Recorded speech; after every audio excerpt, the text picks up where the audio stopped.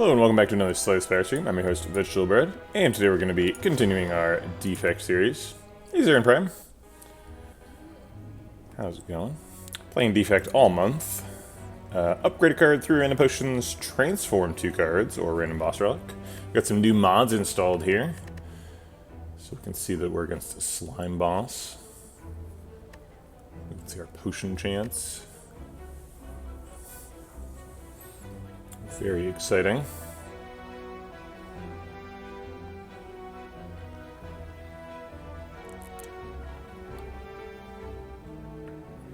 Huh, I guess the elites have higher uncommon percent? I didn't know that before. Previously, I was unaware. Okay. Probably gonna do boss swap because we are playing Defect. But I'll just take a look at the pathing for completeness' sake. Oh, hard to see behind your face. Yeah, that'll happen. Sorry about that.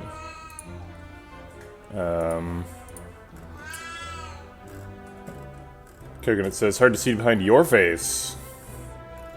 Looks like 2 elites is the maximum. That's upsetting. Oh, no, not the maximum. We could go through this Mega Elite and get 3. Which seems a little scary. 3 fights question mark shop is going to get us about as strong as we're going to get before diving on into a Mega Elite. Could work.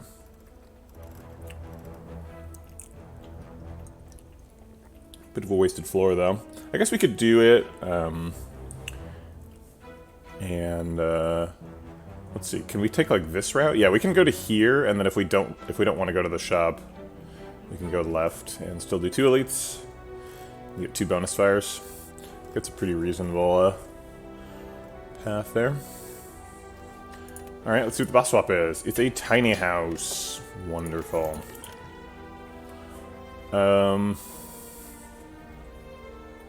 Let's see, what was the upgrade? It was a dual cast, right? So we have a little bit of zero cost synergy built in here. So we could go for the eyes. I like chill quite a bit. Chill doesn't do any damage, but it is very nice. Especially if we get an upgrade before our first elite. Because chill you definitely want on turn 1 against both sentries and Gremlin Knob. So let's go ahead and grab the chill. I like chill quite a bit. I feel like I haven't picked a chill this month, and the month's like halfway over. And it's kind of crazy that I haven't picked a single chill. Because I think the card's great. Doesn't really work with the Forge Pot, but neither does Go for the Eyes, so... I mean, I guess Go for the Eyes has a fine upgrade.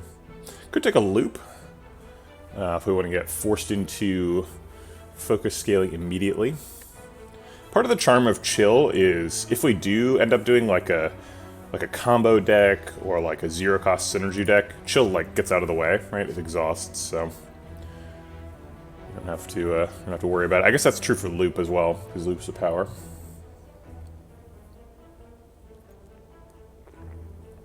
Actually, not bad choices here. I mean, obviously, we'd like to see like a Ball Lightning, but or a Rip and Tear, if we're naming our favorite cards.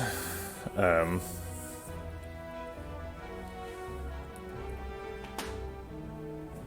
pretty okay with these options. A little bit concerned about not taking an attack here, but I'll go ahead and take the chill. Alright, and we talked about this path. And then if it goes really well, and basically if one of these question marks is a fight, we can maybe do 3 elites. Chill definitely good here. I'll go ahead and dual cast 2 just to block out. I don't want to take 6 if I don't have to.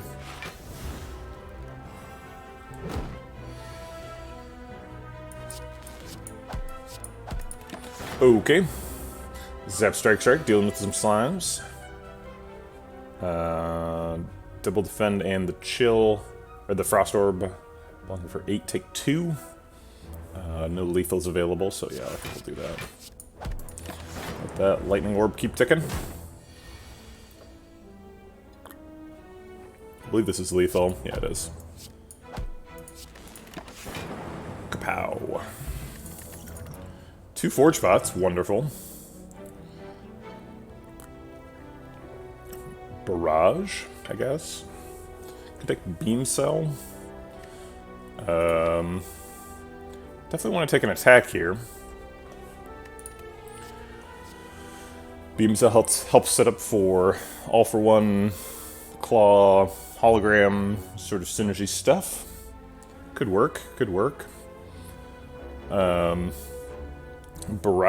I don't know. Barrage is a weird one. With a Chill Plus, Barrage is likely to be effective on turn 1, which is pretty nice.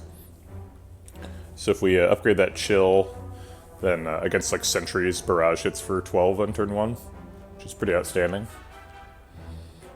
18 if we use a Forge Pot on it, which we probably would.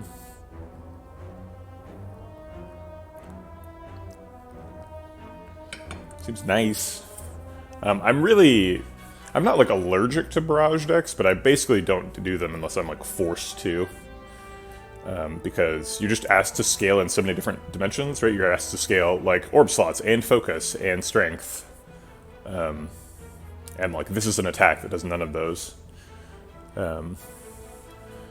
So it pays off like a lot in a lot of different dimensions, right? So it's the highest like payoff card in the game, right? Because you can get 10 times your strength. But the requirement for actually doing that is pretty insane. Whereas Beam Cell has no requirements and multiplies your other damage by 50%.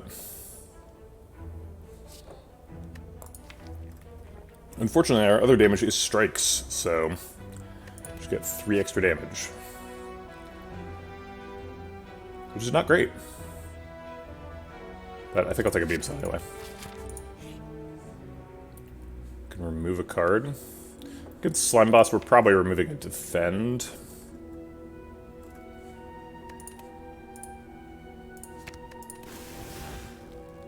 Having some weird feelings about this run. I don't know where we're going with this.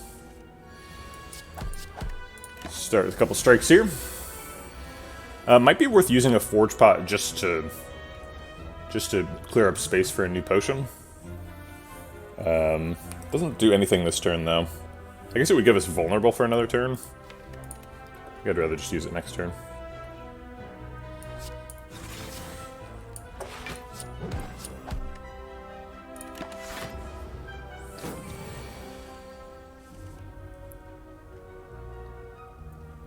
So this turn it blocks for 3. Gets me a free zap. Okay. 6 extra damage. Oops, I had lethal there. I'm gonna take 1 damage though. I'm not gonna restart the fight. I guess I will restart the fight. I have principles. If I make any mistake, I will restart the fight. Double strike on turn 1. Defend, chill, Beam Cell strike on 2. And then we can Forge Pot hit for 27. Okay. Here's a GA. Floor 3 genetic algorithm. I like that. It's up against second Barrage. I mean, we didn't take the first Barrage, so... Yeah, Tiny House Swap. You know. Not the best. Okay, this is a fight. It's nice. Could use our other Forge Pot to upgrade GA, get a little bit extra stacking, and defend. So we end up blocking for 9, take 3.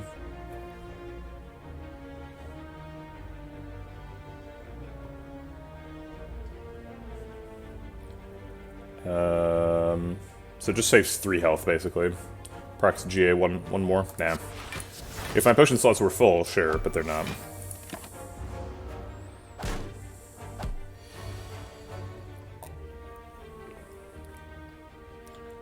I think I'm gonna go Zap Chill over Chill Zap. Like that Zap in position for the dual cast. I guess I'll use the Beam Cell to... Actually, he's weakening, so... 12 is... Actually, 12 is still a convenient number. Alright, so we'll just split this one.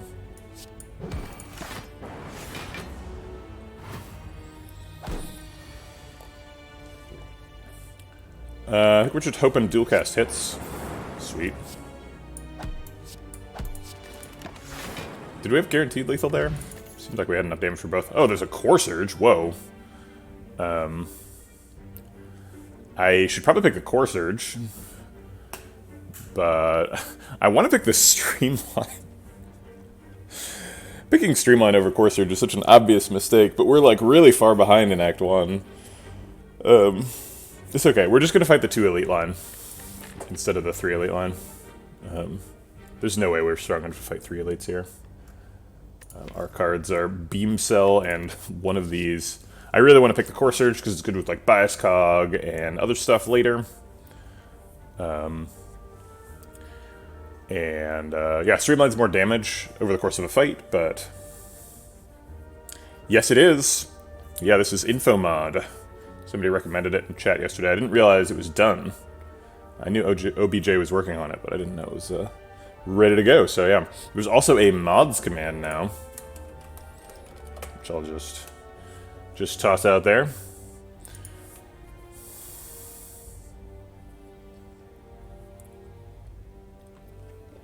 People are always guessing that there's a mods command, but there wasn't until today, so now there is. Okay, yeah, let's take a Core Surge and go left.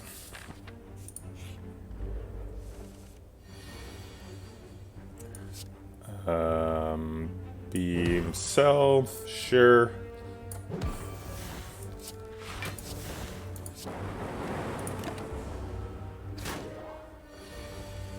You take 5, but do not become weak, and therefore get lethal.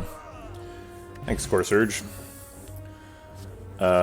Bullseye? It's a damage card. We badly want damage. Okay.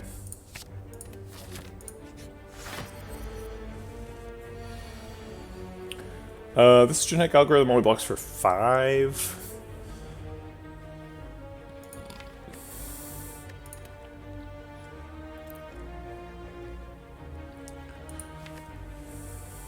I guess we want to wait for, like, Bullseye Zap Dualcast or something to wake up. So I'll just play the genetic algorithm to get it out of the deck. And to proc it. Skip the other ones. Here's our Bullseye Zap Dualcast. Okay.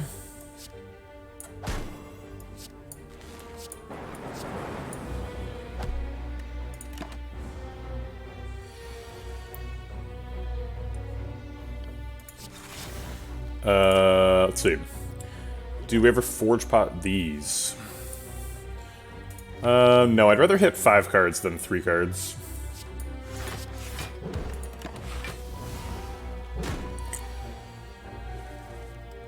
Okay, do we Forge Pot these? Tiny House! Tiny House is in the house. Okay, so now we Forge Pot, Beam Cell, Bullseye, Double Defend.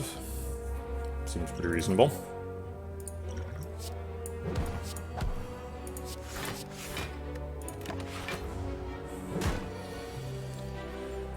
Okay. Hold on just a second. Tets has subscribed. Thanks for the subscription. Thanks for baking with me for 2 months. Tets, appreciate it. Was on Fights in Tight Spaces this weekend, but back to Spire. More Defect Madness. Dude, I want to play Fights in Tight Spaces. It's on my wish list. So we have both regular vulnerable and orb vulnerable. But usually Zap does more damage over the long term, so. Needs more balance. So Dualcast blocks for a bunch, let's do that. And let's keep that lock-on going. Okay. Let's see, this hits for 4, so we do 8, plus another 8, that's 16, it sounds lethal. Sweet. Ice Cream on Defect? So we're supposed to click this Tempest now, right? And then this is now our plan for winning the game. Just do like turbo double energy tempest. Ice Cream is insane on defect. Ice Cream is like barricade level good. It's like calipers on Ironclad. It's like so absurd.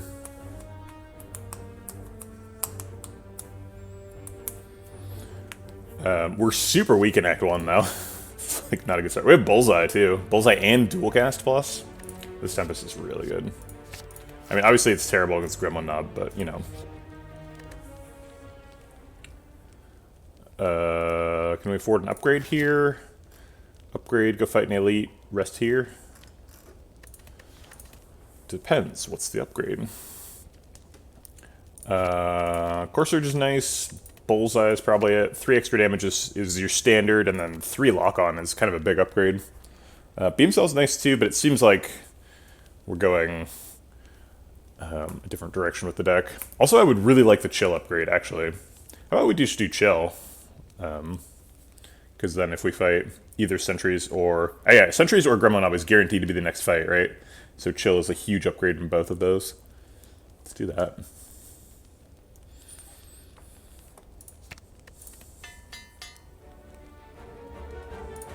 Yeah, I feel the same way I picked something last, because even picking Core Surge, because it was my first attack, I was like, having my first attack exhaust means that, like, after I play it, I have no damage. It's like adding Lava Spike to your deck. Lava Spike is not a Slay the Spire card, and it's both a Hearthstone and a Magic card, so I don't know which one you're talking about. Because they do pretty different things. Right? It's oh, you don't play Hearthstone. Okay, I don't know what you're talking about. Alright, it is Sentries, so that triple chill seems pretty good here. Wow, it's up against Tempest. Jesus. That's unfortunate. I think we just save the energy from Tempest. And then we Tempest next time around. Sorry, yeah, I think you're right. I think I was thinking of a different card in Hearthstone. I was thinking of the Shaman card from GGG that resets your Overload. I think it's called, like, Magma Burst, though. So, slightly different vibe.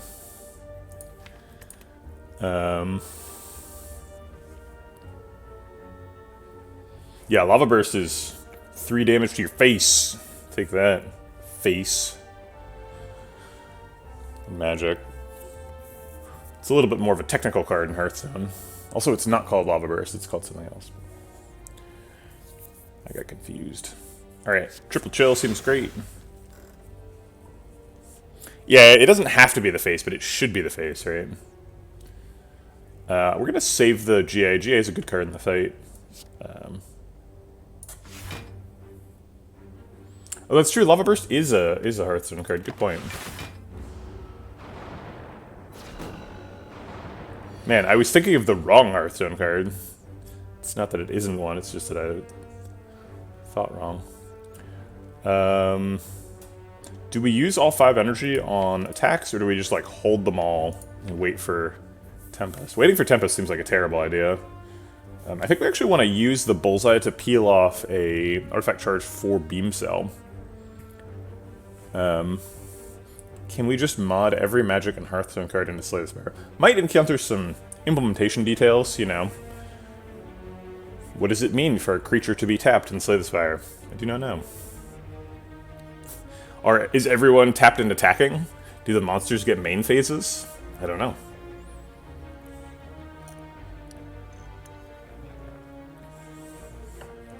Yeah, Magic Gathering Storm is insane.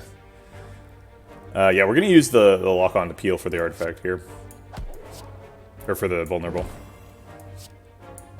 And then punch that one to death.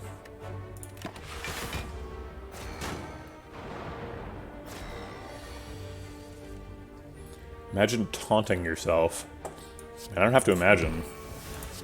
I've got Twitch chat. Okay.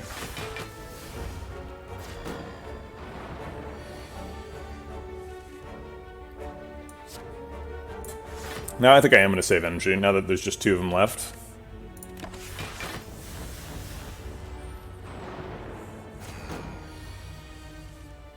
Okay, so now we Tempest. If we Tempest, do we win on the spot? Because I kind of want to get back to GA. So we evoke 4 lightning orbs, and then we channel 3. So the 4 evoked ones will do 8 damage apiece. 4 times 8 is 32, plus the 9 at the end of the turn, so we're doing 41 total damage. Definitely not enough to kill both. Okay.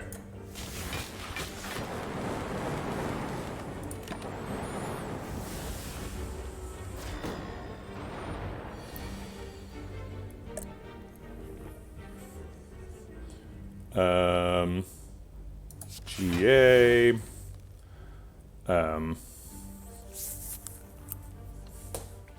Designing Slay the Spire characters around popular Magic cards. That sounds fun. So you could have like, Jace. Bolas, sure.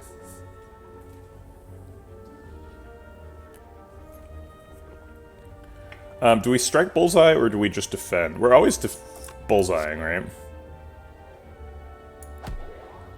And then it's save 3 health versus do 6. If we do 6, we're almost certainly saving 10 health next turn, right? It's also not unlikely that he just dies to lightning orbs anyway.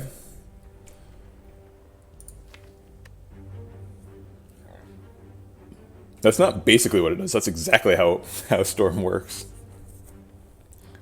Oh, if Claw had... I see. Yeah,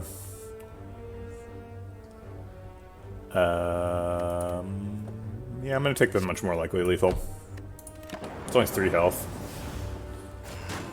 Slay the Phyrexian. Pretty sure this is lethal. Okay.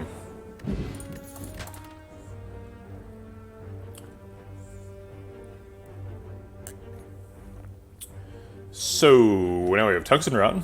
Only getting rare relics, that's fine. Totally normal. Normal Slay the Spire stuff, just getting 2 rare relics in a row.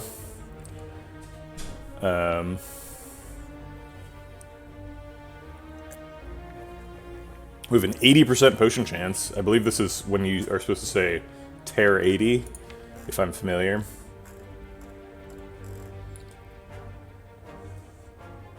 Terrence MHS.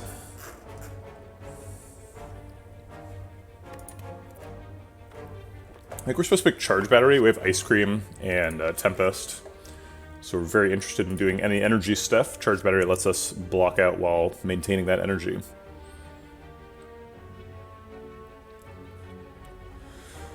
But it's not an attack. But we probably don't really need attacks anymore. We're not taking any more elites. We just need to like have a plan for Slime Boss. Unclear what that plan is, but I think Charge Battery is part of it. Peace Pipe. Another rare relic. What in the heck? What are we doing with all this nonsense?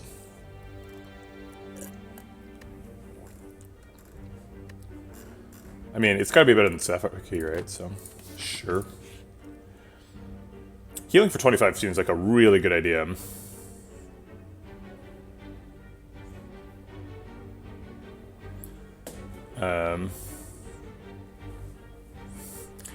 You can see getting deck lists for like precons, doing matches for them for character sets. So you're saying like you'd have a magic precon that would be like, this is Barricade Ironclad or whatever.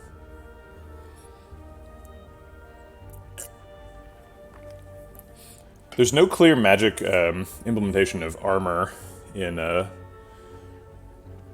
Slay the Spire. I guess it would just be life, but that's really awkward.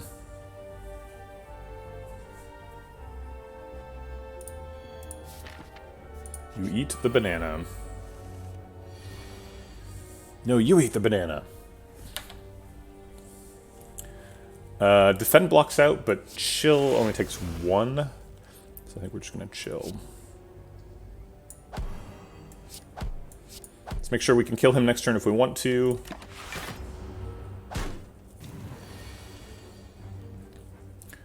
Core Surge kills him and blocks the vulnerable, which is nice. Oh, it doesn't. Great. Okay, well, whatever. We blocked out.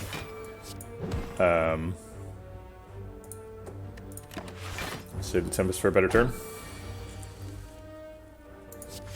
There's GA, side quest complete. I wonder how Magic the Gathering's channel would work out. Change the energy cost to life until the end of the turn. Yeah. It seems like you've got a lot more life in Slay the Spire than you have in Magic. Also, there's some very problematic interactions where, like, anything that says, what's the Magic keyword? Is it called Miracle? Yeah, it is, right? The Miracle keyword is super problematic for Slay the Spire, because it's like, every card always has Miracle activated. You've always just drawn it. You draw every card every turn, right? With the exception of Pyramid.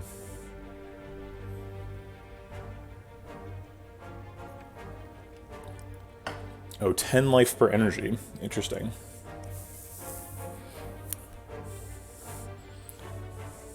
But now you have less life than Magic. That's weird. Do we have lethal? Nope, we have 15 damage. So we should probably make sure we're not taking any damage. And Exalted Elf Zap. Oops, I had 3 extra energy. I'm not sure why I just totally forgot that I had, ice cream. Whatever.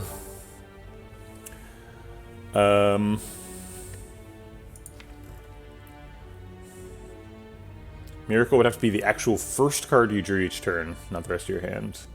Yeah, but that is just, like... That's not fun, either. Because, like, the idea of Miracle in Magic is that you always get a chance to play it, right? Because you draw the one card turn, and you go like, BAM! Miracle. Top decked it. Whereas, in the implementation you're suggesting, you would involuntarily draw four cards for which Miracle is not possible. That's no fun.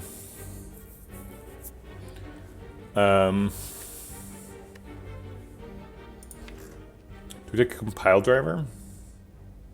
You're no fun.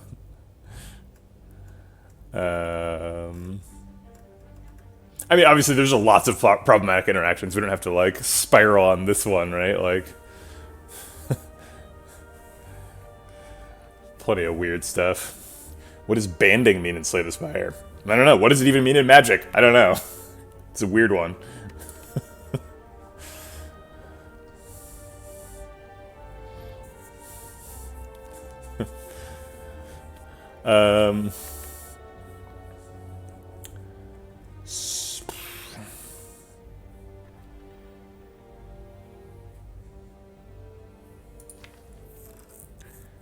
Yeah, banding's really weird.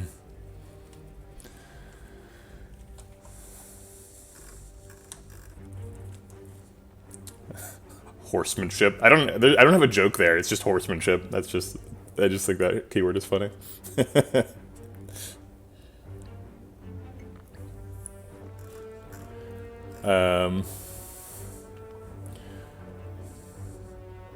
Is there a beta art for Bullseye? It's kind of cute. I don't know.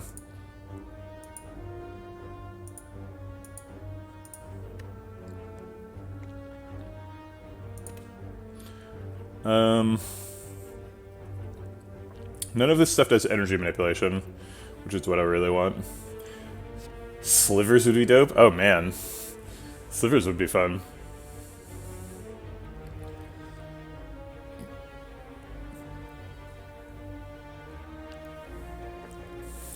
So if we're imagining a world where we have lots of energy stuff, where there's like 2 turbos and double energy in the deck, do we want Compile Driver?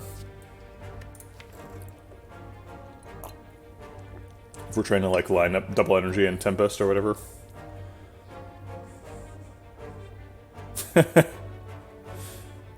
Thanks, Disc Buddy.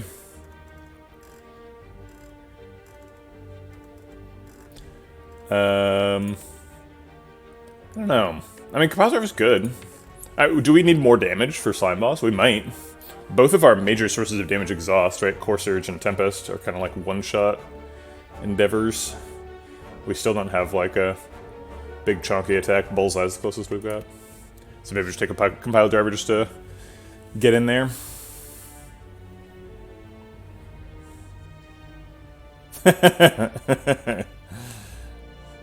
Still waiting on that Jorbs mod.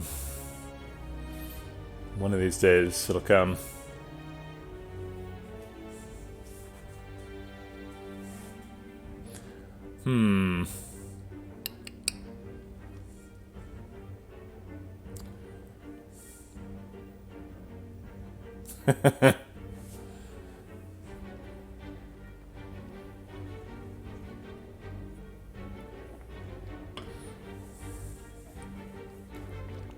It's hard to imagine Compile Driver being, like, super bad here. We've got a chill plus, so it always works. Alright, fine. Another upgrade, Toke. What are we thinking here? Toke a Strike. Seems pretty reasonable. Upgrade Bullseye would be nice. Upgrade Beam Cell is fine. Yawgmoth's Will. Yeah? It sounds like kind of a UI nightmare, but it's kind of a UI nightmare in Magic, right? You have to, like, pick up your discard pile.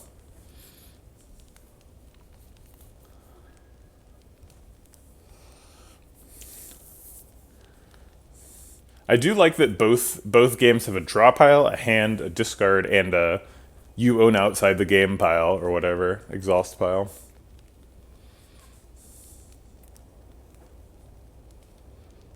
I guess, yeah, I guess Magic has two of those zones, right? Because they've got the, like, sideboard zone that, like, wishes hit. Or not, are they called wishes? Yeah, they are wishes, right? Burning Wish. And they've got the more standard removed from the game pile.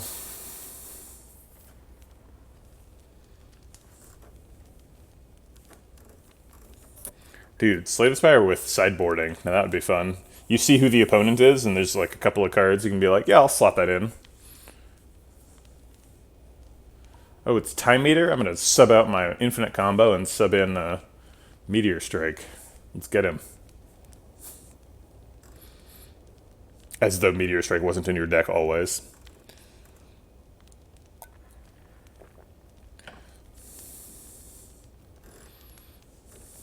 But you can't take out the basics. You can't take out Strike and Defend.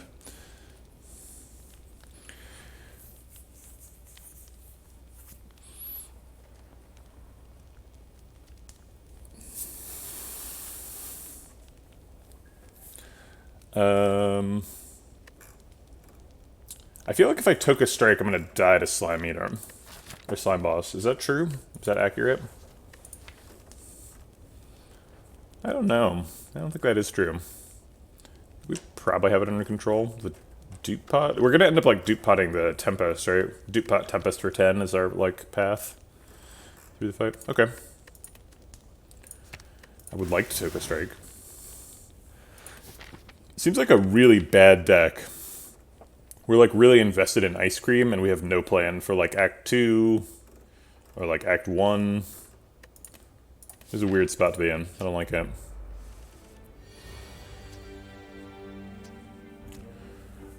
Let's put Zap in front so we can get a dual cast next turn.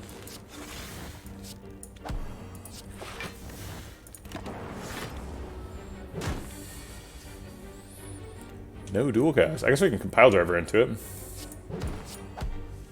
Oh, we got it. Sweet.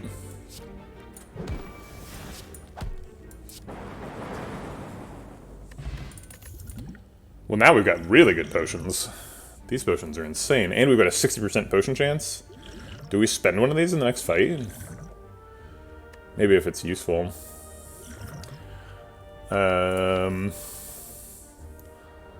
Cold Snap is a way to follow up on the chill.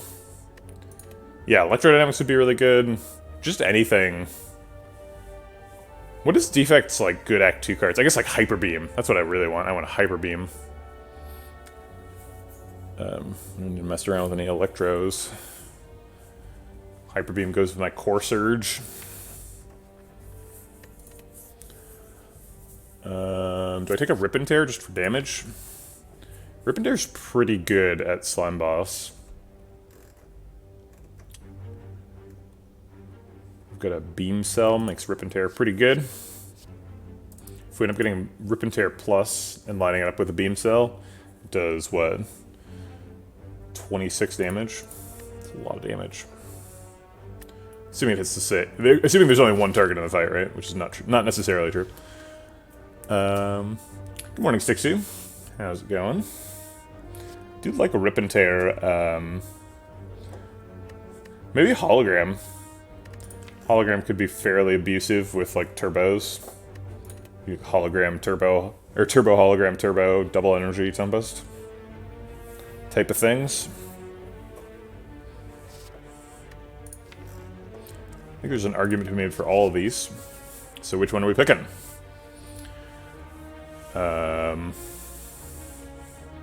No idea. What's your hologram target right now? Probably Compile Driver, or like Beam Cell, maybe Bullseye. One of these three. I will admit, not great right now.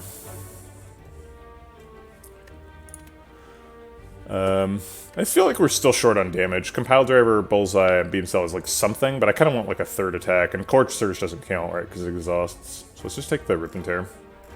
We also removed a strike, so...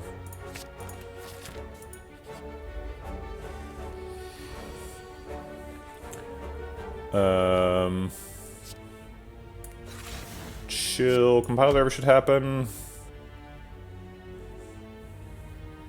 But very good later. You think? I don't know. Are you talking about the Rip and Tear, or are you still talking about the hologram? Rip and Tear seems like great right now, but bad later. It's good at early act 2, which is the main reason for picking up. Let's go ahead and just proc GA for the fight.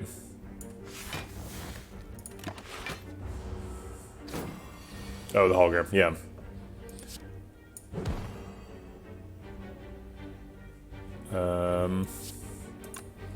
Weak and vulnerable. Counteract each other. I guess we just want to minimize the damage we're taking. Our strike's worth it. We can just hold the energy. We have Tempest coming up next turn. Let's just wait. Zap is worth it, though.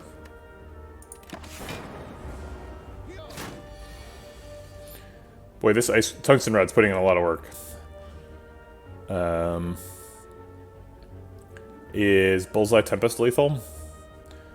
Would channel 4 lightning, so we'd evoke 2. These do 8 turns into 12, that's 24. Plus 12 at the end of the turn. So 36 plus the 6. So 42 damage, seems lethal.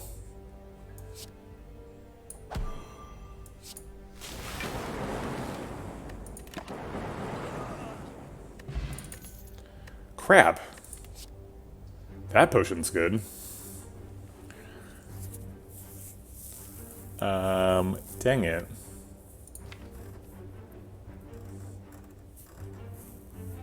Maybe I was supposed to use a potion in the fight. I mean, I knew I had 60% potion chance.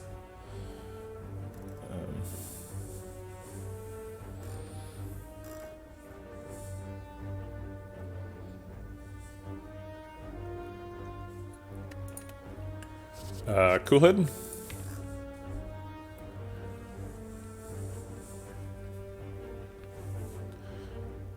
Cool Head is kind of weird with Ice Cream, because it's like, Cool Head draws you a million ways to spend your energy, but I kind of don't want a million ways to spend my energy. I kind of just want to not spend my energy.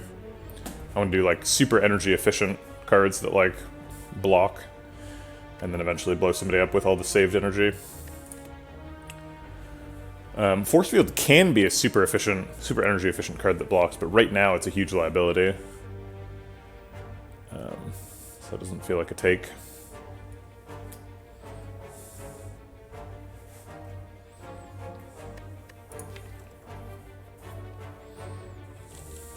Yeah, let's take a Cool Head and upgrade it. And then ideally upgrade the Zap later, and we've got like 3 0-cost cards to draw into. Are we actually upgrading the Cool Head? Yeah, I think we are. If we take it, I think it's front of the list. Maybe Rip and Tear is better. 4 extra damage. Untargeted, though.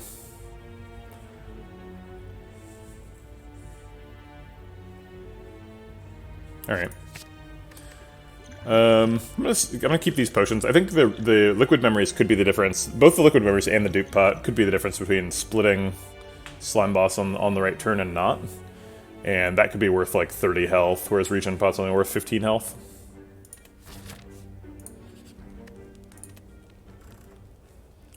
Smith cool-headed feels like the right thing to do. Could toke a strike. But I think upgrade cool-head feels right.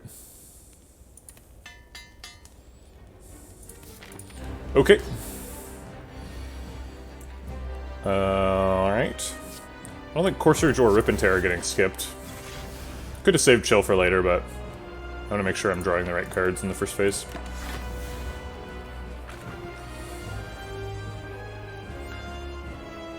I think we're just saving energy instead of playing strikes here.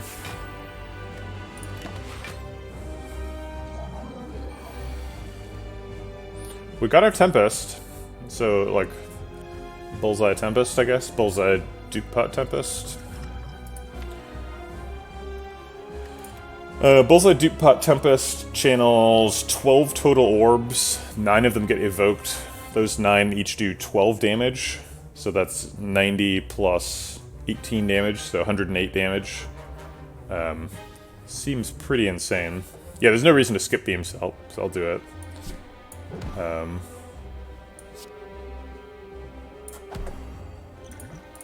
pretty sure this is just lethal.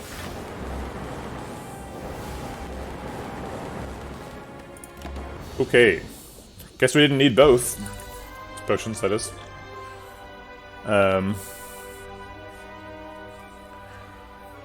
Echo Form seems powerful. Thunderstrike is actually kind of interesting. With a Tempest combo deck, Thunderstrike could be our follow-up after we've played the Tempest. Do we need a follow-up, though? We basically only need a follow-up if we're fighting, like, the Heart, right? We should find a better solution than Thunderstrike for the Heart, I think. Like, for example, Echo Form. Echo Form's a bit of a liability in Act 2, and we're about to go into Act 2. Yeah, it's true. I mean, there are other fights where we need to have some follow-up, right? But I'm honestly not too worried about it.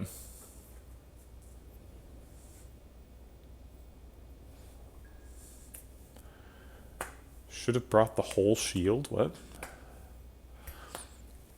Is it ever Rainbow? Is Rainbow good in Act 2?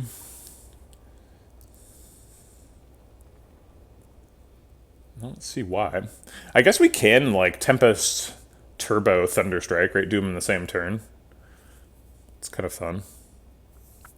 If we've got, like, 10 energy, Tempest Turbo Thunderstrike is better than Turbo Tempest, right?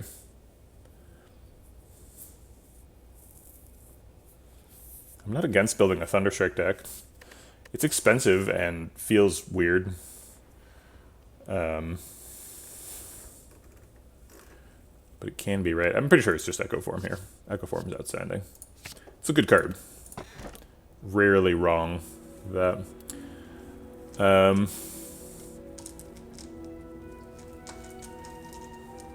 Oh, I see what you mean. Yeah. Shield boss, sure. I don't know. Inserter seems pretty weird. I like Inserter, but I think it's probably Fusion Hammer here. We really need the energy, and this one's the energy. These two don't make energy. We need energy for Ice Cream Dreams. We also already have a Peace Pipe, so not being able to upgrade at campsites is not a big deal. We can just remove. This is pretty free Fusion Hammer.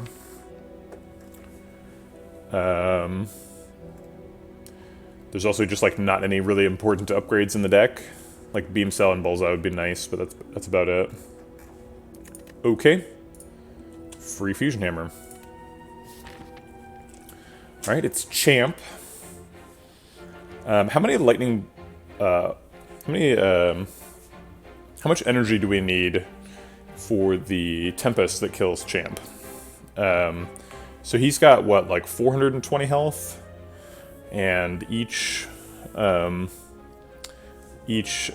orb does essentially 12 damage, right? For the bulk of them. So it's just 420 divided by 12. Survey says 35 energy. We've got a bunch of money, so early shops seem pretty appealing. Kind of like the shop before the extra hallway fights versus the shop after. Kind of awkward if this is apparitions, because it costs us a lot of current health.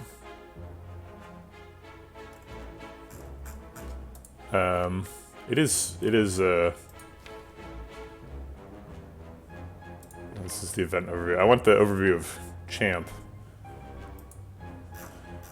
Yeah, plasma orbs are something. I think we're mostly looking for double energy.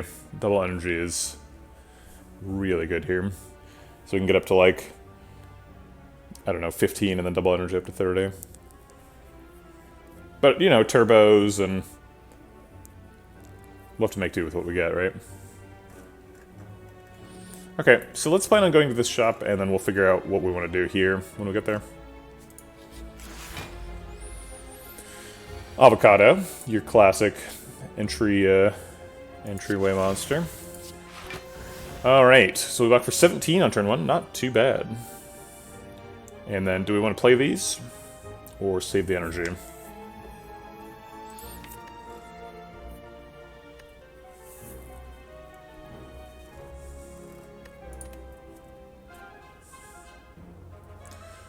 Yeah, let's play them both. Let's get through his armor. I mean, this does damage too.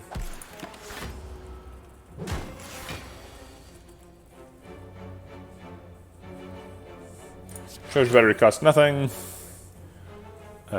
Defense seems like a poor use of energy. Does Zap seem like a poor use of energy? Potentially.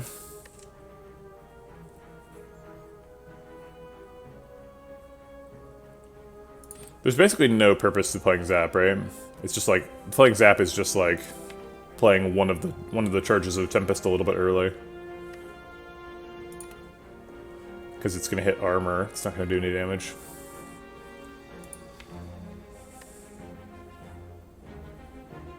So I'll retain the ability to choose.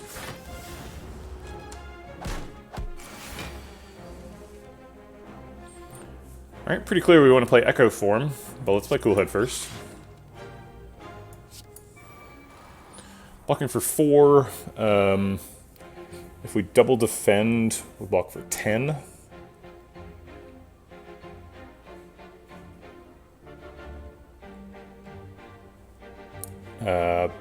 Beam Cell Core Surge gets through a little bit of armor. Yeah, let's just give him the whole gang. He's vulnerable, so the strike seems good.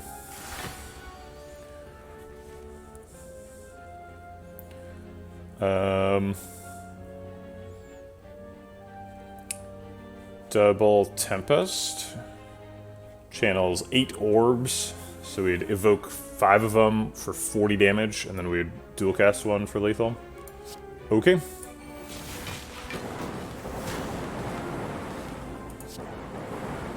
Sweet. Another dupe bot. Reinforced Body Plus seems pretty insane. Another X cost card for Ice Cream. If we find a recycle, we can recycle on Reinforced Body for an improvised double energy.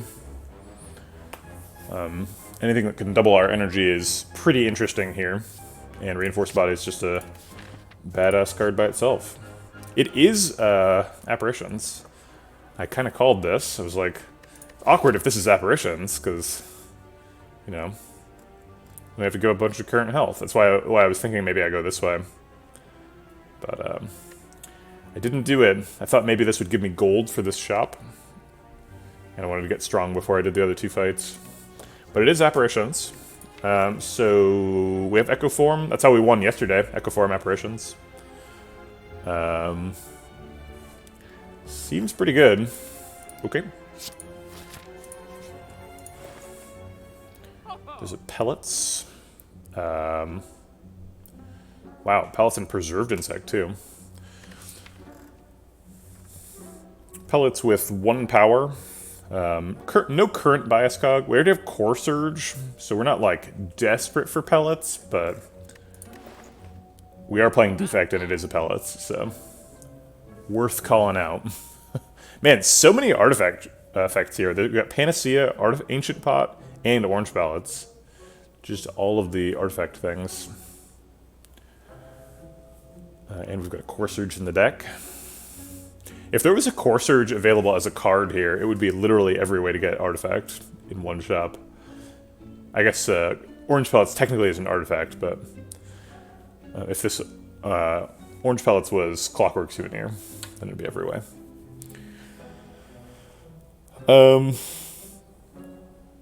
No energy available, which is unfortunate.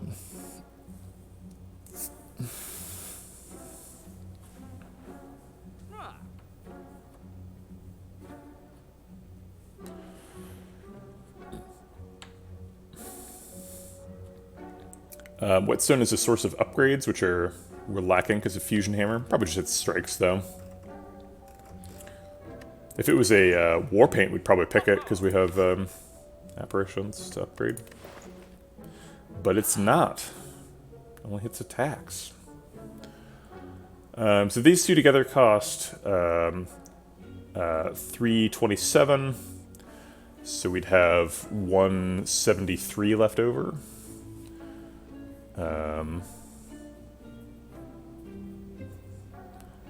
So we could, like, do a card remove and...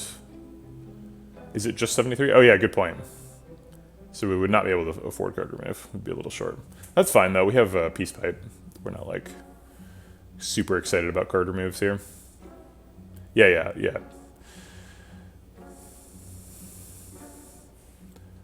Thanks, Mad Mathemagician and Bendy Padawan for pointing out the math error that I was in the middle of.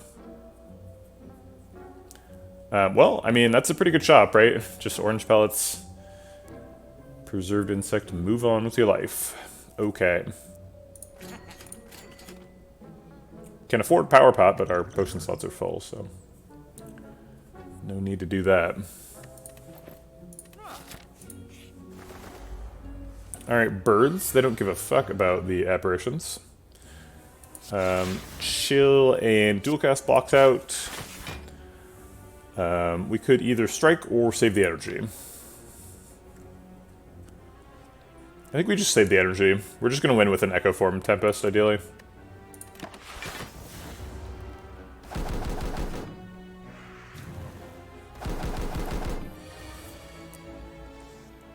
Apparition blocks for 6 here. A little bit less than normal. Let's go ahead and play Cool-Headed, see if we can find Echo Form. If we find another Apparition, we're a little bit sad. Okay.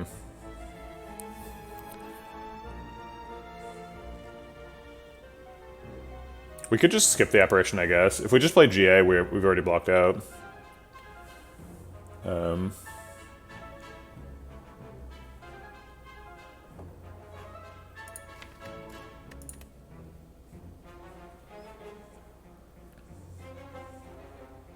So this blocks for 6, and then this blocks for 7, and then these block for 6, so that's 19, so that blocks out. Costs the same as GA and saves GA for later. Do we want to save GA for later, or is it scary to save GA? I think we want to save it for later. Because ideally we can Echo Form the GA too.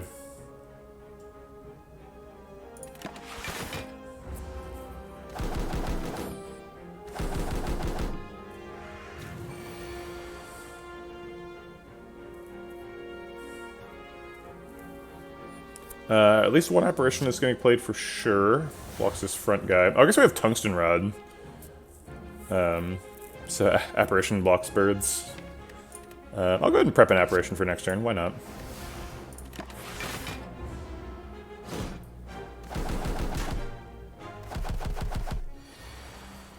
You do that thing, Tungsten Rod. We could Tempest for 12 right now. 12 is a big number. Is it big enough? It would evoke 9 orbs for... So awkwardly, there's one at 32. 32 is a good number, but 33 is a really bad number. 33 requires an extra lightning orb hit. So the one at 32 requires 4 hits, the other two require 5. So we need 14 total evokes, and we're getting 9. But it does put us pretty close. And it probably kills somebody. So I'm gonna go ahead and do it.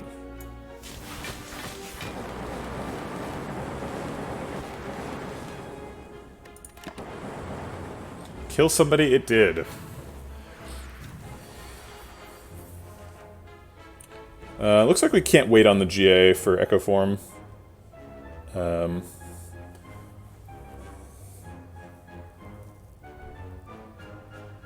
You picked Bullseye with that Cracked Core?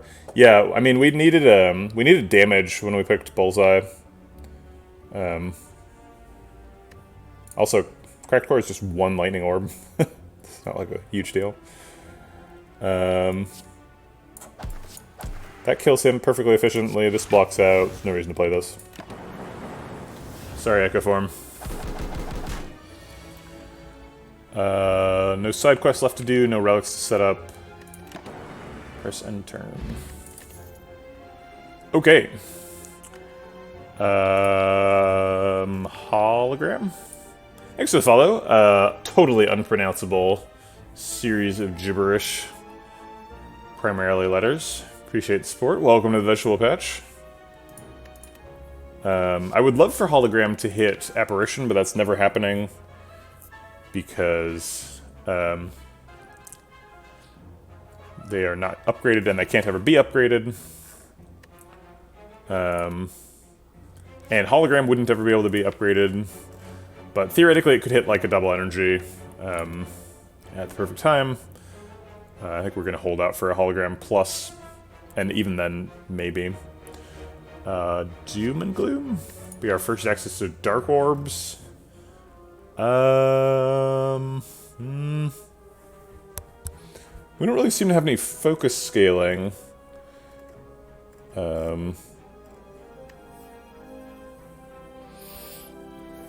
Man, I love this deck's plan. This deck's plan is to just wait until Ice Cream gives us enough energy to Tempest people to death.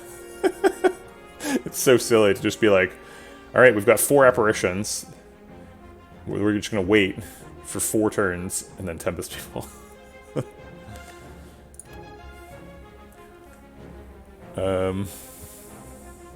Yeah, Strange Spoon would be awesome. I would love Strange Spoon.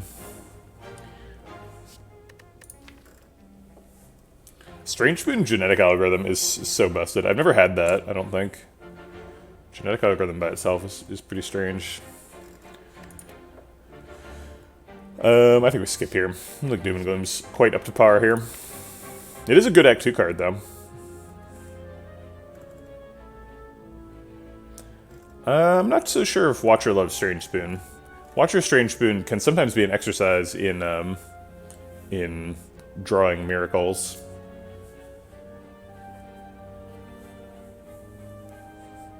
Kind of depends on the build. We'd even get our Core Surge back. Core Surge, GA, Tempest. Even Chill. I don't know if we're even happy to get Chill back, but, you know. You don't like Hologram Tempest. What's the point? Once we play Tempest, the fight's over, right? How many cards can you get on average with 3 cards and a Spoon? So Spoon... If you add up all the recurrent series of numbers 1 plus 1/2 plus 1/4 plus 1/8 plus 1/16, you'll get 2 exactly. So if you have 3 cards, you'd expect to play 6 cards. If you have 1 card, you'd expect to play 2 cards on average.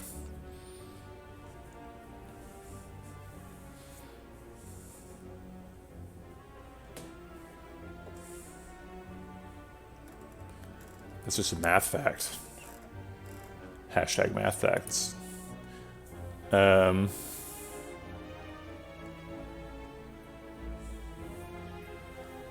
so you don't get screwed by a draw. But if we keep the deck small, which Peace Pipe says we can do, then we can just not get screwed by a draw, right?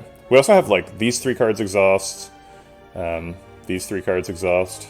So it says it's a 24-card deck, but really, like, 7 cards exhaust, and there's a power. So it's a 16-card deck, pretty slim already. Cool Head Plus and Compile Driver in it.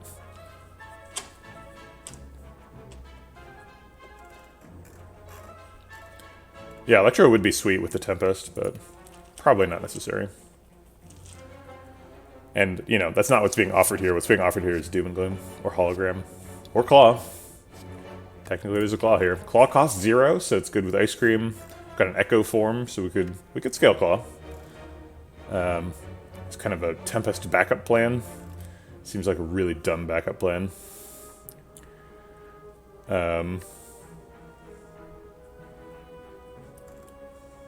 But, like, you know, Tempest gets the first damage heart cap, Claw gets the rest. Heart damage cap.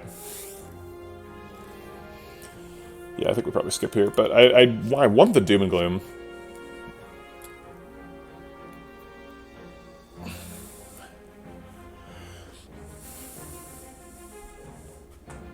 Alright, I'm gonna skip. Boo.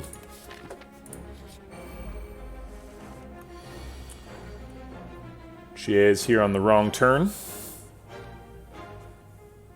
Guess we just chill and chill.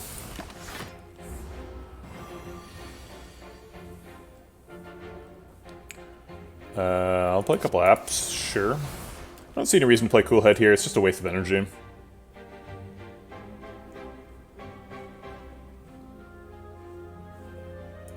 Yeah, I don't know. I kind of regret the no take on the whatchamacallit, Doom and Gloom. I think it was probably correct to take it. 10 Orb Tempest hits for 8 times 7 right now. 8 times 7 is 56. 56 plus 9 at the end of the turn is 65 plus 9 later. I guess we bullseye and then Tempest too. Seems great. Doesn't end the fight on the spot, but... Oh, it does end the fight on the spot. Okay. That's fine, too. I guess we skipped the GA in that fight, but... Hard to anticipate that that fight's going to end like that. Thought it would be longer. Ball Lightning says plus on it. Helps Compile Driver be more active. Currently, our only sources of Lightning are Zap and Tempest. I kind of like it that way, though. I don't think Ball Lightning is really pulling its weight. Sweeping Beam is minorly helpful for things like Slavers. Hit them all. Yeah, definitely could remove Zap. We're not going to be able to upgrade Zap, so it's going to continue to be a crappy Zap forever. But, like, at the end of the game, Ball Lightning really isn't that much better than Zap. It's 10 damage and Zap.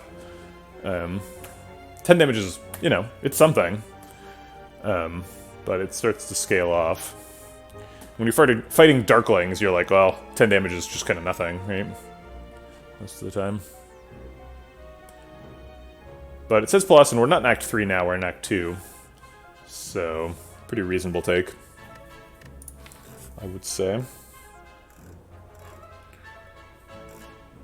And we've got to have something that kills Gremlins and, like, Slavers. So I think this is it.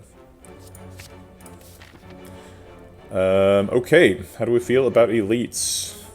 I guess the real question is, how do we feel about fires? Because this path just has an extra fire compared to this path, and they go the same place. So I guess we'll take the fire path. Can't smith. It's Toke or Rest. We're at full health, so it's Toke. So what are we removing? Probably a Strike. Could remove the Zap, but Zap is probably better than Strike in the presence of... whatchamacallit? Bullseye. Yeah, everybody's saying Took Strike. I agree, I just want to, you know, think about it. Zap can scale a Thunderstrike. We didn't pick Thunderstrike, we picked Echo Form over Thunderstrike, but... You are removing brain cells. That's rude. What? Defend could be a target eventually. Oh, toking has consequences. That's true. I gotcha. Sure.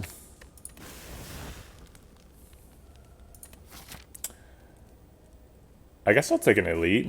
I don't know. We're at 38. That's max health. Sure. What do you got? They're tiny. Tiny and cute. Gotta love that. Chill. Compiled over strike is probably happening. Dang it. Yeah, I think we saved the rest of the energy.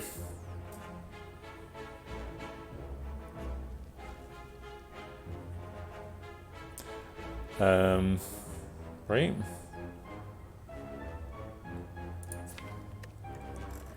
No reason to cool head. I could just draw Echo Form and lose me the game. No reason to Apparition, because we're already blocked out. Yep.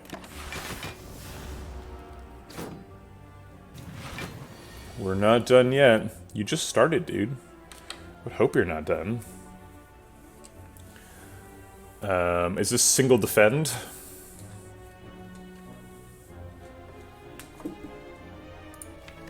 Single defend, save 5 energy.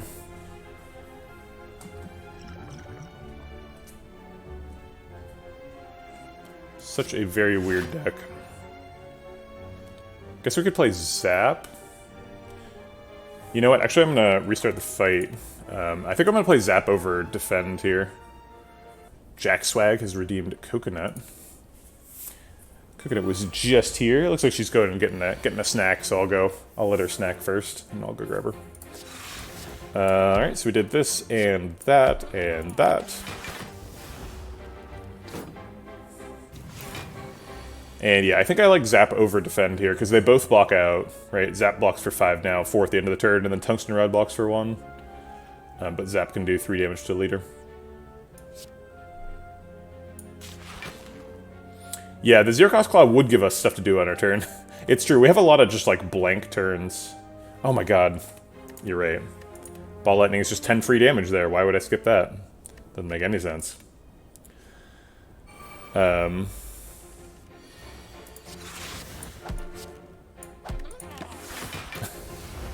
Okay, alright. We've got our heads on straight now. I'm gonna Ball Lightning this guy. Did it.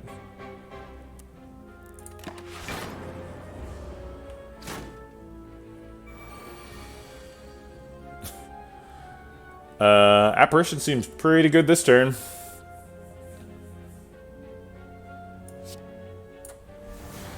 Beam Cell's free. I assume it's on leader.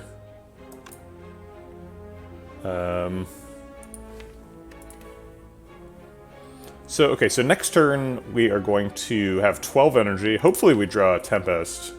And then we just, like, dupe pot a Tempest for 12. Is that what's happening? Is that enough? So we would Tempest for 24. We'd get 21 evokes. I guess if we Beam Cell him, then he dies to 2 Ball Lightnings, which is the only breakpoint I can see. He dies to 2 now. He dies to 3 now. He would transition. Okay. And this does nothing. Yeah, Charge Battery is health and energy neutral. We can play it, but it does nothing. Because of Tungsten Red.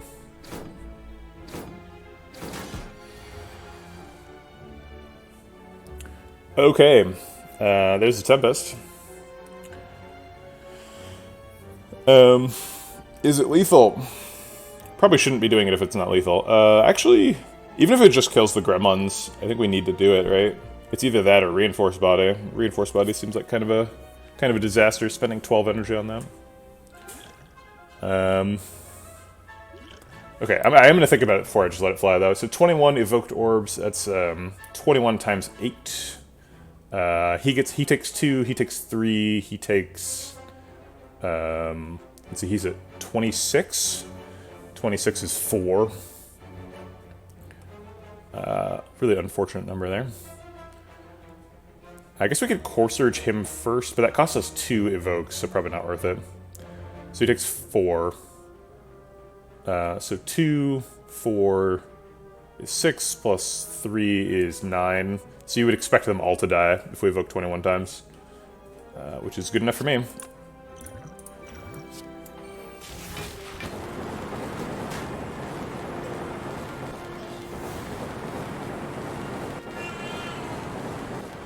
Oh, okay. It just wins the fight. Sure, that works too. Cue lightning noises. Lightning noises begin. Creative AI with orange pellets. Huh.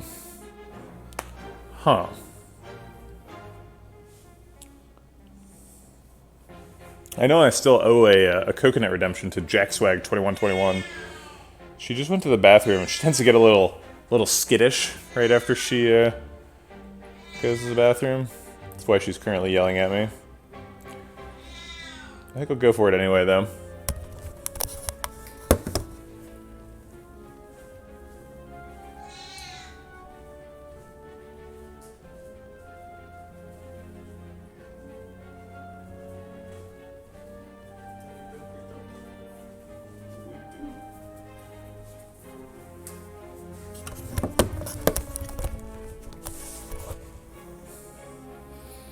This is what you were clicking on, Jack Swag. You were clicking on this cat.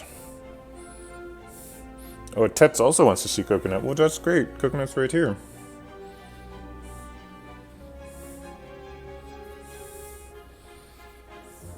Oh, that's head bumps.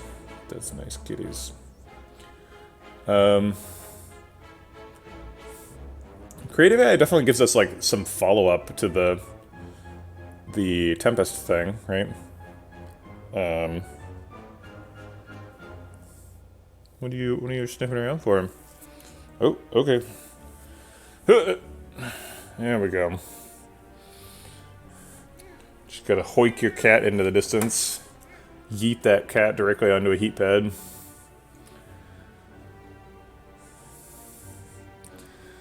So yeah, Creative AI can give us things like Bias Cog, which is absolutely insane with pellets, right? It can repeatedly clear debuffs, so we can like really troll spire growth. He's like, I'll wrap you up, and we're like, we'll unwrap ourselves. And he's like, alright, I'll wrap you up again. And we're like, nope. Escaped again. He's like, how does he do it? You can't keep getting away with it.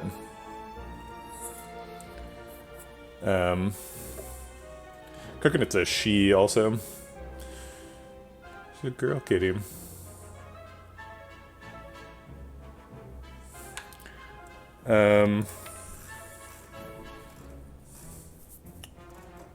Echo Form is good with Creative AI. It also just like can give us a defrags and like capacitors and stuff to make the Tempest better. There's no energy stuff, right? Without like Mummified Hands, there's no energy stuff. So the Creative AI isn't like obviously amazing. Yeah, what other options do we have to follow up on Tempest? I mean, kind of just Thunderstrike.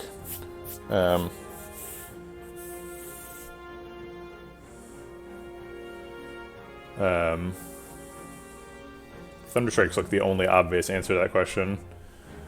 And we skipped one. So I think we just take a Creative AI just to have something, to some like sustain. Basically just for the heart, right? Like, we don't really need the sustain for any other fight.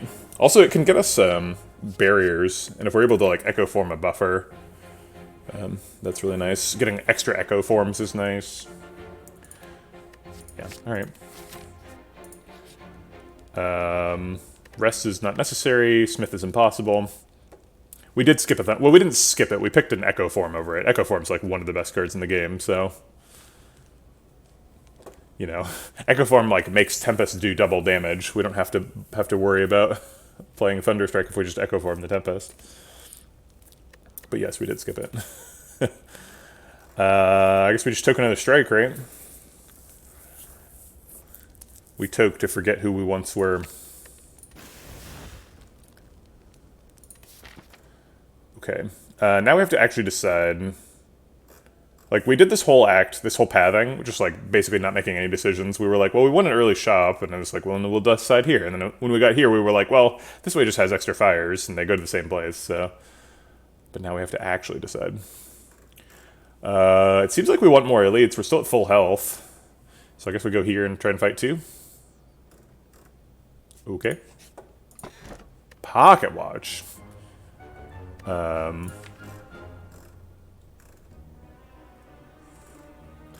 Not incredible with Echo Form, right? We're often going to be breaking Pocket Watch. But also, yeah, like, Ice Cream tells us to play few cards per turn, so Pocket Watch is one of the best relics in the game. I guess I'll take that. Okay, sure. Tiny book. So small. Chill needs to happen.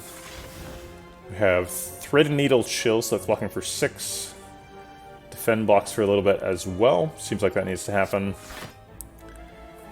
And then what? Do we Ball Lightning? Do we Rip and Tear? Do we skip? What are we doing? We need to go fast here. And we don't have access to a Dupe Pod anymore. So I think that means we play all 3 of these. We're just in go mode. We don't have time to wait for Tempest or Creative AI in this fight. We just gotta win it. We're gonna need to, like, Fire Pot and, like, Liquid Memories to get there. I guess we could actually Ball Lightning Zap and then Liquid Memories the Ball Lightning to block a little bit extra. It also generates an extra Lightning Orb.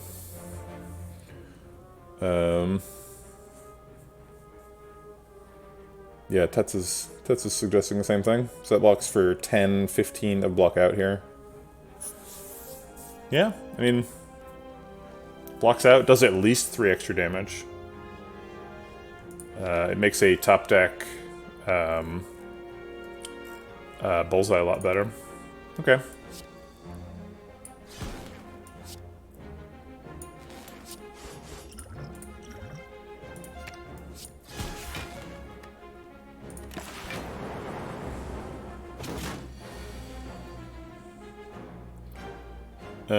Let's start with Cool Head, see what we get. There's the Bullseye. Bullseye, Tempest, Firepot, is that lethal? Bullseye, Tempest would hit for 2, which would evoke these 2 and leave 2 up at the end of the turn.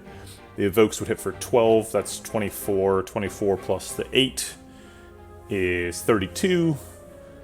Plus, at the end of the turn, the remaining ones would hit for 8. Shoot. It was 24 plus 8, it was 32, plus another 8's 40. Plus Firepot is 60, so no. But we could do it anyway. And then try and get lethal next turn. Bottom decking all 3 apparitions is pretty rough. I guess we don't need to use the Firepot.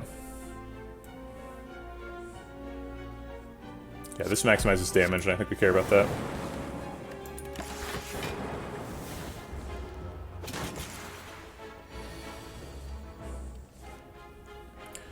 Now we get GA and an apparition, and an Echo Form.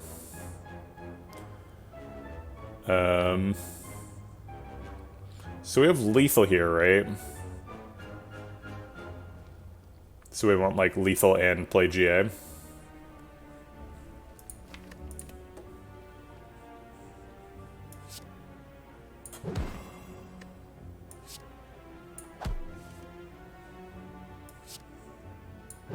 Yeah, so he's dead at the end of the turn, so now we can play GA. Save the Firepot. Sweet. Anchor. Second Tempest is tempting.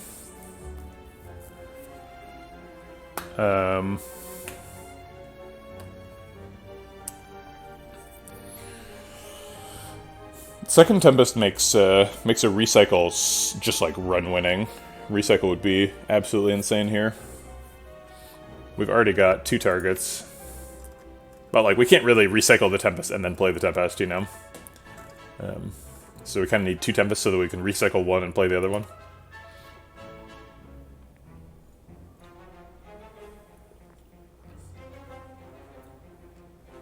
Melter solves some deck checks. That's an interesting statement. Is that true? Yes. If you echo a GA, it does proc the permanent effect twice, and that's true for like Exhume and like Burst and other effects that would play it twice as well.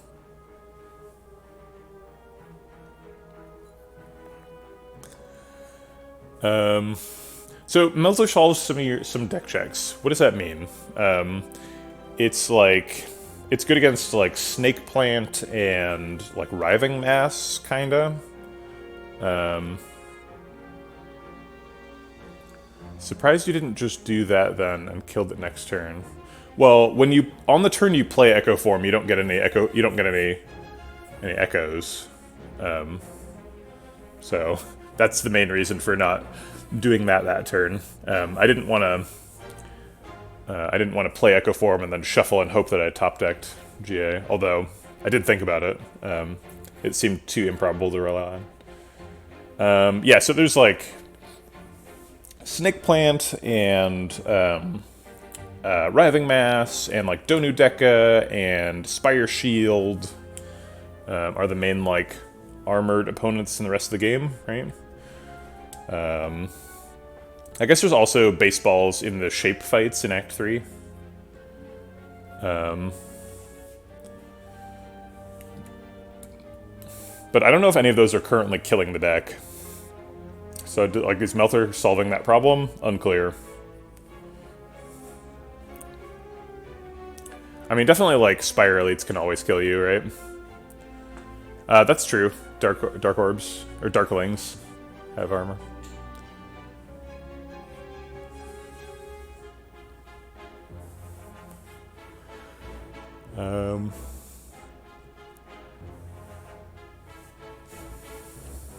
It's definitely not bad. It's like, it's a better version of this Rip and Tear, right? This Rip and Tear is basically just like a, I don't know, solve problems before the scaling takes over sort of card. And that's what Melter is doing here too. But like, it's not useful against like orb walkers, right? Which is like a big concern. It's not useful. Well, it is useful against Champ, I guess. Champ's the boss here, so reasonable to want a Champ solution.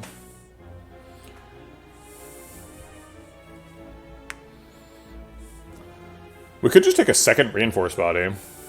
I don't want to have an X-Cost card in every hand, though. It's too much. Even the first Reinforced Body is a little bit weird, but because it was plus, it's hard to skip.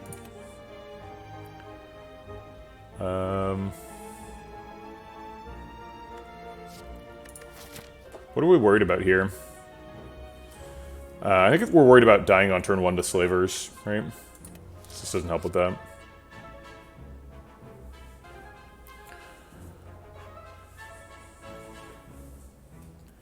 Yeah, I think I like Tempest best, but I think a skip is probably better.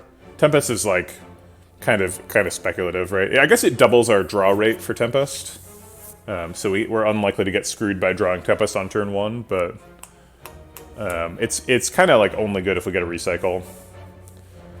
But it's not terrible if we don't get a recycle. I guess I will take a second Tempest. Not getting screwed seems pretty nice. Because then we can always play the second one, you know?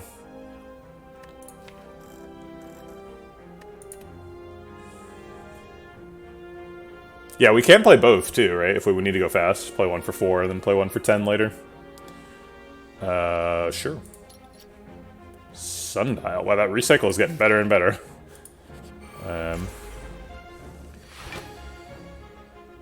Darn. Do we firepot the Fat Gremlin? I guess we have orange ballots. I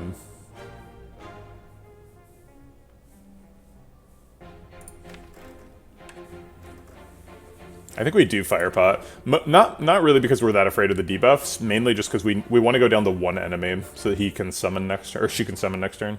Gremlin Leader's female, right? I'm gonna misgender her. So we blocked out, so there's no reason to Apparition. Could play Bullseye just for damage. Bullseye is definitely good if we get a, whatchamacallit, Tempest next turn. We're likely to get a Tempest because we have 2 of them. Okay.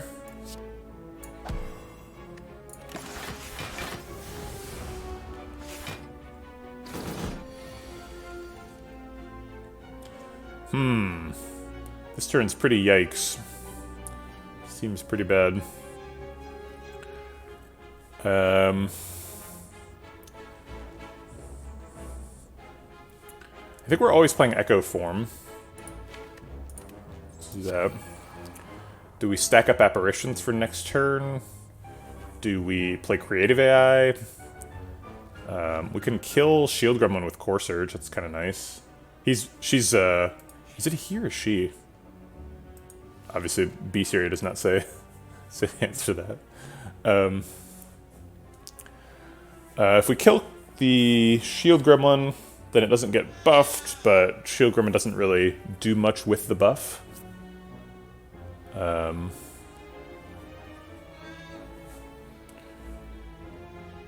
Yeah, I think it's a she as well, but I'm not sure why I think that. So I think this is happening. And now it's Creative AI versus Double Apparition versus Skip. If we end turn, next turn we have 7 energy. She's buffing, but the lock-on is wearing off. So if we do 7 energy, double Tempest, then we probably don't kill, right? So we do Tempest for 14, we do 88 damage from the evoked orbs, and 9 at the end of the turn. So I end up doing 97 damage. Not far off of lethal. Is Gremlin Leader confirmed female like Collector? I don't know. I imagine someone knows the real answer, but that person is not me.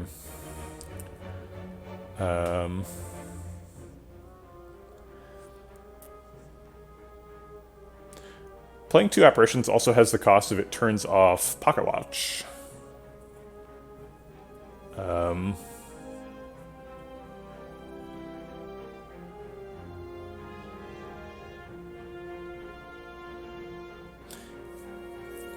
If we go for the win next turn,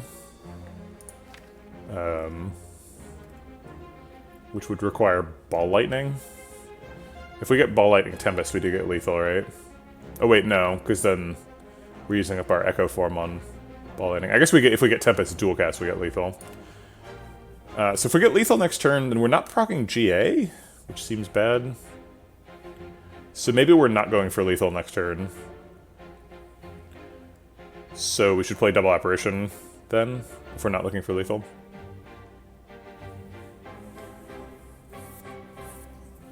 Not looking for lethal feels pretty icky. Seems like we should be going for lethal next turn if we can get it. So maybe we just play GA. If we just play GA, we have 2 energy, rolls over to 6. If we do 6 energy double Tempest, we evoke 12, or we do 12 total orbs, 9 of them evoke. So it's 9 times 8, which is 72, plus the 9 at the end of the turn. So that's 81. Actually, 3 less than that, so it's 78 plus 16 if we get the dual cast.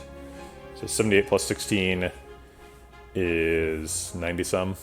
So not lethal. Dev confirmed as a she. Okay, there you go.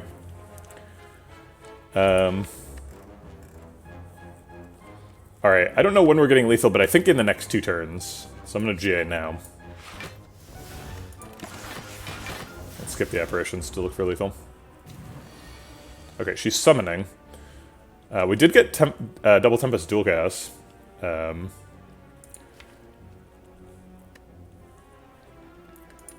So, gremlins were named after cocktails in early development. Wait, is Lagavulin a cocktail?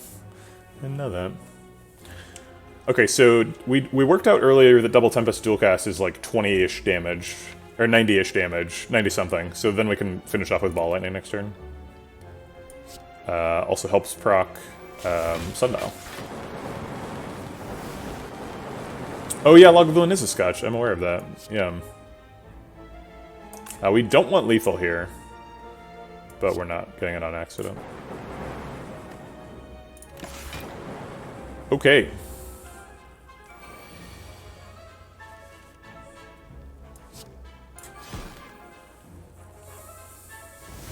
Sweet. I think we took the right path through that fight. Ooh, a War Pain. Second Chill Plus. Seems terrible. Blizzard Plus. The only Frost Orbs we really have are the Chill. So that seems pretty bad. FTL interferes with Pocket Watch, but does give us something to do on our turns that doesn't cost energy. So let's click this War Paint. Drat. Those are actually some abysmally bad targets. Double Defend was worse, but... Actually, was Double Defend worse? I think GA might have been the worst target. Because it's already blocking for 23. It's just going to scale to be infinite, right?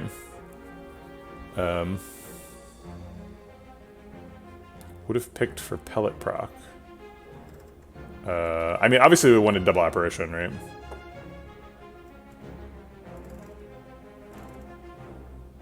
Yeah, Double Defend wouldn't have been bad. They do block for 8. At least we don't regret the holograms. Oh, I see what you mean. Yeah, if we had Apparition pluses. I think even if we did have the Apparition pluses, we still would not want the holograms. Okay. Yeah, we're skipping these for sure. Triple Cultist seems challenging.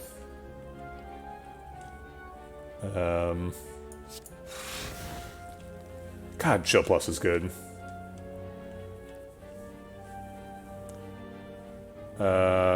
Compile Driver or skip? Compile Driver could get Echo Form, which would be nice to have down. Could get Creative AI, which is better this turn than next turn. Could also get like Genetic Algorithm though, or like Apparition, which are way better next turn. So I think we want to wait.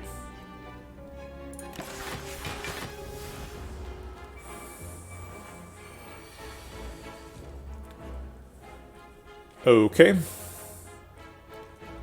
Apparition blocks out here. And then, do we develop Creative AI?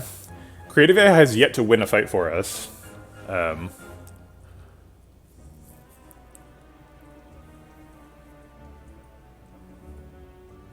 We've drawn almost all of our apparitions. We've got one left. Yeah, it seems like we do want to go fast because they are scaling. That's a good point. Beam Cell's always happening. Is there anybody who is at near a mod 8 breakpoint? So 56 is a mod 8 breakpoint. So the people at 55 are near mod 8. The guy at 51 does not transition if we do 3 damage to him. Right? Because he goes from 51 to 48. No, 48 is exactly a mod 8, right? So we should do this. Okay. So he takes 6. These guys take 7. So we have we need 20 basically. You want the playtest so bad? Only 6.4k bread bucks. I could just put you on the list, but I feel like that opens the floodgates. In the past, people in chat have given playtests to other people if there's somebody generous right now. Yeah, Jizzo might be doing that for you. Yeah, Jizzo. Okay, great. Alright, Disc Bud is on the playtest. Ask and ye shall receive.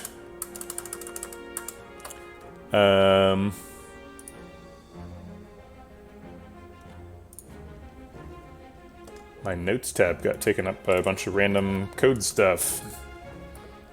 No idea what that was. Oh, it was the, yes. I thought that upgrading my Unity version had, oh, Tets is in too. Nice. Okay. It is a long wait list. Since 2 people just got in, I'll count. It's 1, 2, 3, 4, 5, 6, 7, 8, 9, 10, 11, 12, 13, 14, 15, 16, 17, 18, 19, 20, 21, 22, 23, 24, 25, 26, 27, 28, 29, 30, 31, 32, 33 people. And counting the 2 who just joined. Generally, I do 2 a week. I didn't do 2 this week because I was on vacation at the beginning of the week, so it'll be about 15 weeks until the end of the queue is up. 15 weeks is kind of it's a lot of weeks. But we'll get there. Coconut doesn't like it. Coconut says, maybe you should do 3 playlists a week. And I'm like, I don't know, Coconut, 2 is already a lot. Getting a lot of feedback. Ruin Your Game wants to see that cat. Very well. Oops, I clicked Core Surge rather than OBS. Yes, you're a good kitty. She's like, hey, where are these scritches coming from? Give me more of that. She's trying to figure out which foot she should use to kick herself in the neck. She's failing. Yes, you're a good kitty. I'm not quite coordinated enough to like pet a cat and point a camera at that cat, but I tried. Okay, do we have a Core Surge here? If we Core Surge, we do 16 damage, which is 8 times 2. So we're essentially getting sort of double leverage out of this Core Surge. So might as well.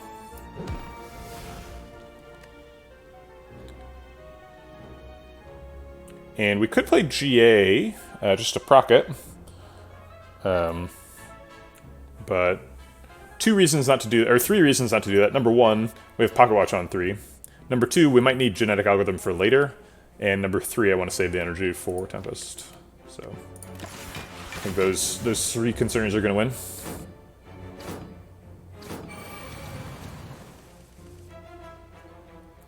Here is a Tempest.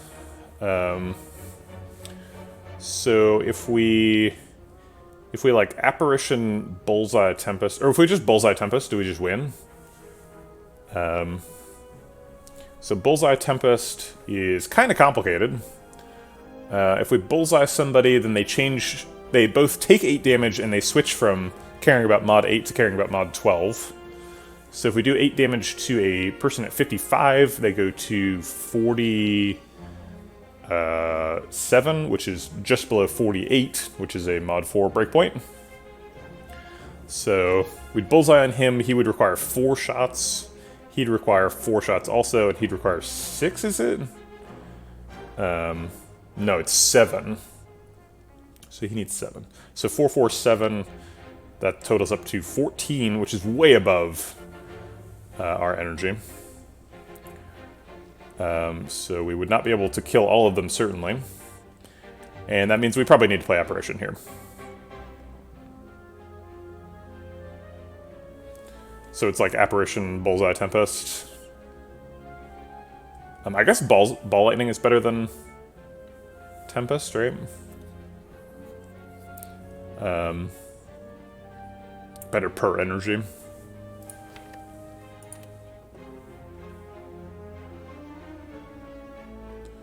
Alright. So Apparition there, Bullseye there, Ball Lightning here, or here. They're both very close to mod 8 bits, so we're not getting past 2 breakpoints with any of them. So I think we just want to continue trying to assassinate this one.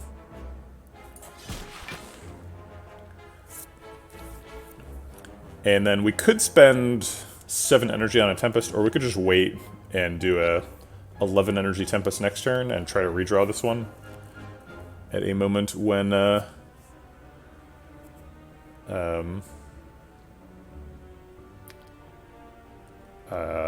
I've completely lost the thread of what I was saying. Yeah, at a moment when we've got more energy. So I guess we'll just zap now. Because it's just, we're doing the Tempest a turn early. For 1 energy. And if it hits, the incremental damage from the lightning orbs could be meaningful.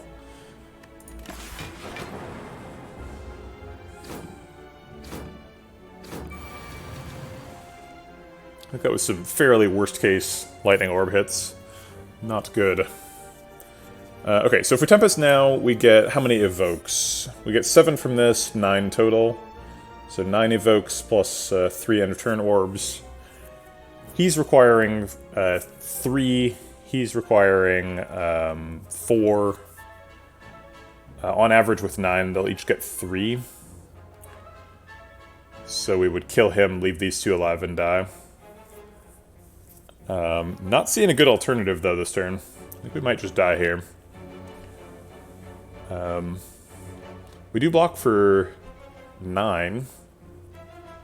So I guess as long as we kill him, we don't die, because they're only hitting for 32. Okay, let's see it.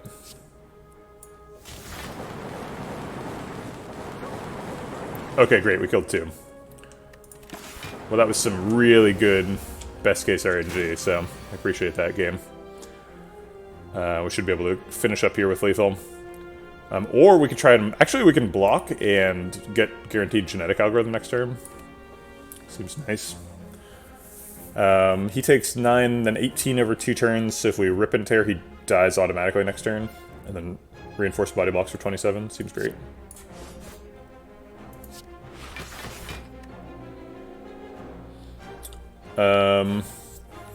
Actually, if we play 4 cards, then we can leave Pocket Watch set up. But we risk not drawing genetic algorithm. Oh no, actually we don't risk that, because we either draw a genetic algorithm or compile driver. Oh no, we've done too much damage, so compile driver would be lethal. So we have to choose here between a sundial setup or a GA proc. No, compile would kill, because he's taking 9 now. 9 plus 7, 16. Oh, doesn't compile kill? Yes, it does. That's what I'm bemoaning currently. Also, if we wanted to not proc Pocket Watch, we would have to play Beam Cell Tempest, and so Beam Cell would do 3 damage. So it'd be way over. I think I'll just give away the Sundial proc. I don't think Sundial procs are super important. Just to get the guaranteed GA. I guess we're not actually giving up... We're only giving up GA proc 1/6 of the time. So the real question is 1/6 of a GA proc worth a Sundial setup? 1/6 of a GA proc is a very small amount. That's 0.5 block for the rest of the game, so I think we'll give it up.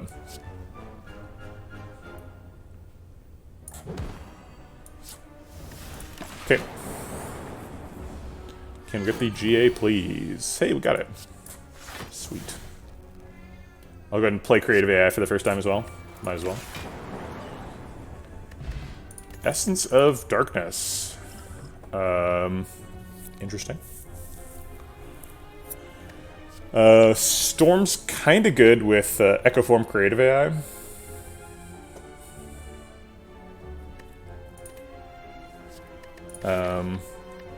Is this Essence of Darkness our new champ plan? I think it's not. I think we just get 20 energy and that's our champ plan. We probably use the Essence of Darkness, but...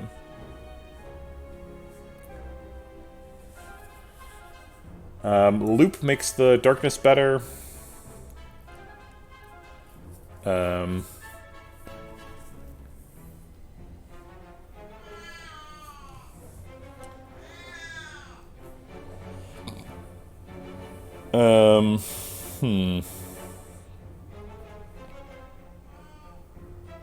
Yeah, Storm is okay, definitely. I'm just concerned, right? Like, what's the dream with Storm? It's like we generate a power every turn, and then we play that power and get a lightning orb. It's like... kind of unimpressive.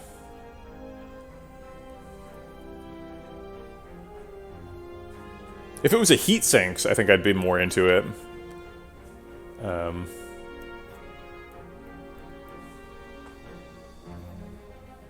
I mean, we generate small powers, right? Like, we generate them from creative AI, and then Echo Form plays them twice, right? So if we have like Storm heat sinks, creative AI is like doing some pretty meaningful stuff, right? It's like, here's your loop. Would you like to draw 2 cards and channel 2 lightning orbs with that? And I'm like, yes, please.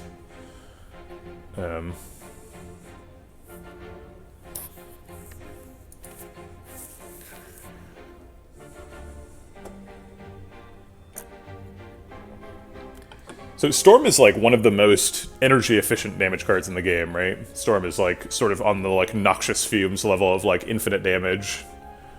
But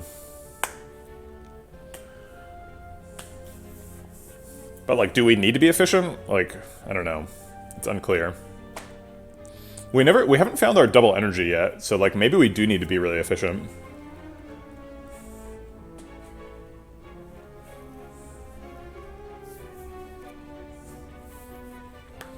It sort of seems like for Champ, we need to like sneak up on 50% health and then do a big tempest. And the Storm definitely helps us sneak up without spending too much energy. I just wish it was a purity. Or a recycle, rather. All these uncommons could be recycles, but they aren't.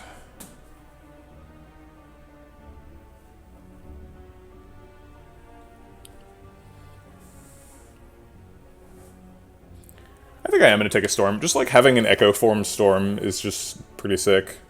Like if we Echo Form and then play the Storm, then we get 2 Lightning Orbs per thing, and then if we Echo Form the power itself, then we get 4 Lightning Orbs.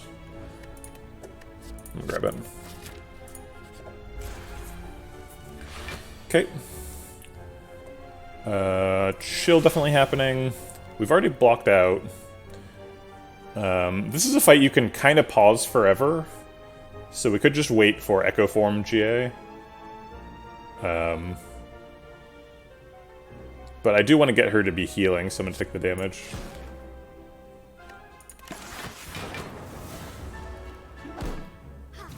Yeah, that Thunderstrike would have been really nice, but the Thunderstrike is somewhat being powered by the Echo Form, which was the other card in the pick, so it's hard to say it would be too good.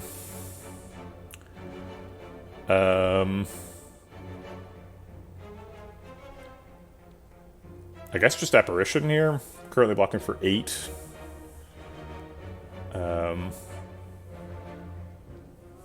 If we Apparition Bullseye, has he taken 20? It's 20 total damage, right? Or 21 total damage. If there's at least 21 to heal in the entire party. Yeah, so it doesn't really matter what the Lightning Orb hits. As long as, I guess just Bullseye puts him below 21. Okay.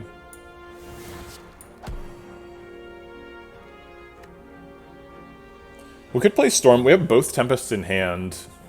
So there's not really a possibility of, playing it next turn, for example. I guess we might as well play Storm. Purge those debuffs. Orange Pellets has not done a single thing. Echo Forms get played for sure.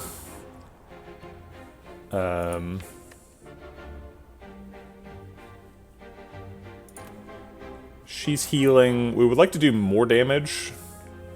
But Rip and Tear is really only good if it hits Centurion twice. So I think we just save the energy. I guess we could double Apparition to block next turn. This actually seems fairly wise. Let's do that.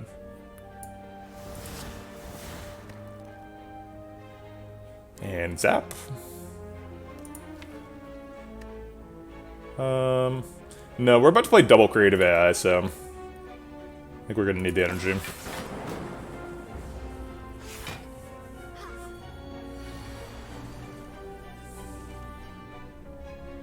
Ooh, I guess we're going to play double GA and then single creative AI. I want to get that double proc. Maybe I don't care. Yeah, we'll probably get a good Orange Pellets in this fight. If we double creative AI, we'll probably get a Bias Cog like pretty much immediately. Because the situation just like is basically guaranteed to happen on defect. You just wait until you find your bias cog and then you make it happen. Also, we're frail right now, so technically it's already paying off. Yeah, I think double creative eye versus GA.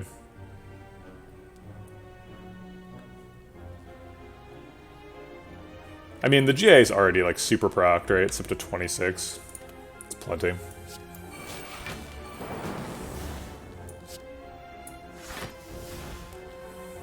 I'll go ahead and Core Surge to make sure we're getting enough damage in. Oops, should have Beam Celled first.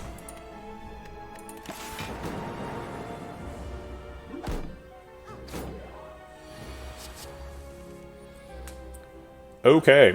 Well, we need to kill Centurion, so let's bullseye on him. And then get him.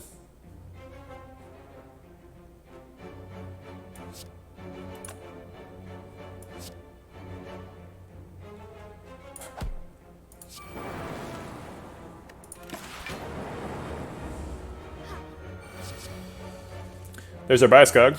Go ahead and casually double bias cog.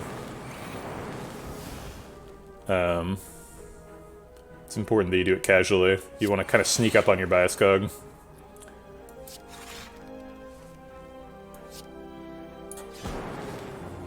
Probably should have tried to get a sundial set up there.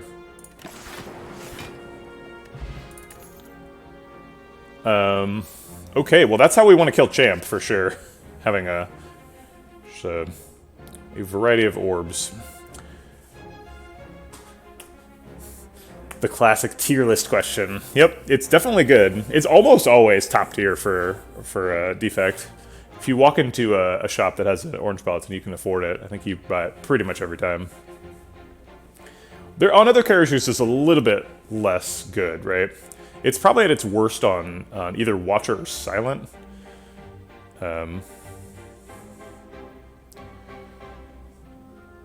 I think there's basically no explanation for why Watcher's impending doom effect from Blasphemy is not considered a debuff. I think that's like unacceptable. I would not have allowed that to be shipped if I was working on the game. I would have like thrown a big fuss. It's clearly a debuff. It literally just kills you next turn. Is that a buff? Absurd. It's definitely best on defect, and then on Ironclad you have flex. Yeah, I get that they didn't want you to prevent it for balance reasons, but like, if the card has like fiction versus balance issues, you have to remove the card from the game, right? If you can't make a card that delivers on the fiction and is able to be balanced, don't make the card. You have to follow your own rules. It's important.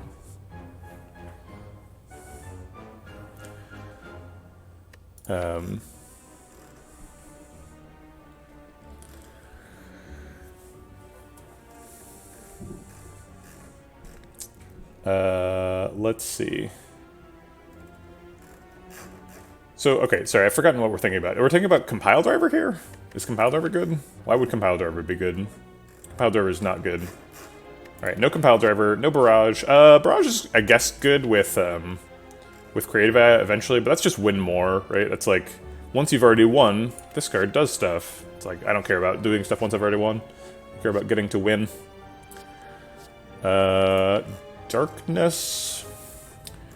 We skipped a Doom and Gloom, and then I regretted it, and then I did not have a problem with the rest of the act. So I think that the time when Doom and Gloom was supposed to be good is over.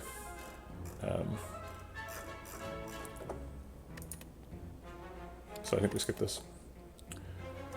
Okay. What do you prioritize upgrading as defect? I find none of the upgrades to be, oh my god, amazing, and get stuck. I would say the best upgrades for defect are like Loop and Coolhead. But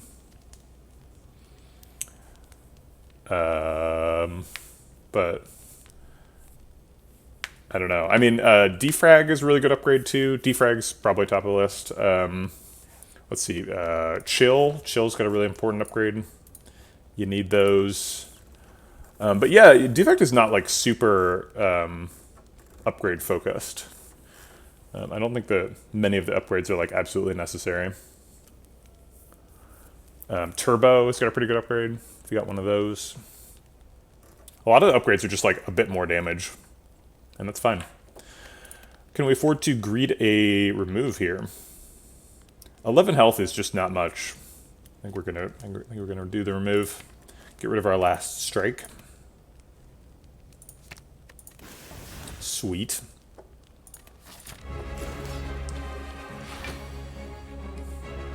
Okay, chill, and we've blocked out. Do we play the zap?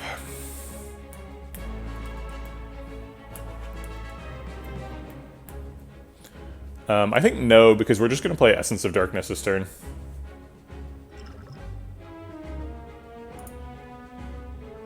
Might as well save the energy. Maybe should have played the chill after the Essence of Darkness, but I like getting the damage.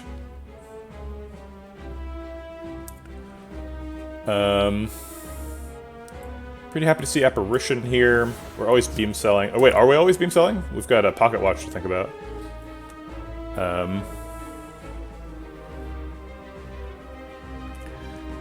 The argument against beam sell is Storm Core Surge. Do we want to play Storm with 3 Dark Orbs up? I think probably still yes. We could just play Beam Cell Core Surge and just skip Storm. Do the Echo Form Storm later.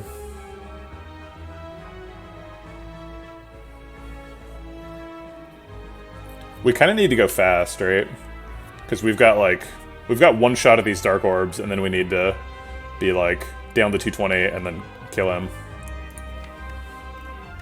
So I think we go the fast route here. Beam Cell Core Surge.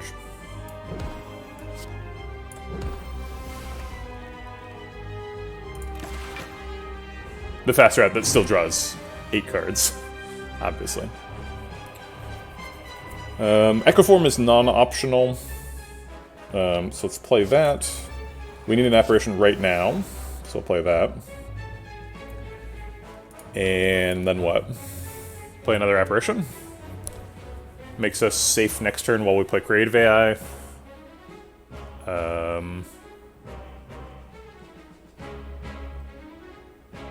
Sure. Of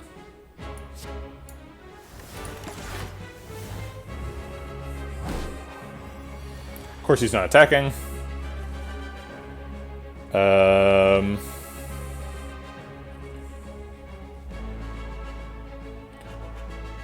Is it double Creative Eye or is it Bullseye? I think the Dark Orbs are coming either this turn or next turn. They're kind of 2 times stronger. If you have 0 focus, they do 2 times as much. But if you have any non-zero amount of focus, they just do 3 more. So if you have a lot of scaling, they're the same, which is weird, but...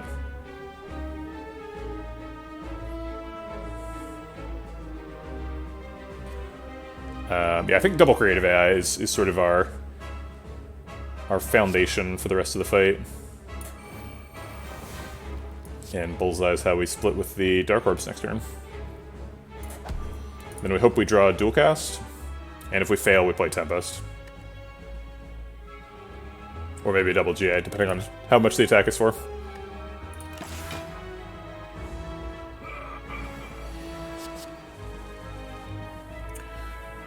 .27 damage attack. We did draw the dual cast.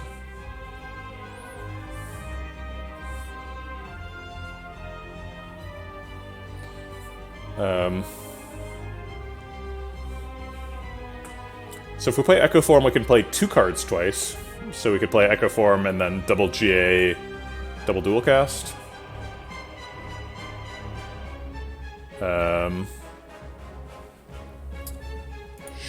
Sure. Or we could just play Tempest twice. If we play Tempest twice, do we win? Tempest for 18. So these hit for 45. So that's 45, 90, 135. 135 plus, let's see, so this is for 18, so 15 orbs go off immediately. The orbs that go off immediately do 12. So 15 times 12 is 150 plus 30, which is 180. 180 plus the 135 from earlier is 315, and then we have 12 at the end of the turn. An impressive amount of damage, but then we die. So, nope, not doing that. Let me count that out again, just in case. So the Dark Orbs do 45, 45, 90, 135. The Tempest channels 18 orbs, 18 means 15 get left over. 15 times 12, let me make sure I'm doing that right. 15 times 12 is 180. 180 plus the 135 from earlier, and then plus the 12. Yeah, so 327 damage. Not lethal. Okay. So we double do the Echo Form. Now we've got 3 of those. Double do the Genetic Algorithm, block this turn. If we Tempest for 10... how do we feel about that?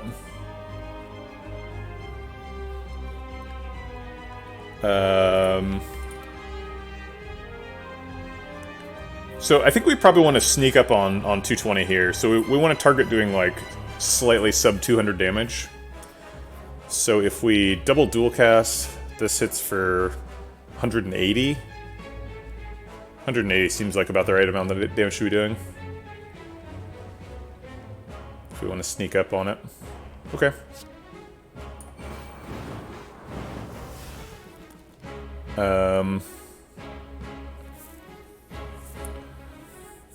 I know. Yeah, it was like a floor 2 genetic algorithm, so really strong one.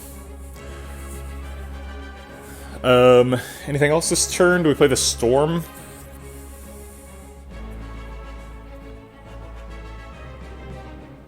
We could play Electrodynamic Storm. We've already, like, blown out Pocket Watch.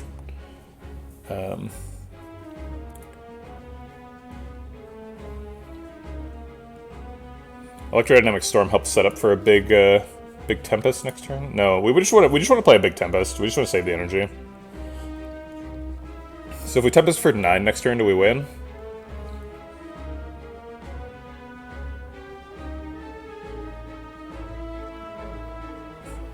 Would Storm do that? We would hit for 8, so we'd go to... Yeah, so we'd go to 225. No, yeah, we don't want to Storm first. If we Storm first, we definitely go under 220. Which I guess we could probably survive, but not as confidently.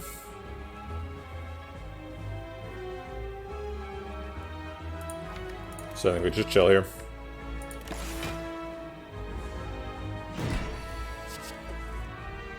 Oh yeah, double Bias Cog is definitely lethal. So we double Bias Cog, double Tempest, and then he's dead. Almost certainly. I will count it out, though.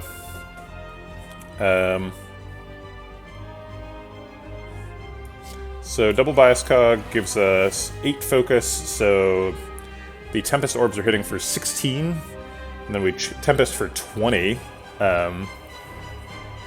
Tempest for 20 evokes 17 orbs for 16 damage, which is like well over 300. He's at 233.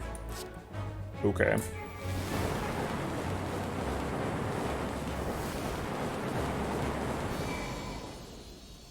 Kapow pow!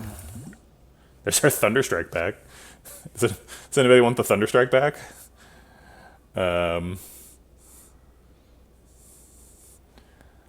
I have to admit, I'm not really missing the Thunderstrike too much. It is definitely fun. We have 2 Tempests. It's not like... It's not a crazy idea. Buffer's not bad either. Amplify would definitely be a thing. Thunderstrike is like we're worried about Awakened One pick. Because with Awakened One, it would be really nice to just be able to be like, and we double Thunderstrike for the win, right? The end. We do have Storm Echo Creative, yeah. There's a lot of targets for Amplify. Yeah, I think the main argument for Thunderstrike is Awakened One, right? We are a little bit afraid of Awakened One. We're like definitely on a clock against Awakened One. But like we're pretty good at being on a clock. The deck is kind of built to be on a clock. It's like the clock is you have 4 apparitions, and when they're up, everybody needs to be dead.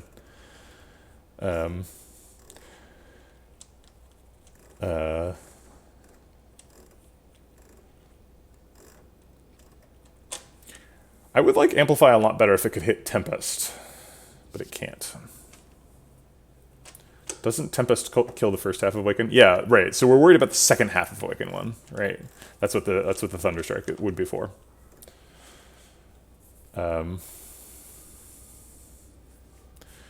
Buffer plus is never going to happen. We could take a buffer, but we have Fusion Hammer. Buffer plus would be nice. If this was a buffer plus, I would take it, but it's not a buffer plus, and it can't be a buffer plus. Yeah, buffer minus is definitely less exciting. I'll agree with you there. It's okay. It's definitely good if you can like echo form it. But yeah, we're echo forming a buffer plus is like ultra sick. I love doing that, and that's probably not going to happen. But like decks that have apparitions kind of want more apparitions, and buffer is like more apparitions, right? So we could have a 5th apparition basically. Oh no, sorry, we could get buffer plus from a random event. Either we could get offered a buffer plus, or we could get this buffer upgraded. But it's just not super likely. I would say the most likely way that happens is we get a Blessed Forge, or Cursed Forge, whatever it's called, Warp Tongues. I guess I can look it up from this now. Should be one of these. Ominous Forge. Amplify is good with our powers, and isn't our plan beyond Tempest playing a shit ton of generated powers? Absolutely. Yeah, it is. The problem is, like, once we're, like, online, right? Once we've, like, played Creative AI and Echo Form, the Amplify is, like, not really good anymore, because it's like, we have Echo Form, so, like, if we play Amplify, okay, we've Echo Formed that, so the next 2 powers are played twice, so we're kind of, like, extending our Echo Form, but we could just play the power that we wanted to play instead of the Amplify. The Amplify's kind of not doing anything.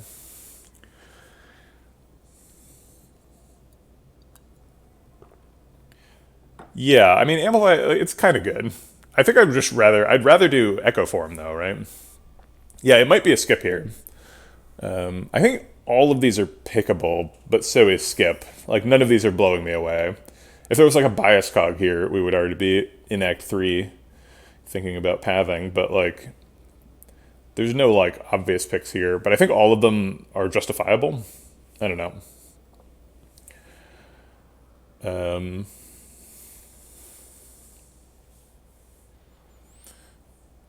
The main target would be Amplify, would be Echo Form itself. Yeah, that is true. Amplify, like, while we're getting set up on, like, Echo Form or Creative AI is pretty decent.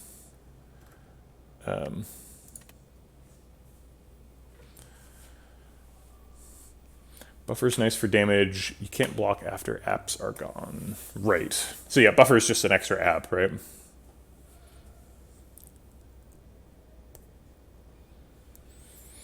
Yeah, it does seem like buffer is kind of good. I don't know. It's better than an extra app sometimes. It's also worse sometimes. So in the fight that it's probably the most important, Awakened One, he does multi-attack, right? So like, you know, he can chew through your buffers multiple turn, which he cannot do with apparitions, right? Buffer also not great against the heart because of the beat. It can be kind of awkward to protect your buffers. And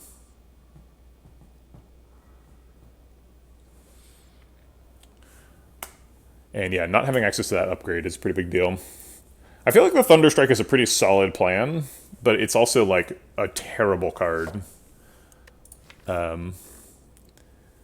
So I don't really want that to be the plan, but I think that's probably the pick here. We need follow-up for Awaken 1, and we need follow-up for the Heart for our big Tempest swing turns. And that can be Creative AI, but that's like not super reliable. I guess like Creative AI Storm is probably just a better plan than Thunderstrike, right?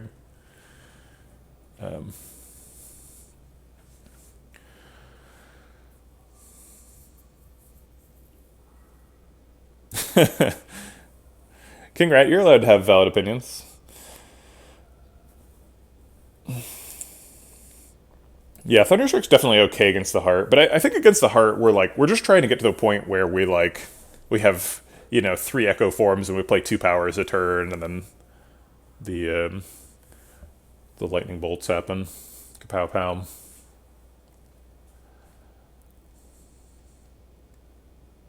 I think we just skip though. It's like I wish I could pick one of these cards, but I'm gonna skip. Okay. Yeah, Mummified Hand. Oh my god, dude. Mummified Hand or like Birdface Urn would be super nuts. I'm not sure I would take a Madness. Is Madness good? What are we hitting with Madness? What's the point? The Cool Head?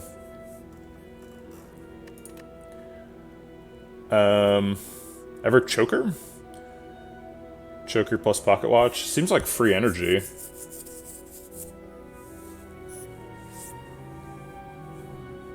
The battery. Everybody loves the battery, huh? We do have a compile driver, so battery's got a little bit of action there. Got a dual cast plus as well.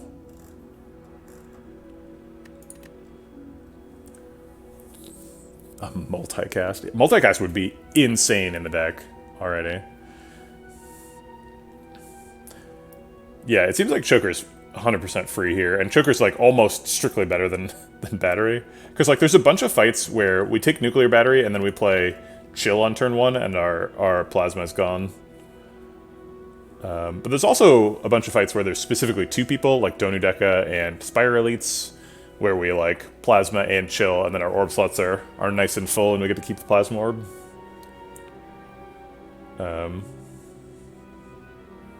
We definitely want to take an Energy Relic here, but they're all Energy Relics, so... This one has no downside.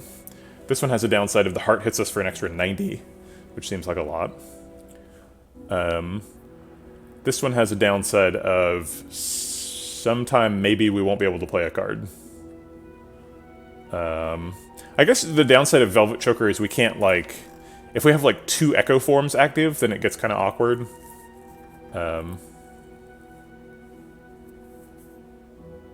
Isn't the plan to be able to play every power creative... yeah, it is. That's true. It would be a little bit sad if we get Velvet Choker with Mummified Hand, but again, like, if we happen to, like, just save a bunch of energy, it's like, oh no, we have to Tempest for 20 now. Like,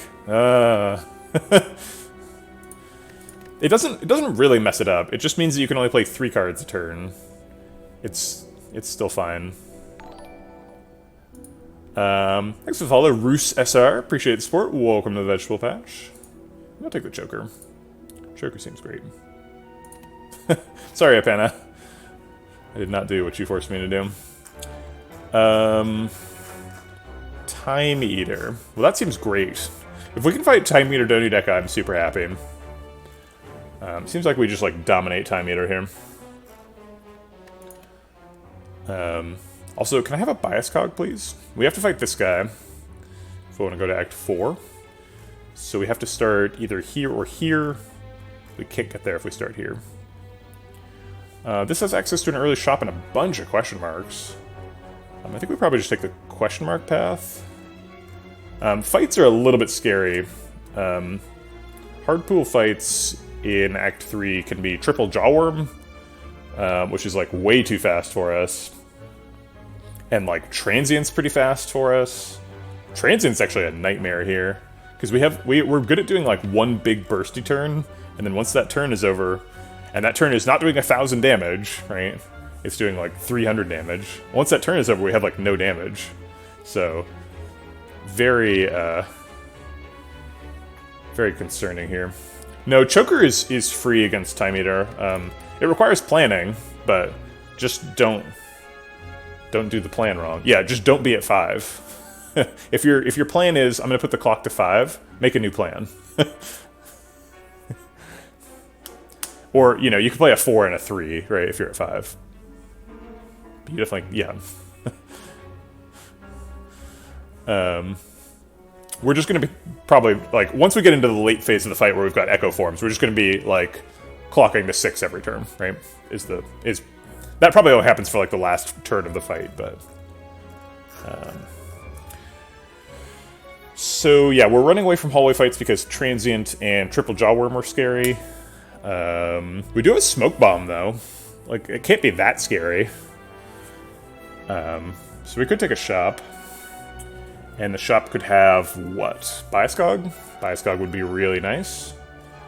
I think we're actually going to take this late shop. Late shops are kind of awkward, too, because there's an Act 4 shop. But we just don't have enough money to, like, feel really confident about going to this shop, so I'm going to grab the question marks. Okay, a couple of exploders here. Man, they're hitting really hard on turn 1. We are blocking for 20. They're hitting for 31. Can we avoid using Reinforced Body? Probably, right? This Cool Head blocks for 5, this Defend blocks for 5. So then we block for 30 total, and Tungsten takes the last one.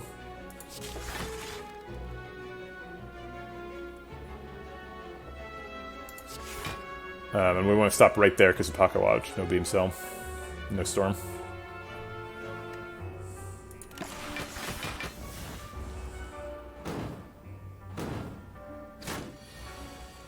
It always seems weird to me that you don't lose plated armor in that situation. It seems like I received unblocked damage, it just didn't translate into a loss of health. And the unblocked, like, attack damage should reduce the plated armor. Yeah, yeah, you do lose buffer, yeah. I don't know why you don't lose plated armor, it doesn't make any sense. I mean, it doesn't make any sense to me, I don't know. I think we're just going to let the exploders explode. We are actually guaranteed to be able to have access to Apparition next turn, so we're just not going to try and kill them.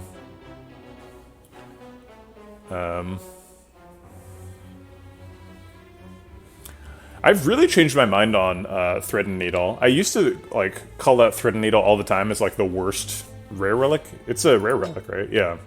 But, like... It has saved me a lot of health over the last couple of months doing the, like, month focus. I've definitely gotten, like, a lot better at the game. And I feel like,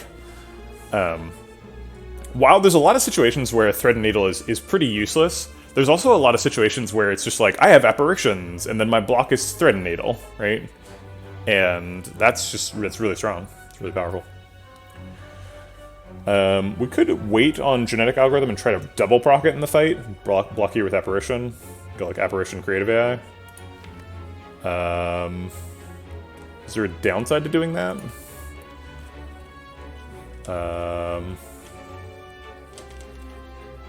Yeah, it does seem like for a rare relic it should give you Metallicize. I'm not sure why it doesn't give you Metallicize. But the 4 armor per turn, regardless of the source, is very useful. It's on the order of how good, like, Burning Blood is, right? Like, if it saves you 6 health a fight, that's what Burning Blood does. So, Heart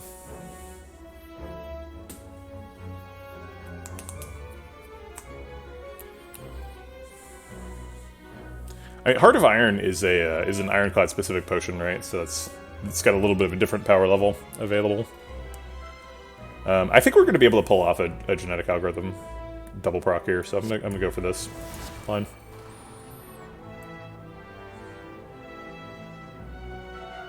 I'm not gonna play the Zap because I don't want to be forced to end the fight.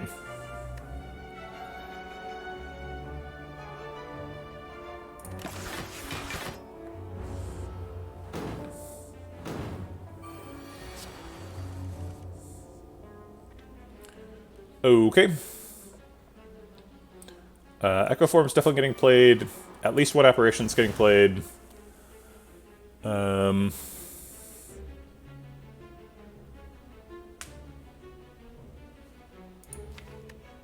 want to draw 8 cards so I can draw back to GA.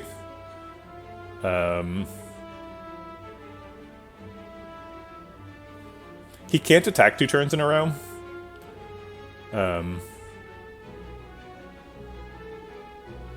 It's weird. The way this is written, he would just skip a turn after he's buffed to the max.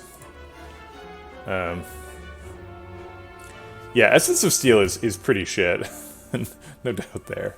I'm pretty sure Electrodynamics does not kill him before we draw back to GA. So I'll let that go.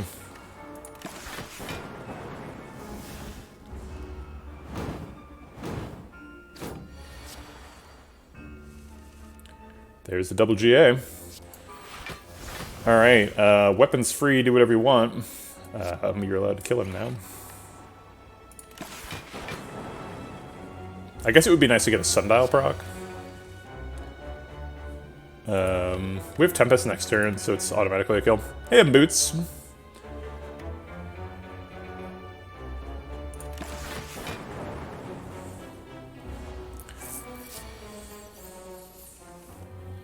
Kapow, pow. Mini lightning. Much death. Okay. Another shot at a Melter. Nope. Cool Head Plus, Overclock. Seems pretty meh. Yeah, Ice Cream. It's a tiny house swap, so getting that to Act 3 is a sort of victory in itself. Also, it's a very strong deck, so it seems entirely likely that we're going to win this. From an Ice Cream Star. Coolhead does say plus. Good point. I think Coolhead fights quite a bit with Choker and Pocket Watch. I think we've already got all the card draw we need right here. We did almost die to Triple Cultist, and if we see Triple Jawworm or Transient, we might be in trouble. I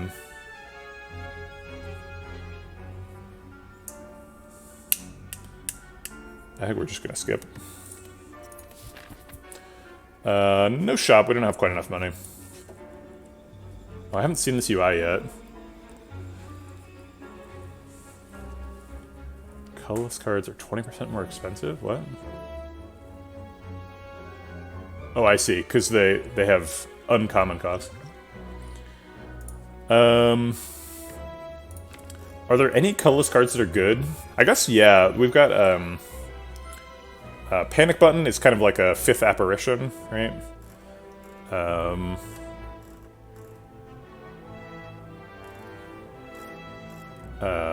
What else? Anything? We don't want Mayhem in the deck. Although Mayhem is kind of sick. Mayhem hitting Tempest when you've got like 10 energy. It's just like, channel 10 lightning orbs. Play the rest of your turn. But like, Mayhem is bad with Pocket Watch, right? Yeah, Dark Shackle's always good. Dark Shackle's actually super good against Awakened one, right? If we're worried about that fight still. Yeah, I mean, it's usually Shackle's Panic Button is sort of like what you're looking for, right?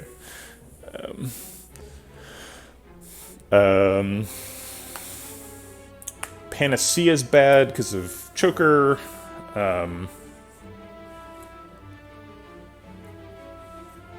Madness is bad because it's not that type of deck. Ooh, King Rat is designing a roguelike inspired by Slay the Spire.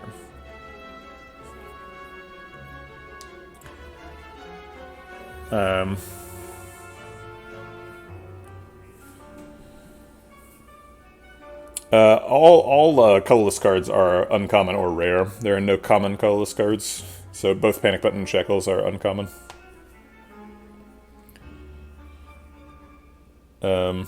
King Rat, did you know that I am also a game developer?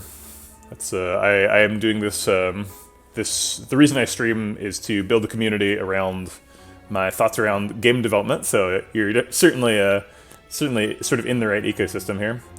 If you want to try my game, you can redeem the playtest reward. I'm also making a roguelike. Sort of a traditional roguelike in the not really super similar to Slay the Spire, ironically, but it's sort of in the traditional mold of roguelike. So single player RPG with sort of aggressive scaling over a short duration, and it's very sort of tactical. You should check it out. I don't think I got a lot of value out of this. Yeah, Hades is excellent. Hades is definitely like my top roguelike of 2020.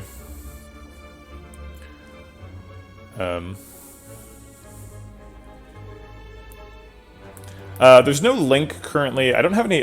So I developed like a mechanical Pathfinder. So I have like a game that I'm sure is fun, but there's no art yet. So I don't want to publish screenshots because I don't want them to be the authoritative. This is what this game looks like forever.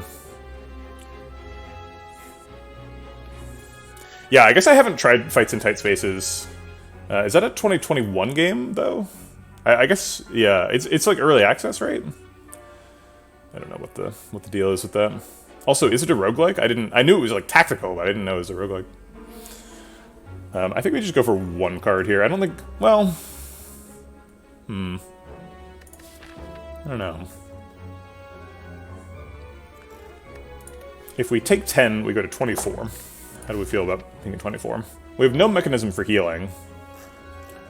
We need to recall in this act. So we've got a little bit of pressure on our campsites. We're only planning on going to 3. So 2 bonus ones.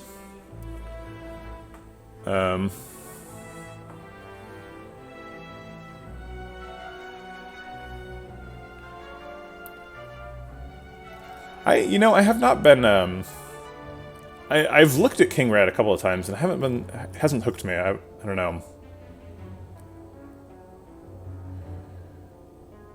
You may not introduce me to that term. Certainly a term I'm familiar with. Or with which I am familiar. You know, grammar.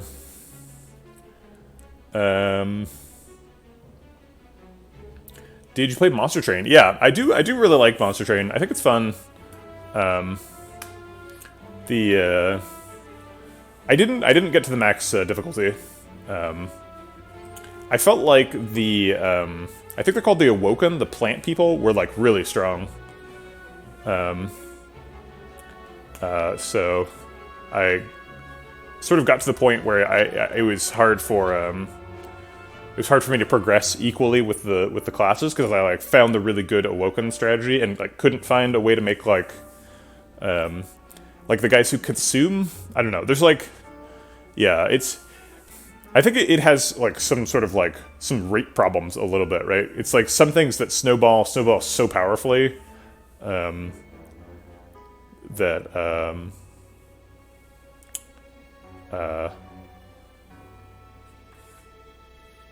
you can it just like you get really far outside the power bracket.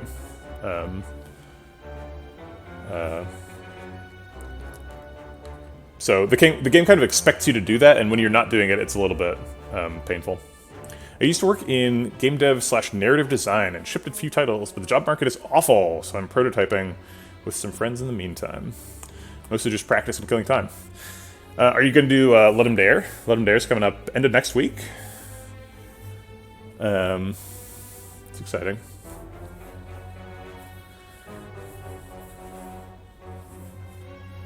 Community managing is fun. I don't know. Yeah, there's some good cards. I don't know. Usually this is the right pick, right? Usually you want all the colorless cards. I'm just like, I'm a little skittish about dying. I guess I've got a smoke bomb. I guess I should feel pretty safe. All right, let's click the button.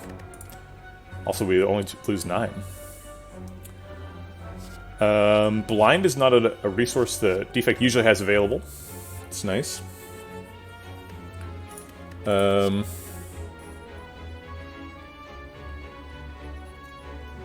It's funny you mentioned that because I actually contracted out a narrative designer early in the process, and I'm gonna work with them again. So unfortunately, I'm not hiring for that.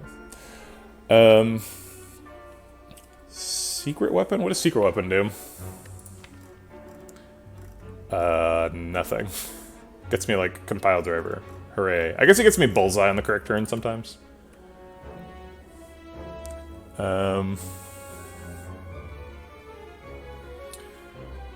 Magnetism seems bad, but it's kind of fun. Yikes. Well, this is a terrible sensory stone. Violence does nothing. Forethought's... I guess Forethought's kind of playable.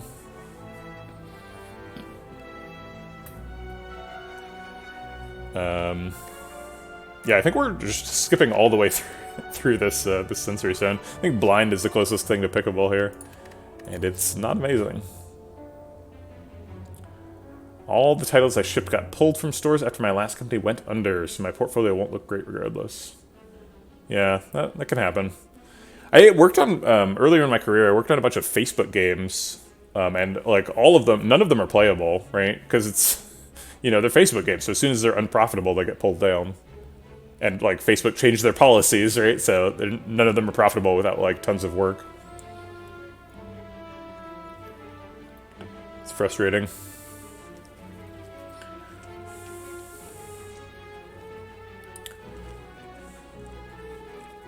Especially as, like, a narrative designer, where you can't just, like, sit in a room with some engineers and just, like, write code, and they can be like, alright, confirmed, this guy knows how to do it.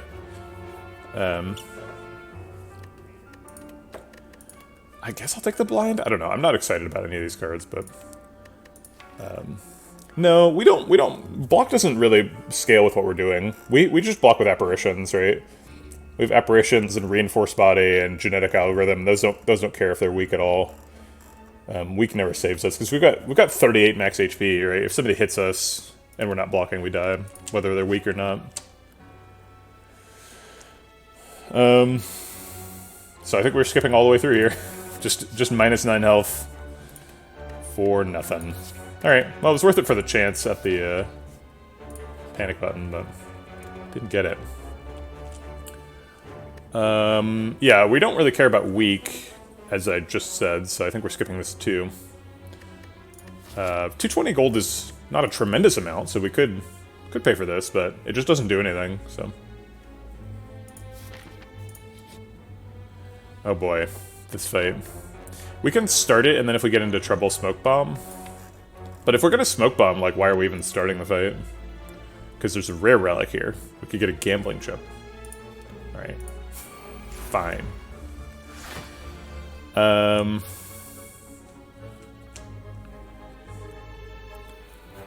Looks like we have to GA this turn. Chill's always happening. It's kind of cheeky that you can play genetic algorithm, get the permanent increase, and then smoke bomb, and you get to keep it. You can do that with, like, alchemize too. Anything that gives you metagame resources. Reaper.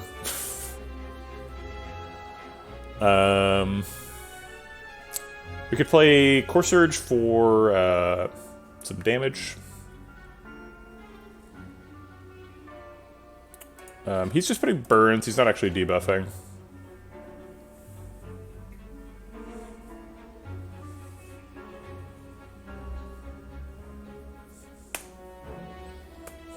I mean, yeah, if you have mobile experience though, like, there's a lot of mobile developers, you should be able to find something. It's not like that market got smaller. Still going strong.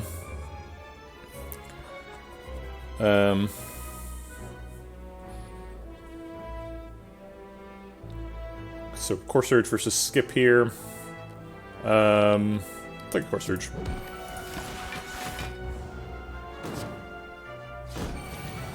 Ooh, CDPR. CDPR is fun.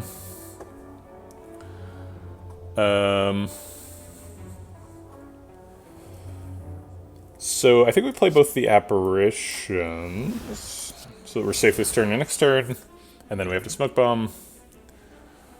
And so we've got one more card on our pocket watch clock. Is that card Storm or Bullseye? I think we need to be really fast in this fight, so let's play Storm.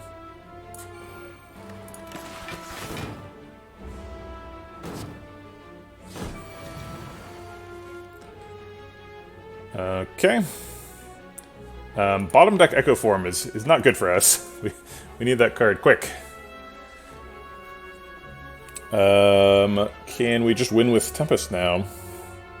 Tempest would evoke 10 lightning orbs, so it would evoke 8 or 7 of them. 7 times 8 is 56, which is nowhere near how much health they have. I'd rather be a hobby developer and work on something more stable in the long term. Yeah, I kind of agree. I think so. Like my current thing is that I'm doing this, right? This is so I'm a solo indie, which is a great position to be in. Obviously, that's like the dream, right? That was my dream.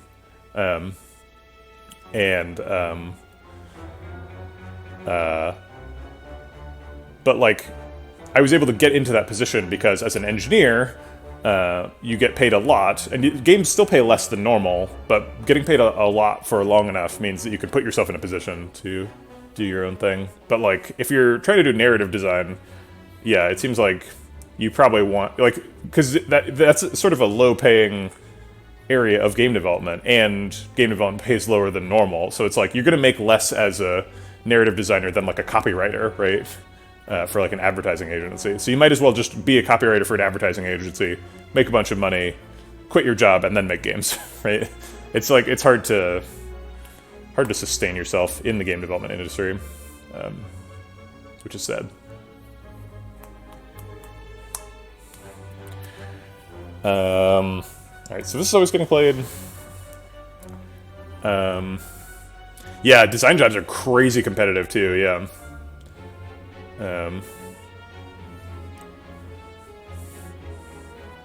Another great reason to be an engineer.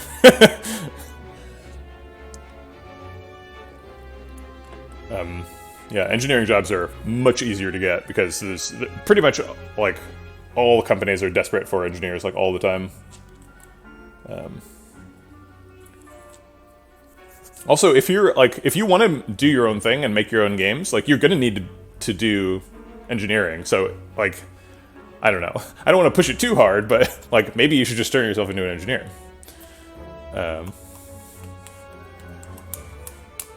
It's pretty nice. I like it.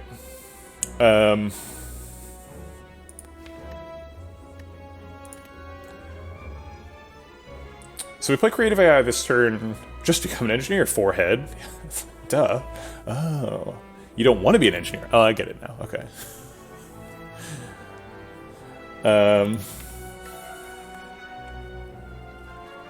It's like, honestly, I think anybody can do programming. I don't think it's like, there's no like special thing that you need to, you don't have to be like really good at math or anything, right? Like, it's just writing in a really technical way. Hey, Timnos.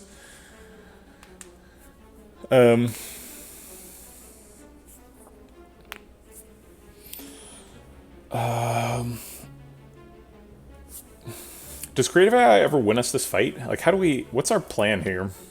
Other than smoke bomb. I guess creative AI gets us bias cog next turn. That's the plan. Okay. So this is going to be bias cog. And then we need this for damage.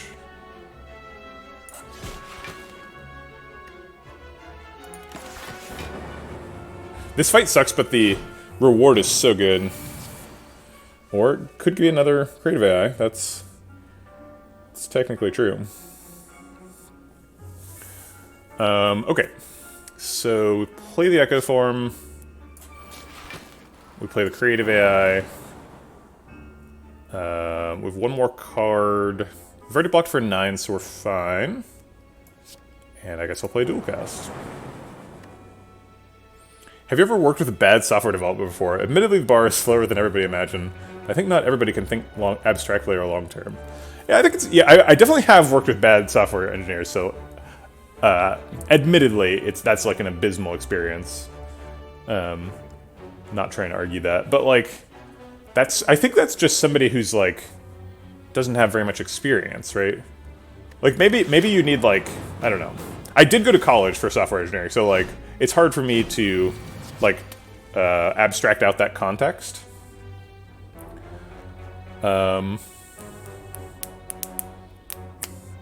So, double tempest, is it lethal? It channels 22 orbs, evokes 21 orbs. 21 times 8 is a big number. 21 times 8 is 160 plus 16, which is 176. I guess a better way to think about this is how many lightning orbs need to hit each of these to kill them. He needs to get hit by 6. He needs to get hit by 12. So double tempest is actually lethal here.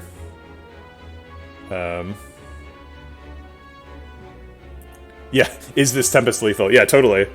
I mean, it makes sense too, right? Because 160 is the bulk of the damage. I'm pretty sure this is lethal.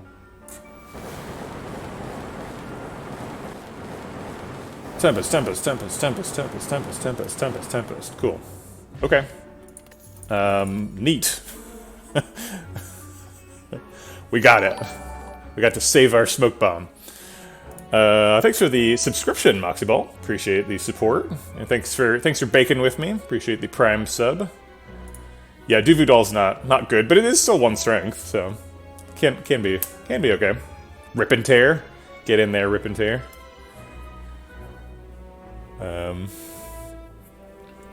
Trudge Rider says plus on it.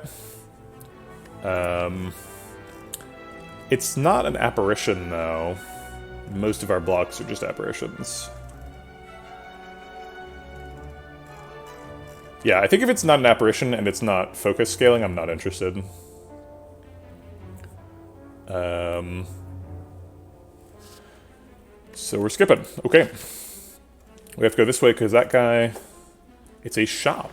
Surprising. A surprise shop. Heatsink seems very much in the vein here of what this deck is doing. Storm Heatsink. How many times has direct focus been offered? 0. We've not seen any bias cogs or defrags. We were offered 1 creative AI. That's it. We actually haven't even seen a focus pop. Heatsinks loses a bit of value with Choker? Sure. That's true. Maybe we don't need to draw the powers. Maybe we just create the powers in hand and that's it. Does help us draw back to Reinforced Body. As a software engineer, I find that people with a poor foundation in computer science write lower quality code no matter how much experience they have. I'm not sure I agree with that. So I think my, I'm not sure what industry are you in, Sub125? Because as a games engineer, I have worked with several people who did not have any college experience, but they're all people who have been exposed to games industry performance optimization. So they kind of were forced to learn the bare metal, how do computers work, what does it mean to dereference a pointer kind of stuff, right? Which I feel like is what a lot of people who taught themselves to code are missing. So I guess if you try to teach yourself to code and you're writing bad code without knowing it, then you might never figure out how to do the C++ bare metal stuff you need to do. But I've definitely worked with self-taught programmers who were excellent. And I just I have an optimistic part of my soul that says people can just do anything, right? If you want to learn, you can do it. I think just anybody off the street could be you know what I'm gonna do? I'm gonna learn to play cello, and if they just practice cello for 5 hours a day, they're gonna get good at cello. As long as they're intentionally practicing and trying, they have a reasonable goal they're working towards. I think it's just practice.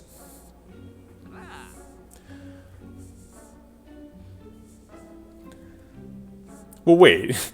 You say, I didn't say you can't be self-taught, but you just need a good foundation. Aren't those opposing statements? How do you get the good foundation while being self-taught?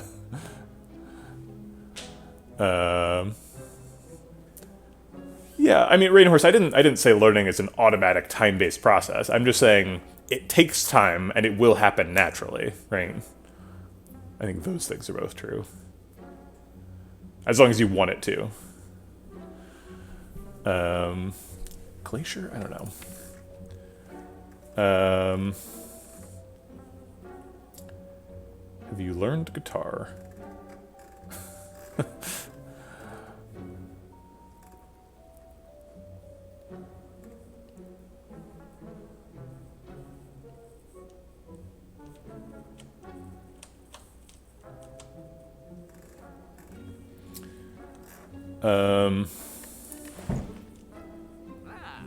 Also, I think there's something to the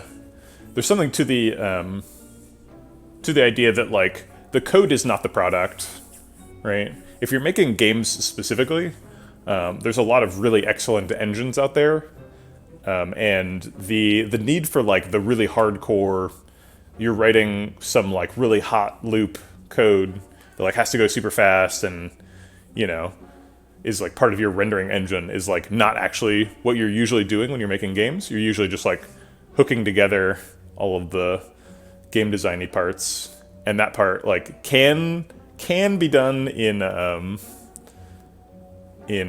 non-code environments. And if it's really messy, you can still ship it, right?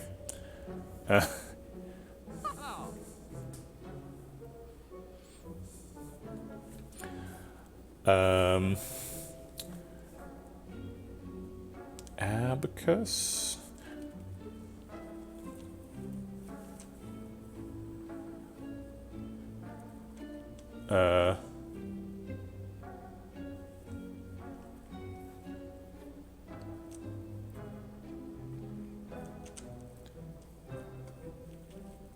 Yeah, I guess, yeah, there are definitely, like, limits to, you know,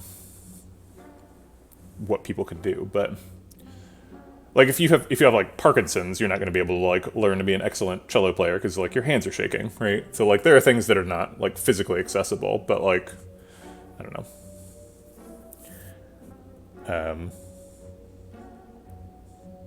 I kind of like the abacus, because we have sundial, but, like, we can't actually like shuffle the deck very much. I don't think that's actually going to work, right?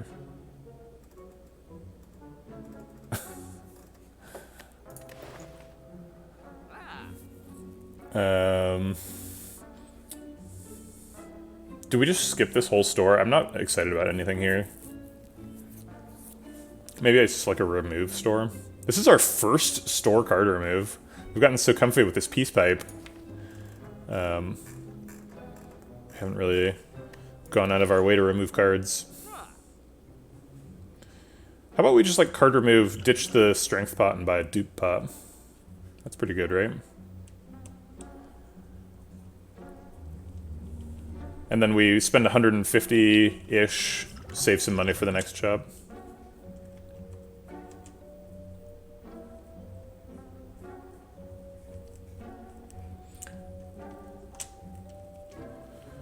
Yeah.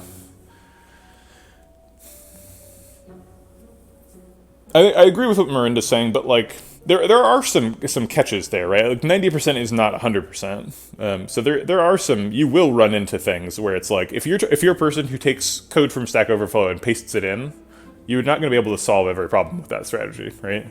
There is a point at which you're like, oh no, the thing I'm trying to do does not have a specific tutorial for it, right? I need to actually know how to do this. Alright, let's remove a defend and buy a dupe pot and leave. And this is Toke, right? Because we've got an extra fire here. Are we going to this fire? Maybe this is recall. If we're doing these three elites, might need to recall here and rest at the last one. We might just like recall at the end, right? It's not like rest is ever going to be particularly good. Always fun Googling your problem and finding a forum post from 2012 with 0 responses. Yeah, that's rough.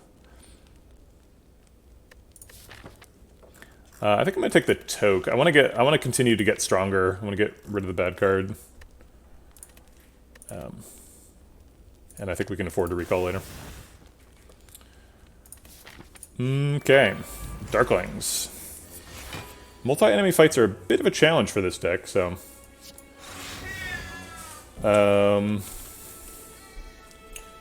Chill, save the energy. I don't see any reason to play Compiled Driver here. Apparition is just a waste of time.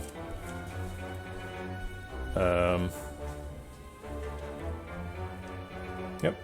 We could play GA just for the proc, but it's already at 44. I think like if we fight the heart and it's still at 44, it's not a disaster, right?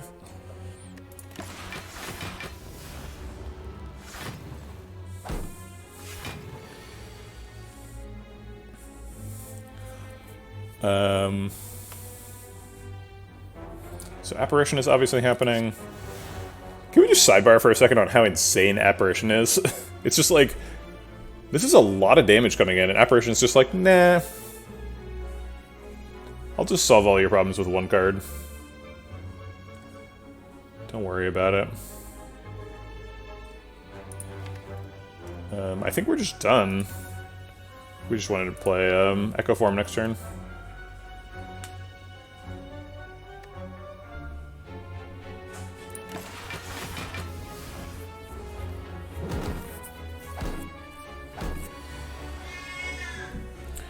Okay, we missed Apparition, but none of them are attacking, so we didn't get punished. We could have been forced to reinforce body there if we hadn't been lucky.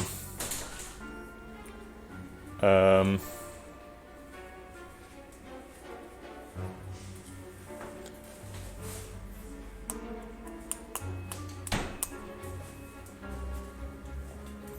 this person stay up to date and accrue future understandings. I feel like, yeah, I don't know. Timnos, it's like, I feel like Doctor specifically, Doctor's like kind of the perfect occupation to express that, because it's like technically, to be like the perfect Doctor, you'd have to know like all about chemistry, and to know all about chemistry, like, you need to know all about theoretical physics, right, to like understand why why chemistry works the way it does. To like really get the underpinnings, but that's so far away from like knowing how to like stitch somebody up, you know, like and like from a practical concern, stitching somebody up is a way more important skill for a doctor than like theoretical physics, right? And theoretical physics is like way harder to understand than how to stitch somebody up. So like, is the foundation in like chemistry useful? Sure. Does it help you understand like medical texts and know what medicines are appropriate for what situation? Absolutely. But like, is it a really important foundational skill for being a doctor? Like, not entirely clear. Do we ever play just Echo Form this turn and save the energy? We're not guaranteed a Tempest next turn, but we're probably guaranteed a Tempest over the next 2 turns, right? Because we have Apparition next turn for block.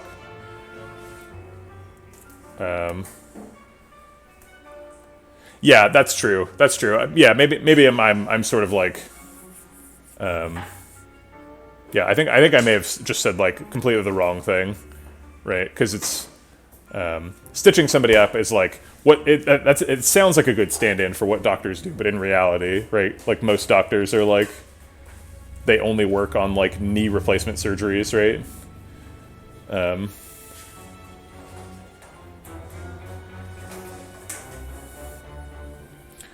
I think I'm just going to play Echo Form, and we're just going to get a big storm. I'm going to kill him. How did this conversation even start? I'm pretty sure it was, we were talking about game development industry stuff, because King Rat was here. King Rat's gone now, but King Rat was talking about his experience in the game industry. I guess we can play Beam Cell. Doesn't cost us Pocket Watch, does 4 damage. If we put it here, it transitions over a mod 8. Oh, he's still here. Okay. Alright. Here also transitions through mod 8. How much armor did I get? 12? Have we seen an Electrodynamics this run? No. We generated one from Creative AI. Yeah, but we haven't been offered one. No Electros and no Focus. But we're getting there. I think we'll do this one because he's an outside one, so he's scarier. Although we probably don't care, because we're probably just going to double apparition, and then eventually storm them to death. Double apparition. I didn't check if that was lethal. It's possible it was. I think we're pretty happy to save the energy. Could play Ball Lightning for a bit of chip, but it's not much. It might even be negative value. So I think we'll save the energy.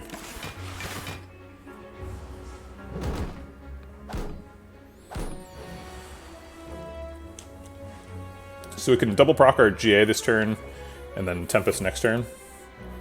Haha! Somebody actually used the mods command. We did it. I just made those this morning. Double proc GA, we get 24 energy next turn. 24 is 48 lightning orbs. 48 lightning orbs evokes 45 lightning orbs.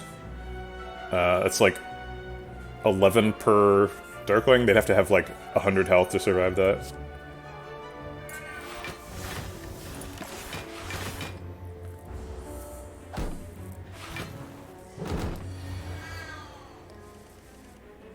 Okay, you are all dead.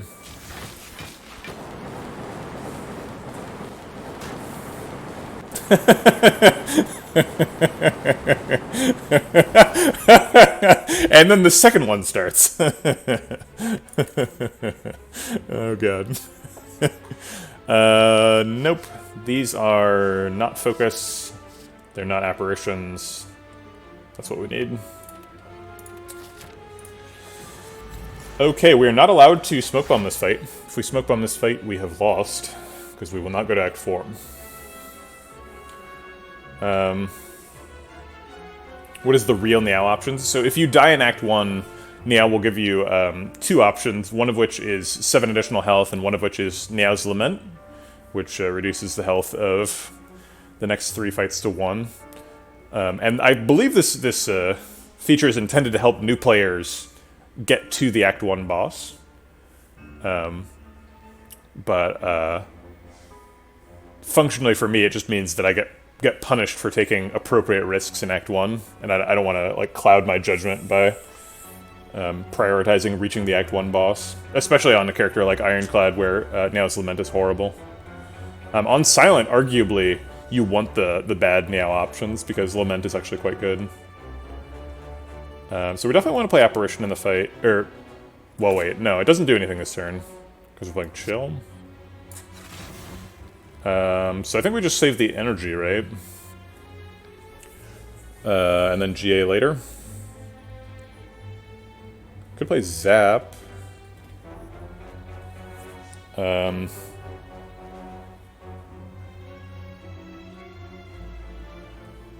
So Zap would be 2 Lightning Orbs later, assuming that the energy we would spend on it now gets used to play Storm twice. So it would be 8 extra damage, but then that's gonna be at least 3 turns from now, so we should use the energy on Zapping now. Okay.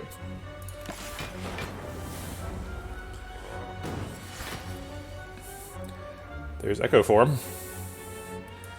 We need that. Let's go ahead and play Creative AI too while we're here.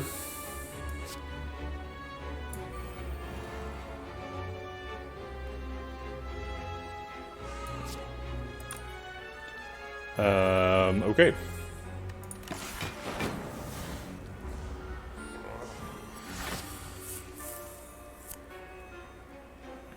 Double Apparition does block next turn.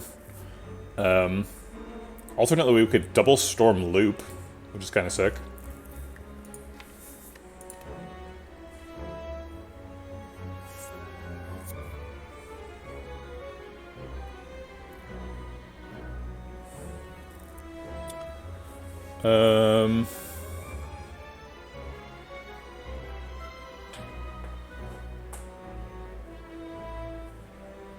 I like how we've picked Choker, and not a single time have we been prevented from playing a card. I guess it hasn't been that long, but I don't think it's ever gonna matter. It's totally free Choker.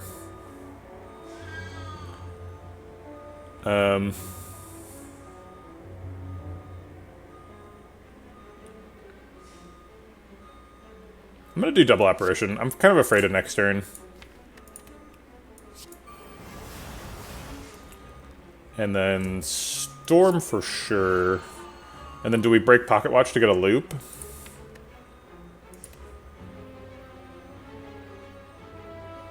Yeah, we're already safe next turn, so we kind of don't want to draw like GA or Reinforced Body, so I'll go ahead and play loop. Now that we've broken Pocket Watch, do we play anything else?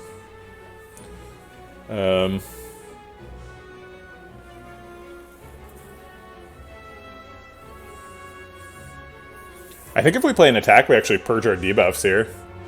Get our second Orange Pellets proc of the run on this week.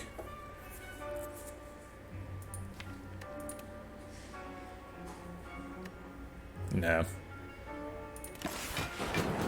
No, we don't need Core Surge to get Bias God. If we get Bias God, we just proc it with Orange Pellets. Yeah.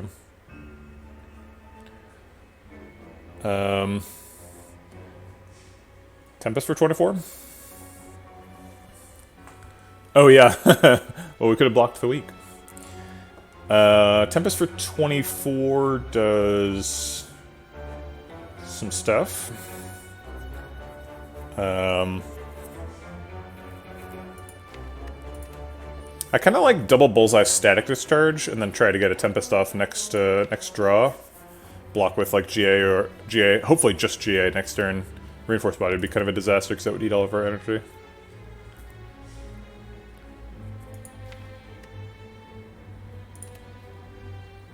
Because Tempest right now is not lethal, right? 24 would evoke 23 orbs. 23 times 8 is like 160, so it's not enough. So we want that Bullseye and the extra energy.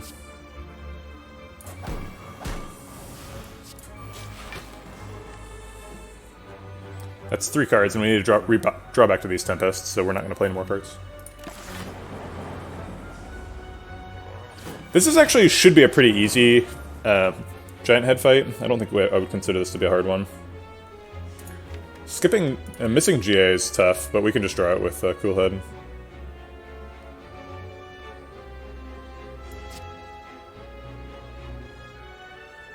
If this draws both Tempests, we're screwed. That's a 5% chance. Oh wait, no. We have 3, 6, 9 cards in hand. So this is only going to draw 2 cards, so it's just going to draw exactly these. Great.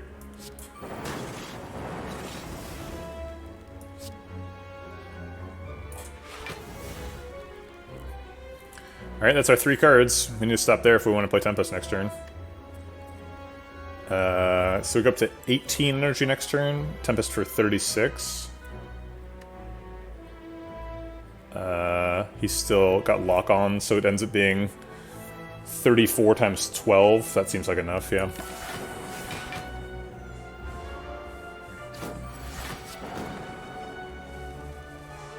Except we didn't draw a Tempest! Shit. We can't Smoke Bomb because then we lose the fight. Alright, see you around, King Rat.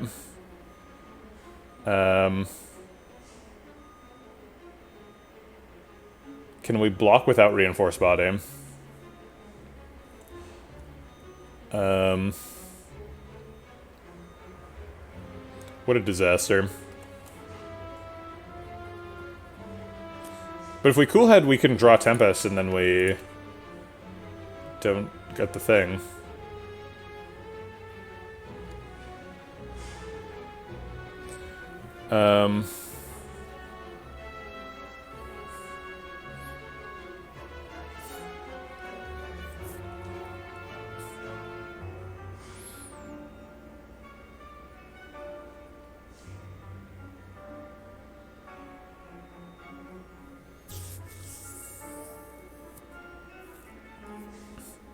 If you swap Crack Core for Tiny House, defect should be a tiny house with arms and legs. That would be amazing. Okay, so we need to think about this for a second. So, okay. Oh wait, we have a dupe pot. So we just use the Cool Head to draw the Tempest, and then we dupe pot the Tempest, right?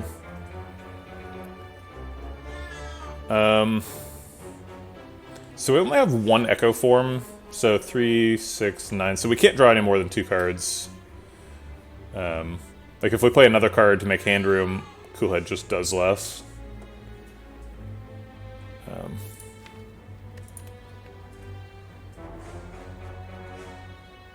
Although this does more damage, right?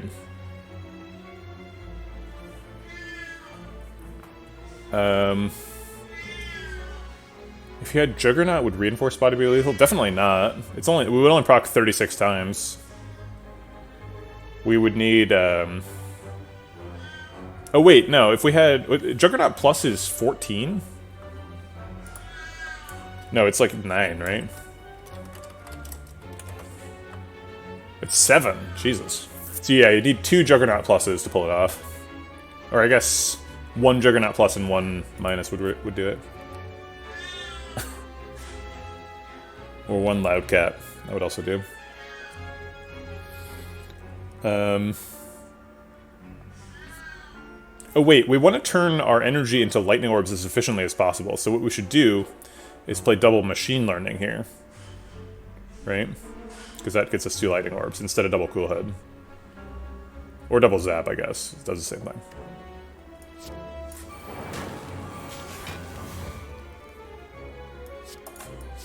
Now we draw the Tempest. Oh my god, we didn't draw Tempest. What is happening? Okay, so now we have to survive the turn. We're currently blocking for 16. Is there any way to not Reinforce Body? If we dupe pot the Charge Battery, we'll block for an extra 14.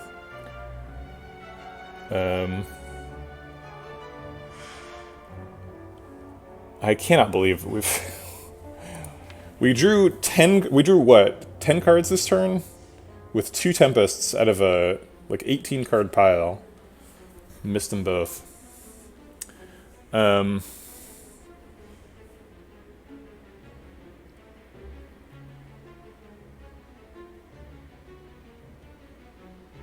It's not crazy that we get lethal here. If we play like all the non-attacks that aren't Reinforced Body and then all the attacks, we get 1, 2, 3 more slow procs. So we're doing 60% extra damage. And then we play Beam Cell. No, there's no way that's lethal.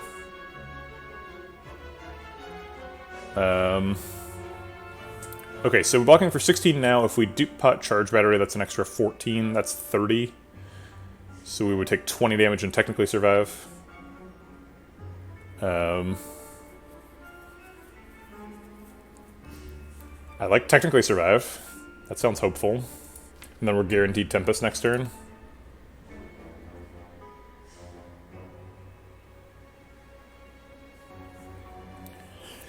Do we ever reinforce body this turn and win next turn?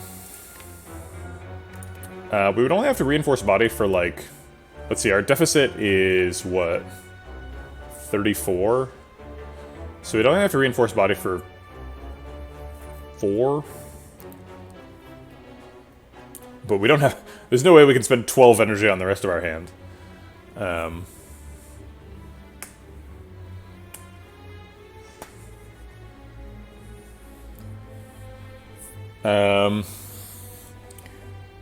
Okay, so if we do max damage this turn, we do the non-attacks, so we get the 3 slow procs. 1, 2, 3, right?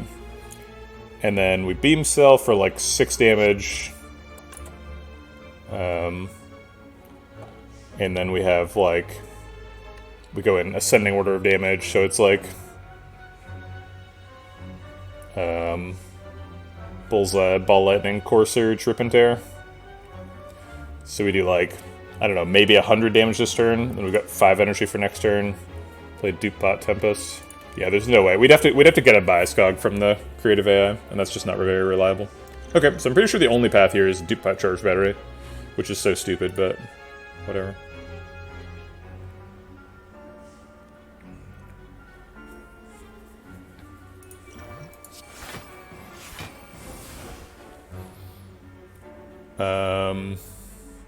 We do also set up Sundial for future fights, so that's something. We only get one more card.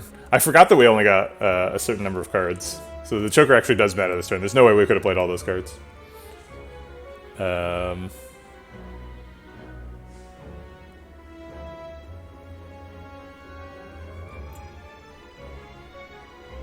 of this stuff matters, right? Let's take Ball Lightning to... Well, actually, Ball Lightning decreases the damage. I guess the only thing that increases our damage is Beam Cell here. No, Ball Lightning probably increases the damage. It's 16 damage, right? So it's worth 3 Lightning Orbs.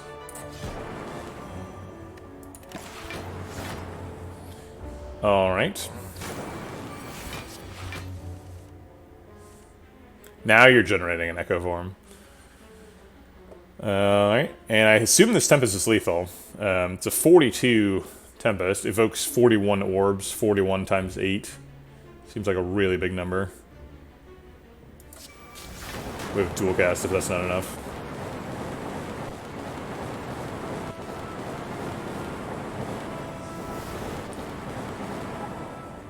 Oh yeah, times 12, not times 8. I was wondering why that did so much damage. There's a multicast. That seems insane. Turbo's nice too. Loop isn't bad. These are some pretty nuts options.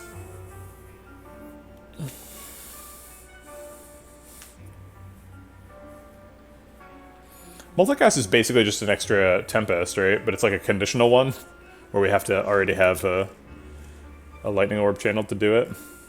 Seems a little bit hard to use. If we had a source of Plasma Orbs or Dark Orbs, I think I'd probably pick it, but we don't.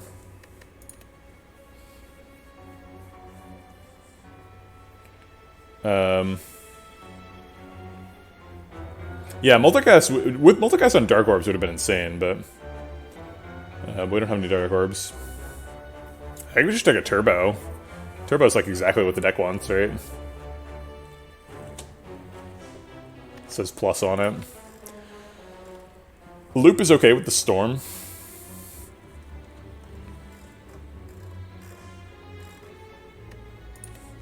You say 2 cards for 2 energy. Yeah, recycle would be nice, but this is our 3rd loop that's been offered, including a loop plus, if those had all been recycles. I mean, we only really want 1 recycle, but still.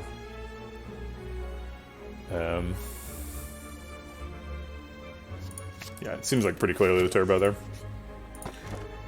Potion Belt has to be our Sapphire Key.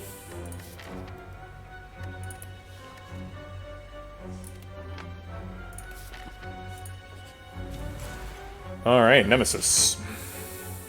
Turn 1 Echo Form, that's nice. Echo Form and chill. Okay.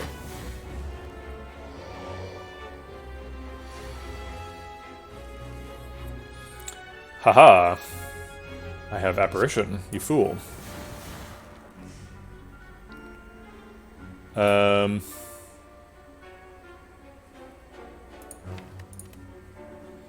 Another Apparition. I think that seems correct. And then, do we play Creative AI? Yeah, I think we just don't care about Pocket Watch this turn. So we'll play Creative AI and Turbo.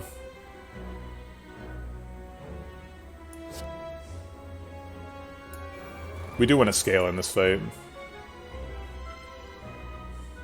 We could play Bullseye too. Get some lock on. We go down to 5 energy, we go up to 10 next turn. Play a Tempest for 20. 17 times 12 would be lethal. So I guess I'll take that out for lethal there.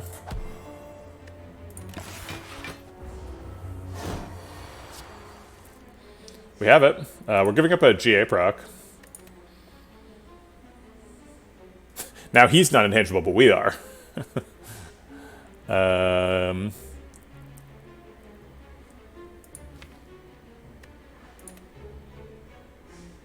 think we're pretty happy with just lethal. This GA is pretty thick already. I don't want to start drawing burns and have a gap turn and take 45. Bag of Preps, and now we draw huge hands every turn. First turn and subsequent turns. Can we put Burns in his draw pile too? I wish. Gambler's Brew is clearly better than Flexbot.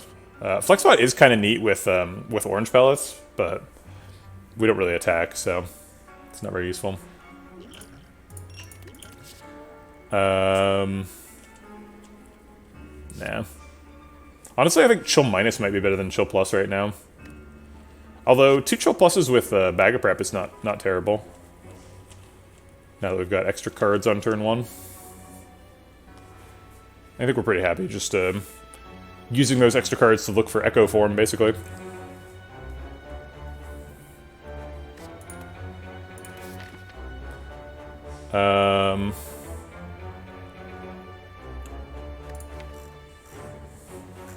Do we want to go to a shop?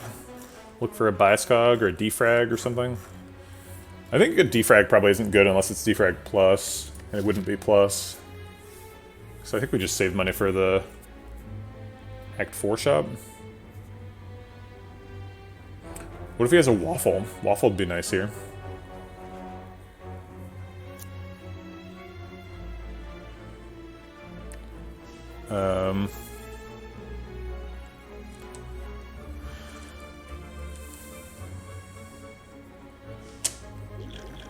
We could afford a Waffle.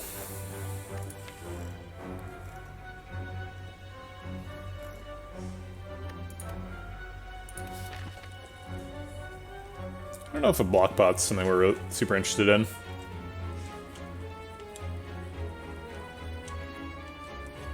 I mean, if you got like a dupe pot or a fairy in a bottle, maybe.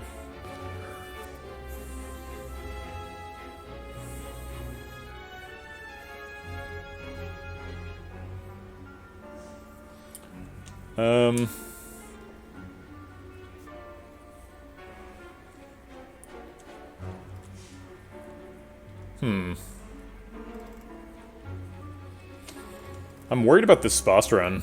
I think we might need to rest and recall.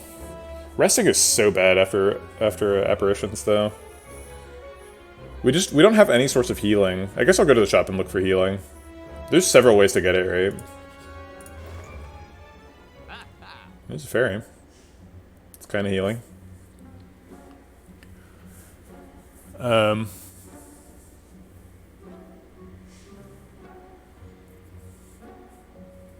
We can exactly afford fairy card remove.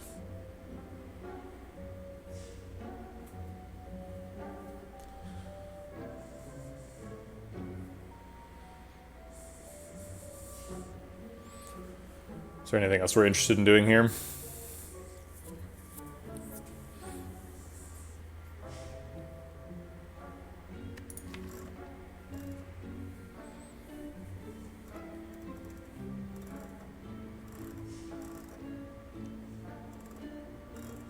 What are we card removing? The defend?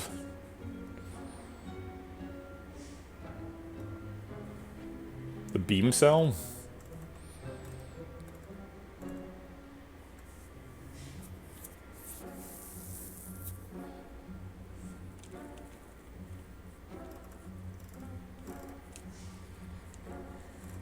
Maybe we just skip the remove. Save money for Act 4.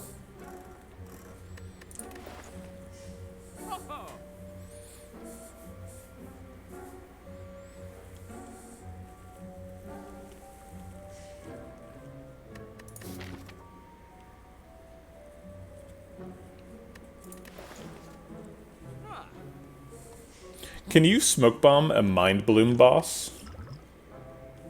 You probably can't, right? How much heal is this fairy? Not much. 30% of 38 is probably 10. Or maybe 11. Yeah, it's 11, right?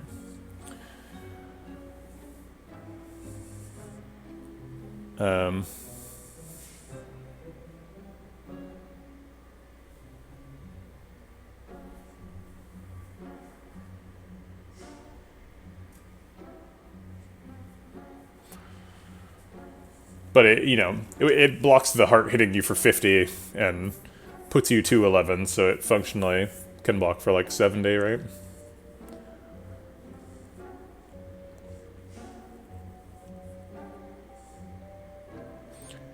Smoke Bomb's not going to be useful from here on out. I don't think we're fighting this elite.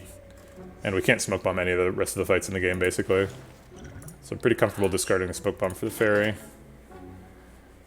And then it's basically just remove now or remove in Act 4. I don't think we're going to have enough money for both. We might not get any more money until Act 4.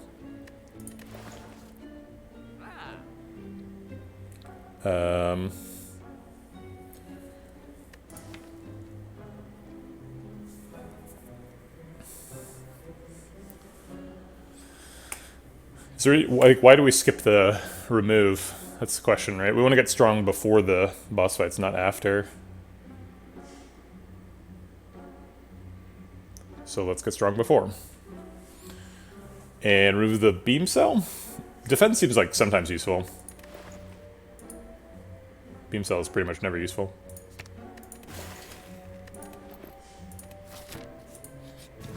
Oh god, it's triple jawworm. Why didn't I keep the smoke bomb? Where's that smoke bomb now?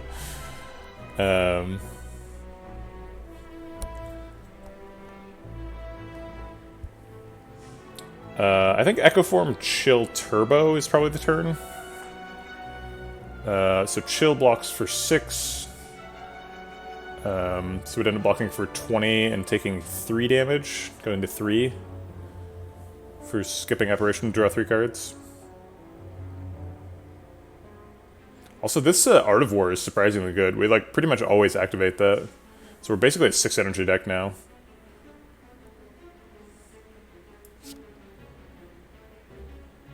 Maybe we try to perfect the fight. Maybe we go Chill, Apparition, Echo Form. Don't take any damage. Yeah, I guess with a turn 1 Echo Form, we're probably perfecting the fight, right? So let's try to do that.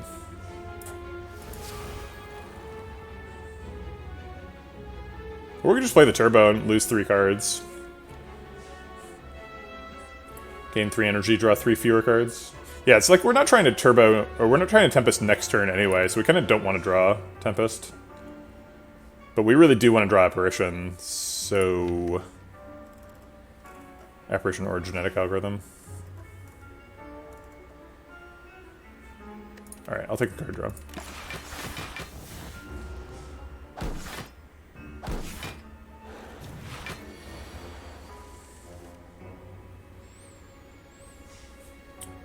Looks like we are once again forced to reinforce. Can we double Creative Eye and then reinforce body? Double Creative Eye, reinforce body means this would hit for 4. 4 times 9 is 36. 36 plus 10 is 46. That would block out. Okay. And then we triple Apparition next turn. Should be enough to win the fight.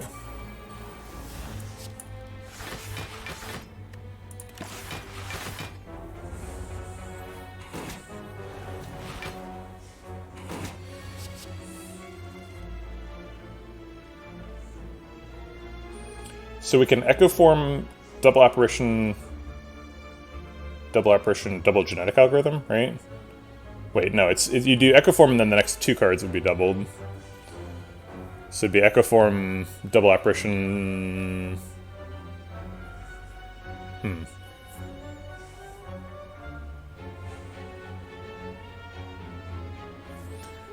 How much do we want to double GA proc?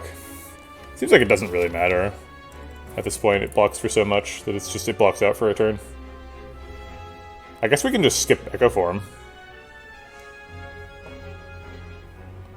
We already have EF. Echo Form? Yeah, we have one of them.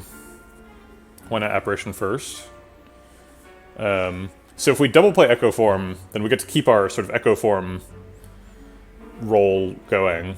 So we get to Echo Form 3 cards this turn, including the Echo Form. Or Echo Form and 2 other cards, depending on how you want to think about it.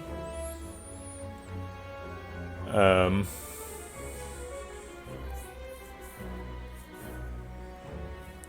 think I'm going to be greedy. I'm going to try to get a double GA proc here.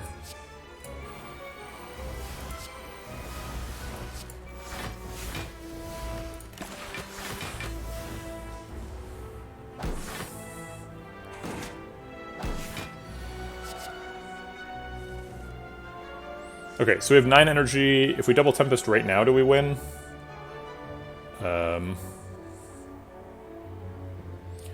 So he takes 6 hits, he takes 7 hits, he takes 7 hits. So 14 plus, so 20. So no, we don't win now.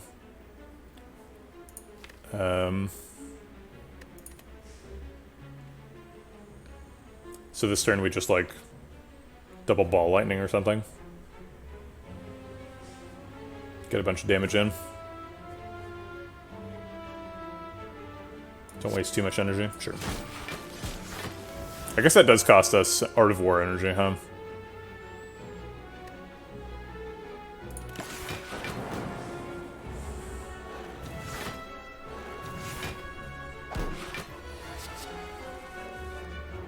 Alright, we got the Tempest. 13 means this is 26, and they have less health than they had the last turn. We could double defrag first, but...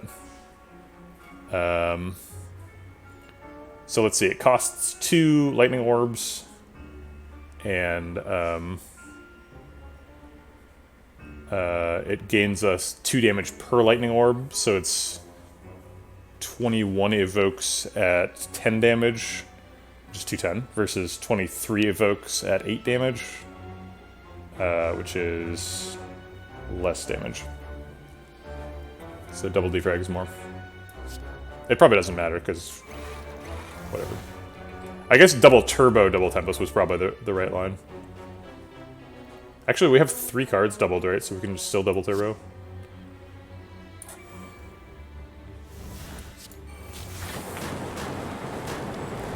For the ridiculous overkill. Yeah, we killed them on the first copy of Tempest. Okay. Aggregate is an energy card.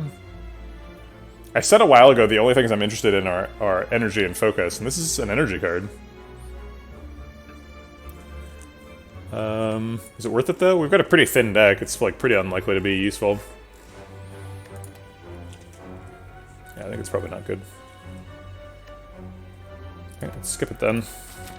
I said I was skipping this elite. Is that true?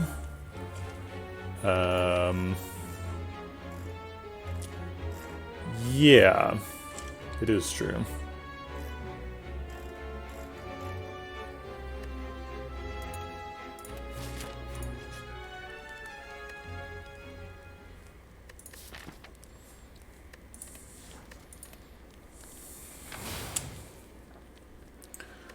What events are we eligible for here? Mind Bloom, Falling, Maui Head, Winding Halls. So Winding Halls is the only bad one. And it's not really that bad, we just pay some max HP. 12% chance at treasure here. Sweet. Okay. Do you ever do wind streaking? I mean, I don't really usually focus on it. I did focus a lot. So when I started this one class a month thing, it started out as an attempt to get 3 wins in a row as Watcher.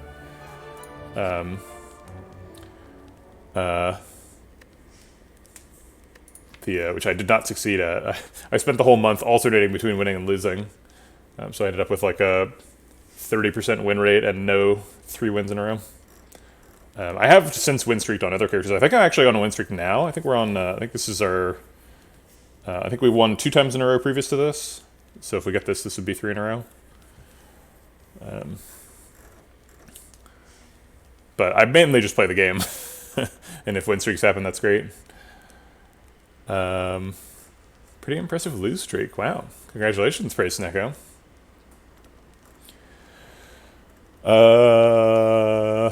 Do we remove the compile driver? It seems like compile driver is absolute dog shit in the deck.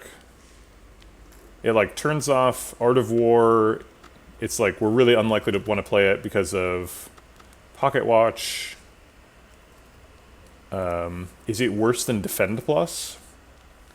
It does draw 2 cards pretty regularly when it gets played. Maybe Cool Head Plus is worse? Isn't Rip and Tear worse? Yeah, Rip and Tear probably is worse. Good point. But Rip and Tear works so well with Akabiko. Getting in there.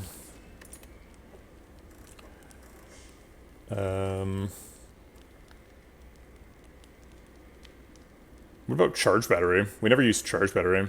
I guess it's almost strictly better than Defend, though, right? It's like one less block, but it's also energy neutral, which seems really important.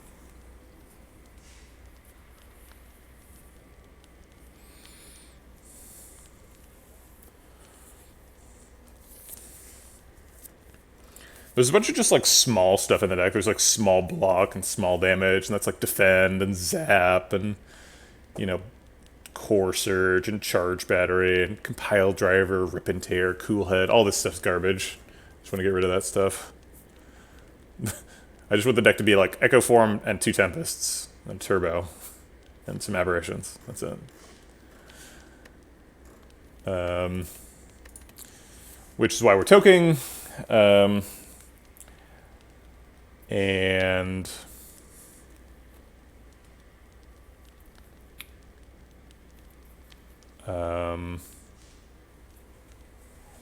I think I'll leave the card draw stuff alone, because theoretically that could pay off.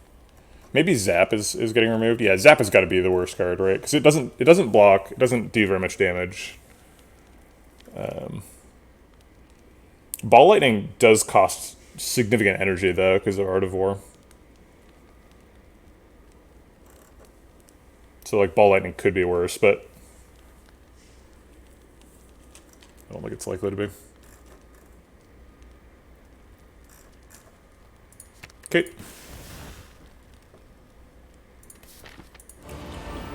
Alright, Time Eater. Sweet, turn 1 Echo Form, love to see that. Chill's always getting played. So we've got 18 block currently. We can do kind of a cheeky Reinforced Body Turbo. To block out and keep energy. Seems good.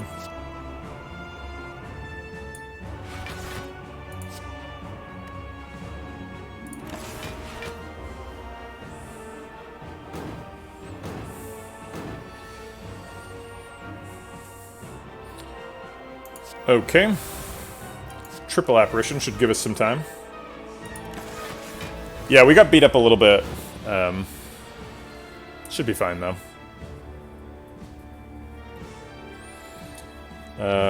2 more apps and a storm, seems like the line.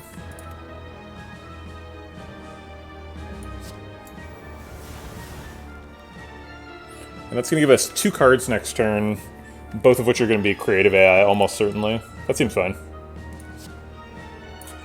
Because we're intangible next turn.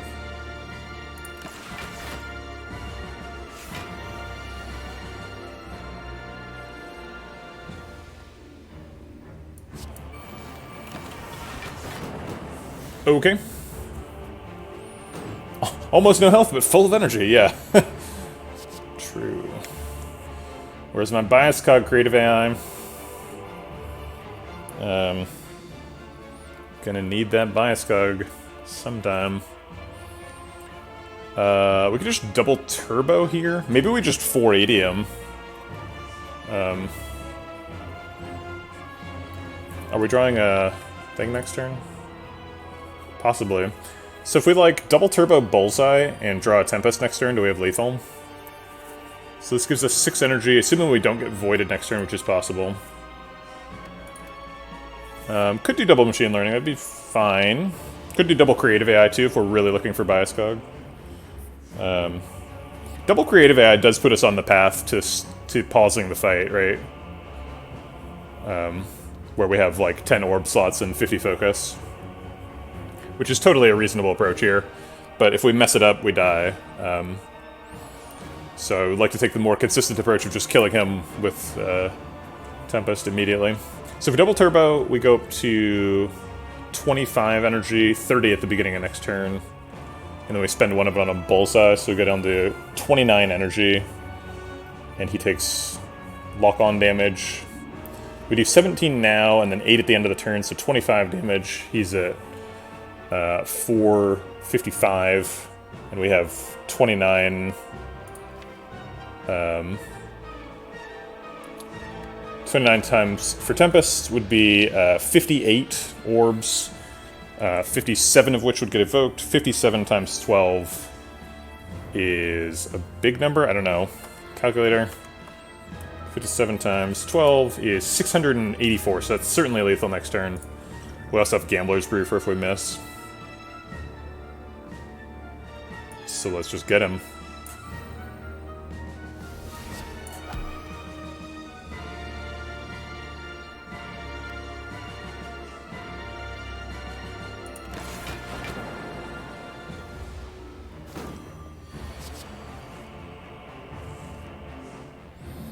Okay, we missed, but did we really? We could just double defrag, or we can double GA defrag. Get 2 procs for the next fight. We drew both voids too.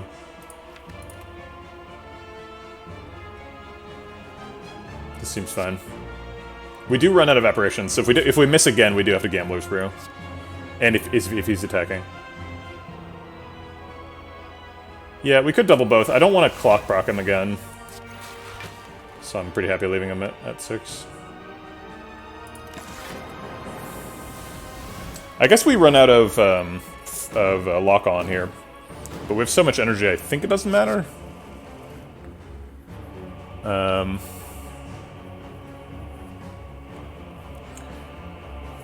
Alright, so as promised, we do have to Gambler's Brew here. We missed the Tempest, both of them bottom 8. We could play the Slimes twice, yes! I'm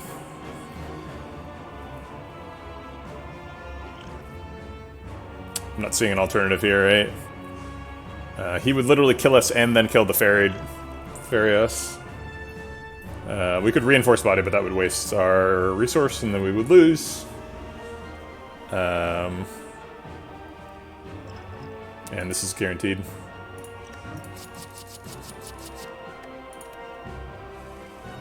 Oops, should have pulled back on that a little bit to keep the sundial set up. This is a mistake.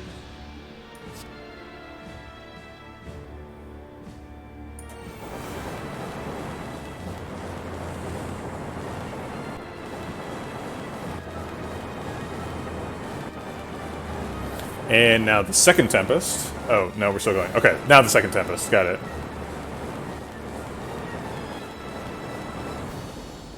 Okay. Well, not free, because we lost our potion, but... Oh, we dodged Awaken one. Okay. That's convenient. I was worried about that fight.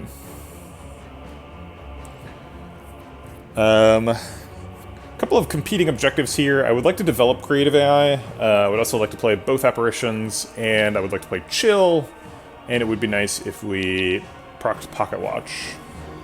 So clearly not going to be able to accomplish all those things.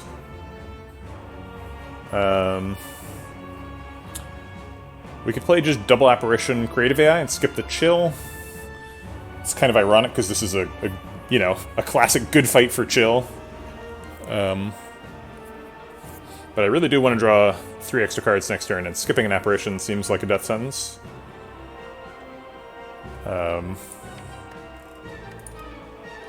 So I guess something's got to give, and it's chill.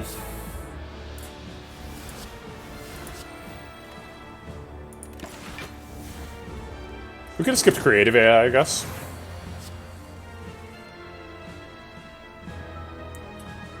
Okay.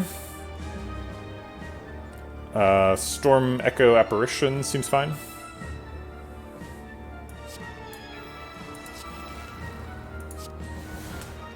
We could turbo as well.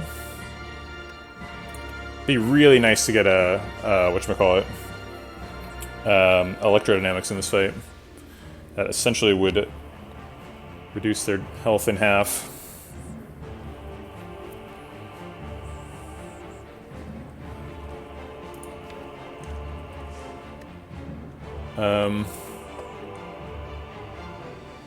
Hey, Zero Gochiro. How's it going?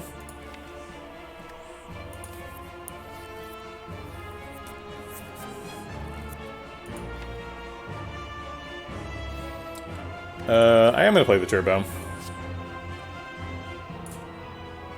don't think it's super important that we draw all these cards next turn. And in fact, if we skip the Tempest, I'm kind of happy. Yeah, we're doing okay here. If Spire really wants to treat me right, generate an Electro right now. Can't complain about Bias Cog. That's a good card. We did not skip Tempest, though. Alright, I'll play double Bias.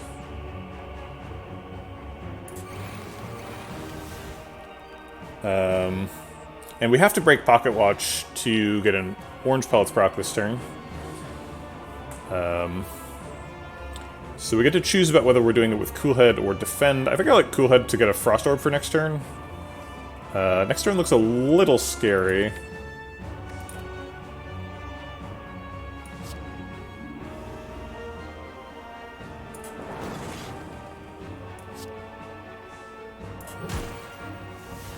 Okay, so now we get to keep our focus.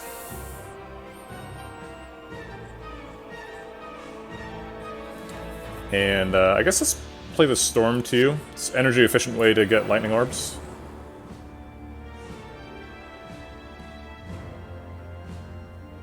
Okay. Any reason to play Charge Battery? No. No reason not to either, but...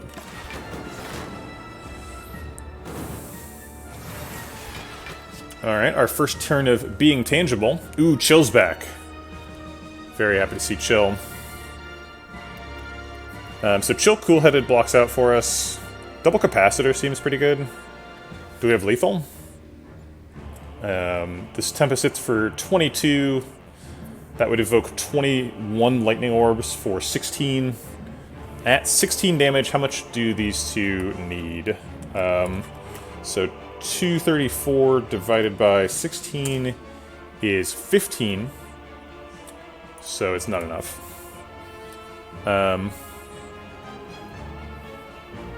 Okay. So we're gonna have to cycle around these Tempests, which is not amazing.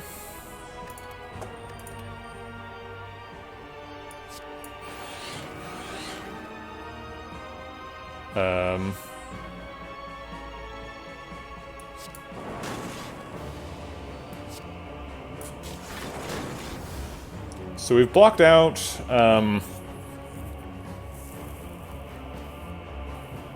we have some pretty good Frost Orbs, yeah, that's true.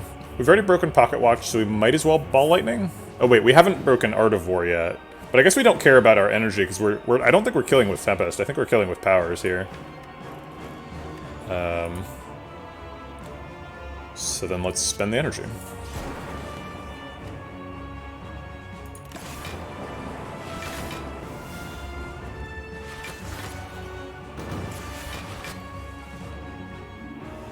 Double Heat Sinks, draws some cards, develops a bunch of lightning.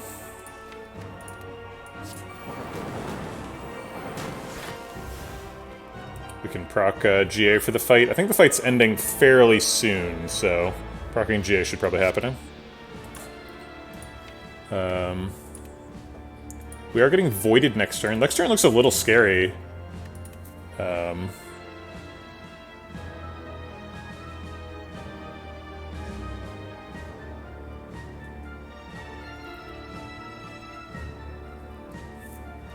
How do we make next turn not scary? Compile Driver can draw 4 cards. That goes pretty a long way towards being not scary.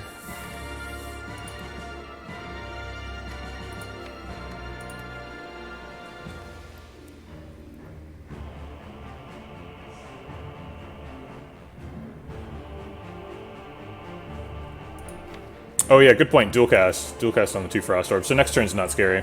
Okay. Assuming we draw the dual cast, which is not guaranteed if we play more than 3 cards. So we have to choose between Turbo for energy next turn or GA just for the proc. I think the safe play here is to not play GA. I'll just hold it for another opportunity. We might need it. So I'll just play Turbo instead.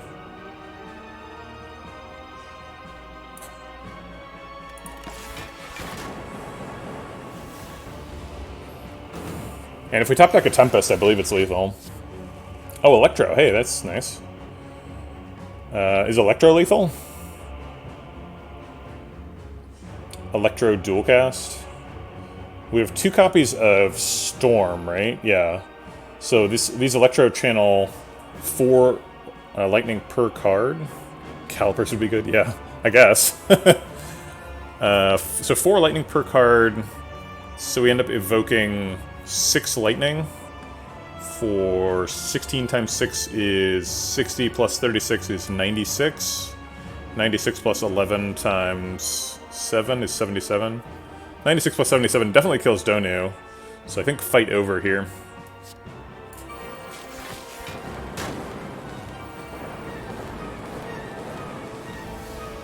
Yeah, it looks pretty over.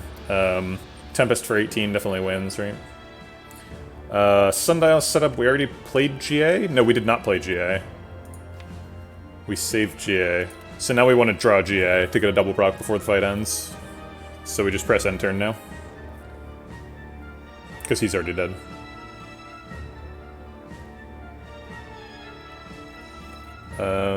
I guess if we compile driver now, we're guaranteed to at least see GA. But we could have to proc it only once right now. Alright. I'll take that chance. Alright, so we got a double proc next turn, guaranteed.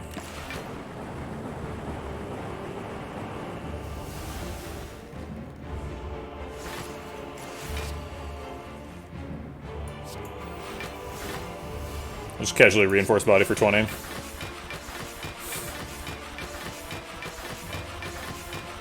Your turn, Deca. Oh wait, you're dead. No turns for you. Okay. How's the weather? It's stormy. Alright, let's go to Act 4.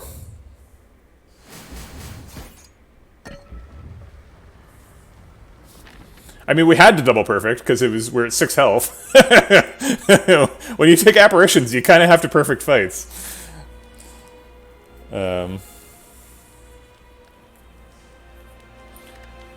Do we toke again? Seems like there's a lot of bad cards in the deck still, despite the fact that we got like a floor 10 peace pipe.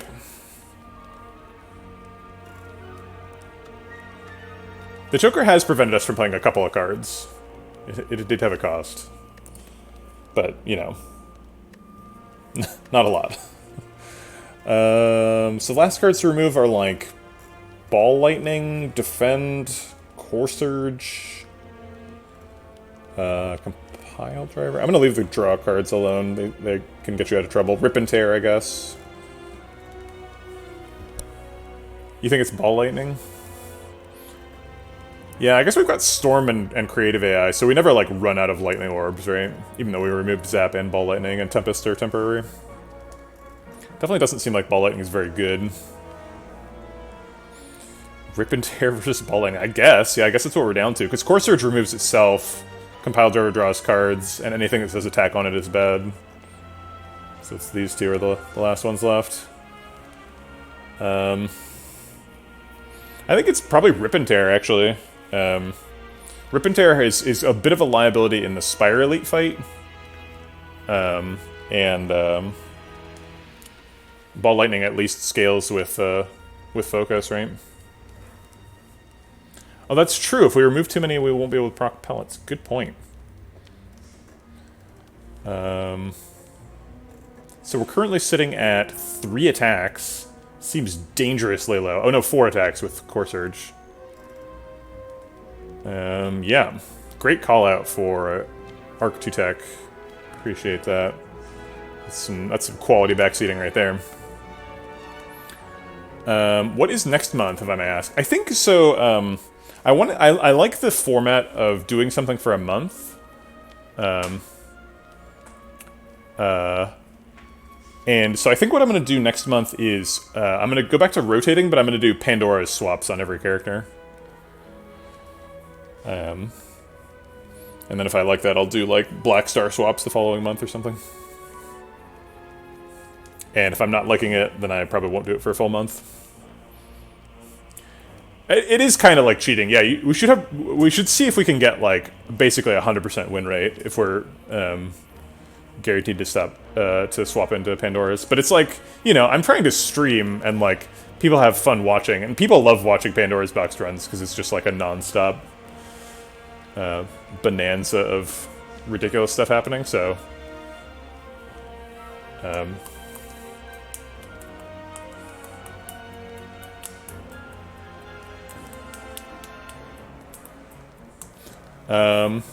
okay, let's remove the defend then. Oh wait, I missed bullseye. When I was counting attacks, I said there was 4, but I skipped bullseye. So there's actually 5. 1, 2, 3, 4, 5. How do you do Prism Month? Because that's a shop relic. You can't, like, filter seeds for a swap into Prism. I did do an extensive series where I played every combination of the modifiers that make you cross-class. So I played, like, blue Ironclad and green-purple defect and stuff. I did every combination. It was kind of painful. It was really hard. I think I won like 1 time because when you do the modifiers, you don't get a Niao bonus, so you start out like way behind. You have to get strong immediately. How was blue Ironclad? I don't remember specifically. I think in general, blue is not an amazing modifier because you get lots of like you get defect cards, but you don't have any focus to scale, and the focus on 0-cost cards is not great in other classes.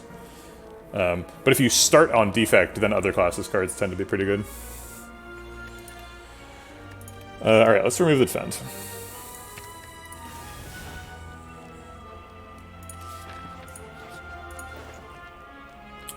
We have $10.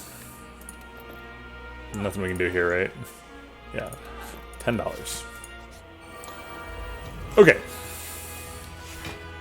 The last hurrah for Preserved Insect. Rip in Insects. Okay. Rip and Tear's got the Akabiko plugged in here.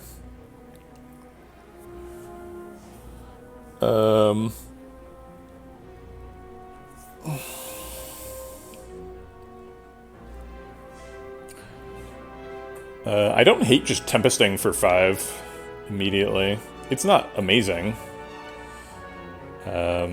We definitely can't play more than 3 cards this turn, because drawing extra cards gets you out of only drawing burns next turn. We didn't top deck Echo Form, but I have to say this is a good shuffle, right? Because we didn't get a turn 1 apparition, which means we're very likely to have access to apparitions next turn, which is the scary turn. So we got a turn that our mediocre, like, relic-based block can handle. Right off the bat. Pretty lucky. I do want to get Chill Down. And I guess we'll do Rip and Tear while it's got the Akabika value. We're gonna do it once in the run, right? Thanks, Dimnos. So let's see it. Okay, great. Good job, Rip and Tear. And then Chill. And we can play Core Surge to get rid of it. Core Surge also blocks the stat down from Spire Shield.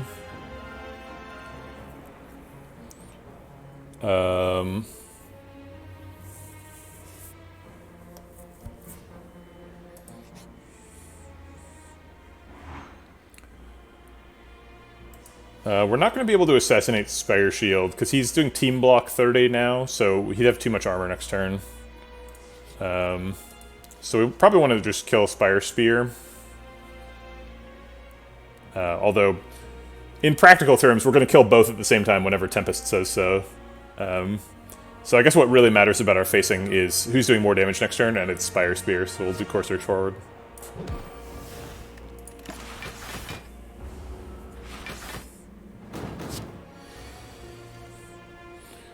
Okay, here's my Echo Form and my Apparitions. That seems good. Is creative AI a waste of energy? We are likely to get... Actually, we're guaranteed to get a Tempest next turn. Is it lethal? So we'll get 6 energy next turn due to 5 energy base and an Art of War. So we'll be up to 10. We will draw Turbo, but we only have 1 Echo Form, so we'll probably just Tempest first. So Tempest for 20, basically. So it evokes 7 times. 7 times 8 is only 56, so it's not going to be lethal next turn. So I might as well play Creative AI and have something to scale.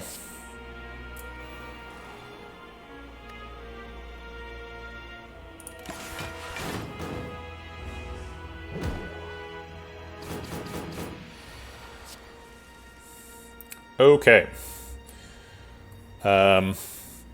We can double Echo Form, double Apparition to be safe for an extremely long time. Did I say 7 when I meant 17? Huh. I guess it still wouldn't have been enough, right? Because it would have been 56 plus 80, which is not enough, but I did miss 80 hypothetical damage there, so... Whoops. Alright, let's play Echo Form. And then be safe for an extremely long time.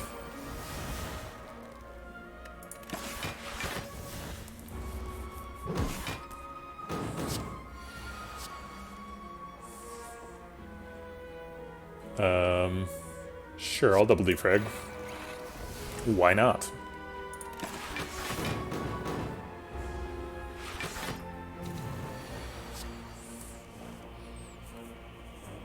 Is it lethal now? We could double Turbo, which would take us up to 21, and then double Tempest for a total of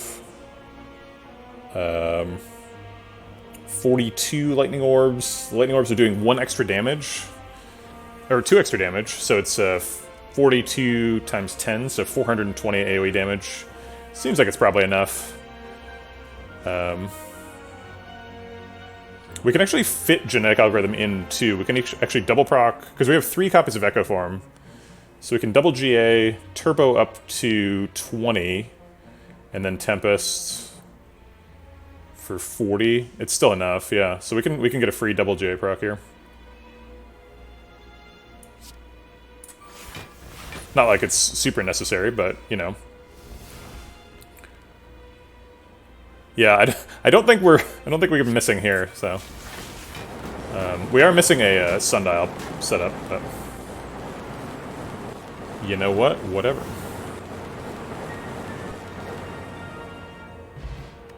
Data disk, Jesus Christ! Data disk weak pot is like a hell of a card reward. Okay, there's the double energy we've been looking for the entire run. Jeez. Is double energy even good? I feel like we did everything we wanted to do already, right? Like, we don't need more energy now, right? We just, like, we have 5 base energy and Art of War that triggers every time, right? And, like, the heart, we only... Like, the Tempest is going to be 1 damage cap, but, like, doubling the energy doesn't make it more. So I think we're no on double energy, even though we would have taken it, like, pretty much any other floor. I would have taken it, like, from this shop, but not from here.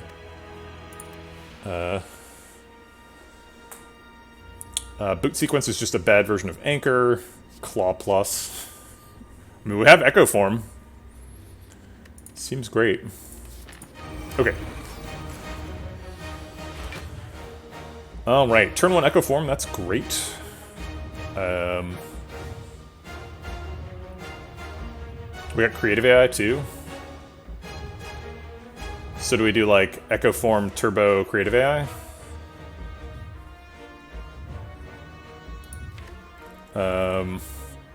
What if we just don't draw an Apparition next turn and die?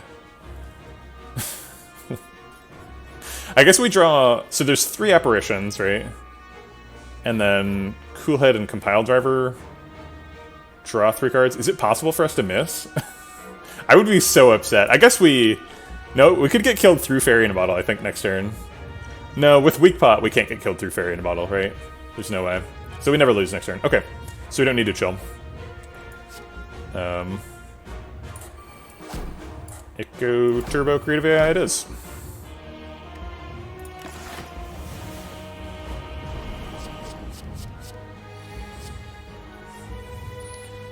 Aberration seems good. Why no chill? I only wanted to play 3 cards for Pocket Watch. Yeah, playing chill would have been good if we had the room for it. I just wanted to make sure we were drawing an Apparition. Double Apparition just like skips an entire heart phase here.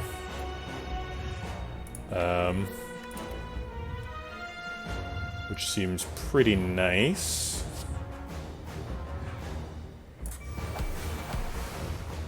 Tungsten Rod.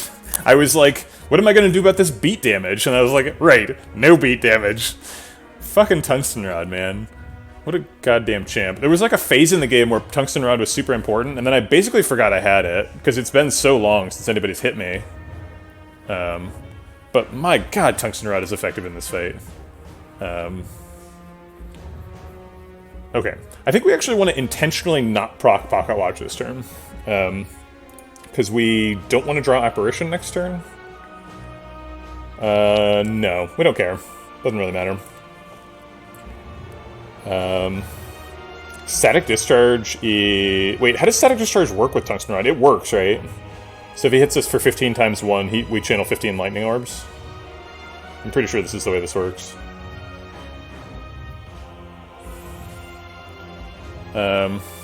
I'm not sure it feels like Tori should be 2 to 3 times stronger, right? Because it's, Tori is, like, very, very situational. Whereas, like, part of Tungsten Rod's power is, it works in like, events. It's, like, insanely strong. What does card read? I'm pretty sure it does trigger. It's receive unblocked attack damage, and then this is whenever you would lose health. So... You have to get damage, the damage has to be unblocked, and then you would lose the health. So Static Discharge measures in between. But it's confusing because Plated Armor claims that it has the same trigger, but when you take 1 damage and Tungsten Rod blocks it, you do not lose Plated Armor, so some things are somewhat inconsistent. Okay, so let's develop this for sure. And I think we want to get Slime out of the deck and play Bullseye. So I think we're just not gonna Pocket Watch this turn. We actually still have the whatchamacallit, the Vigor up, so we can Rip and Tear here too.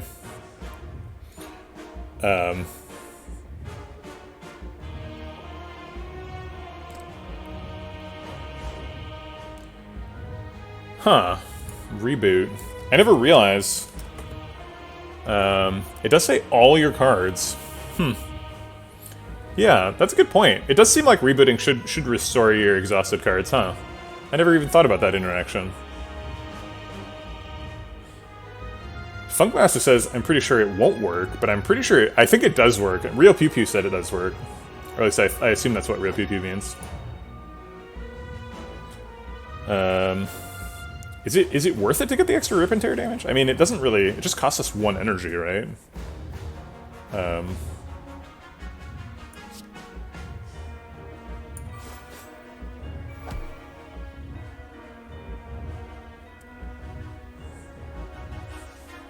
I guess I'll do the lock-on.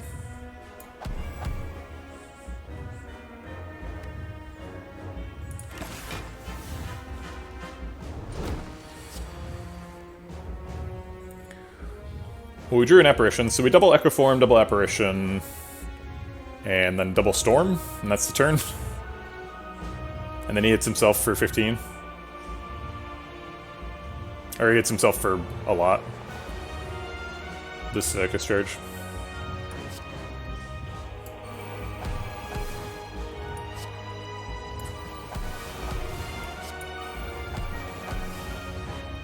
Alright, let's see it, the heart.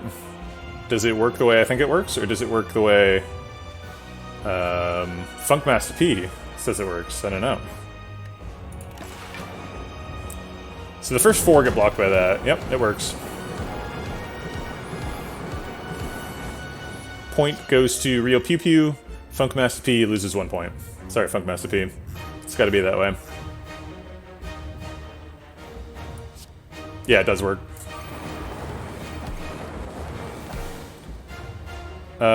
We can get rid of Core Surge. I kind of want to use the weak pot right now. Yeah, I mean, so the wording of static implies that it should work, right? The wording of static, I would say this interaction is consistent with other interactions. Oh, there's no static discharge in the deck. It was generated by Creative AI. But the wording for plated armor is the one that's inconsistent. Plated armor is the weird one, where like you should lose a plated armor if you take 1 damage, but you don't in reality. So it all works the way it says, except for plated armor, which for some reason does not work properly.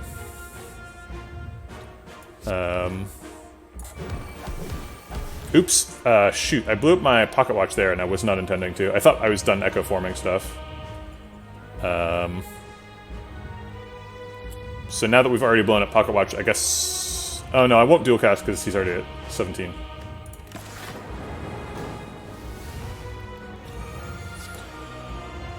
Receiving unblocked attack damage. Isn't that the same thing that Static Discharge does? It should say if you lose whenever you receive unblocked... Yeah, this also says damage. So, plated armor should just say whenever you lose health as a result of an attack, lose 1 plated armor.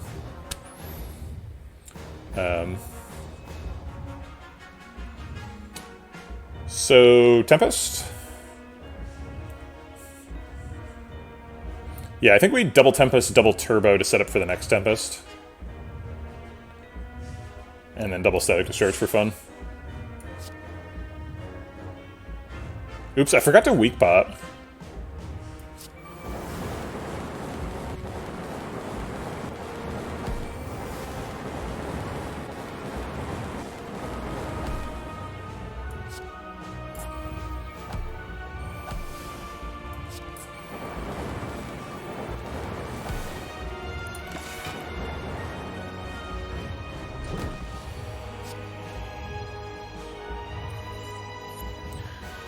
Okay. So does the double weak pot cost us the run? Or does the missed weak pot cost us the run? Double cool head, look for reinforced body, seems like is the line.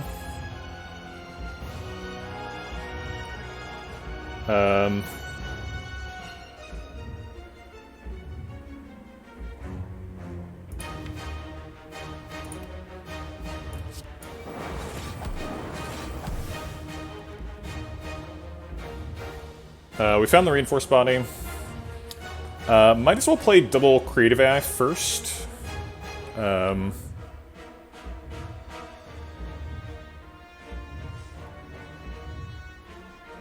we can.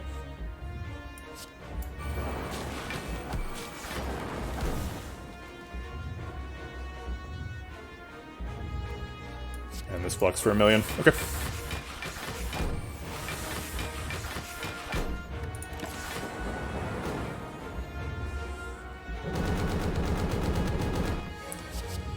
So there's a bias cog. Pretty sloppy boss fight, but we clearly win.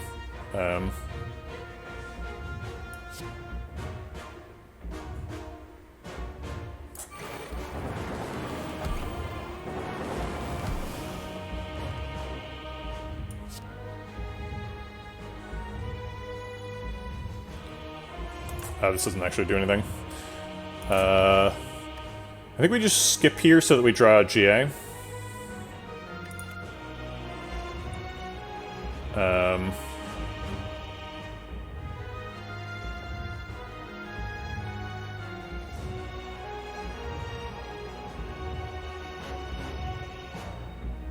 Oh yeah, static discharge. So yeah, whenever you received unblocked attack damage, and plated armor also says receiving unblocked attack damage. So technically it's not exactly the same, right?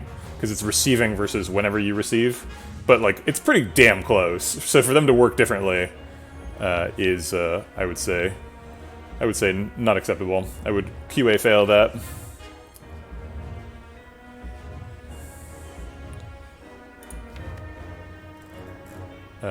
Okay.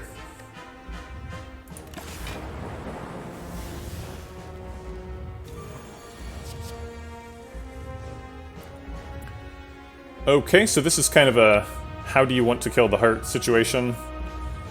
I kind of like double capacitor, double defrag. We're gonna lose the fairy, I think.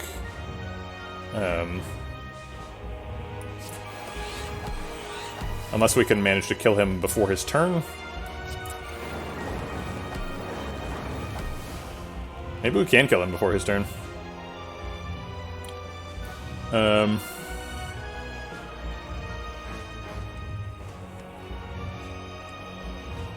Whenever you receive attack damage, receiving unblocked attack damage. Oh, hey, it is different. Oh, I didn't realize that. So it's just different on the power. Whenever you receive attack damage.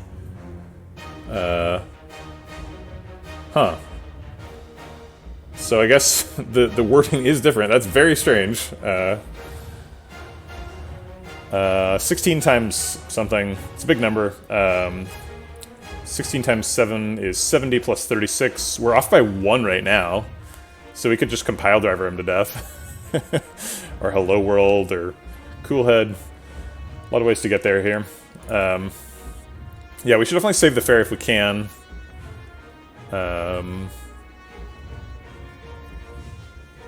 I don't think it matters too much which way we do it.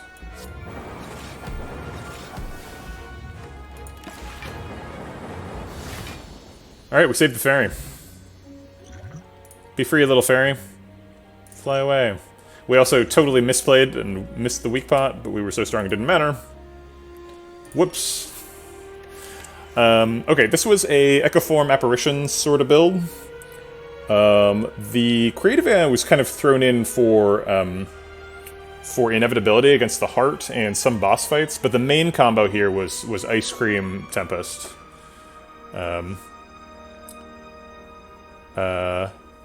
So we would like Echo Form or like Dupe Pot and then save up like 10 or 15 energy with Ice Cream and blast them with the Tempest. We never were offered any focus, so no defrags, no bias cogs offered.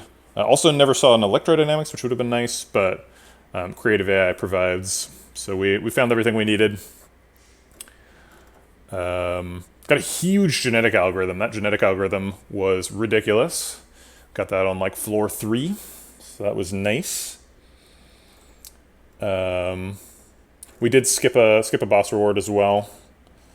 We were offered Thunderstrike a couple of times, and I almost picked it just to give me a follow-up for Tempest, but I think Creative AI worked a lot better as the Tempest follow-up.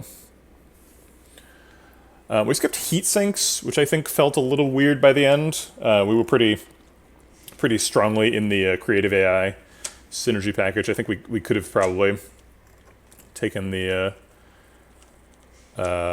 Heat Sinks. We were planning on being an Orange Pellets bias cog deck for like forever, but we never really found the bias cog. We did generate bias cogs in a couple of important boss fights.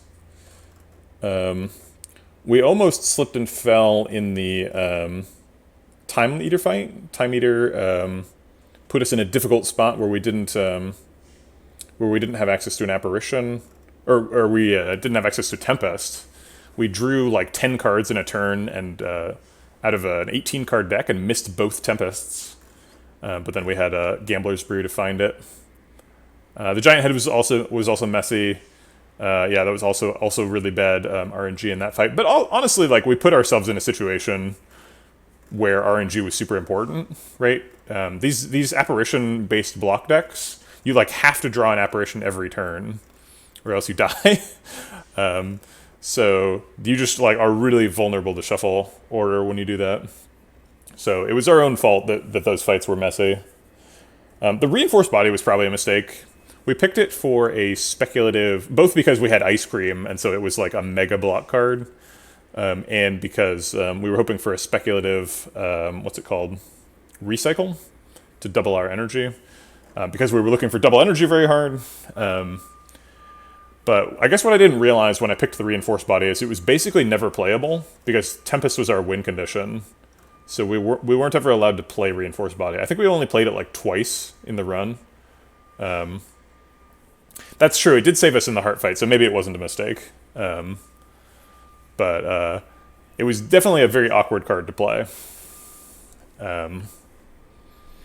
The turbo was good. We were looking for a double energy forever, and then we got one and skipped it in the Spire Elite fight because by then we'd found other ways.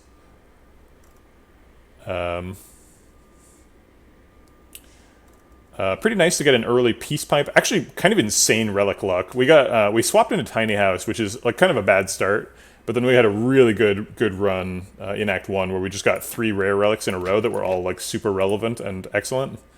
Tungsten Rod absolutely saved our life in the heart fight.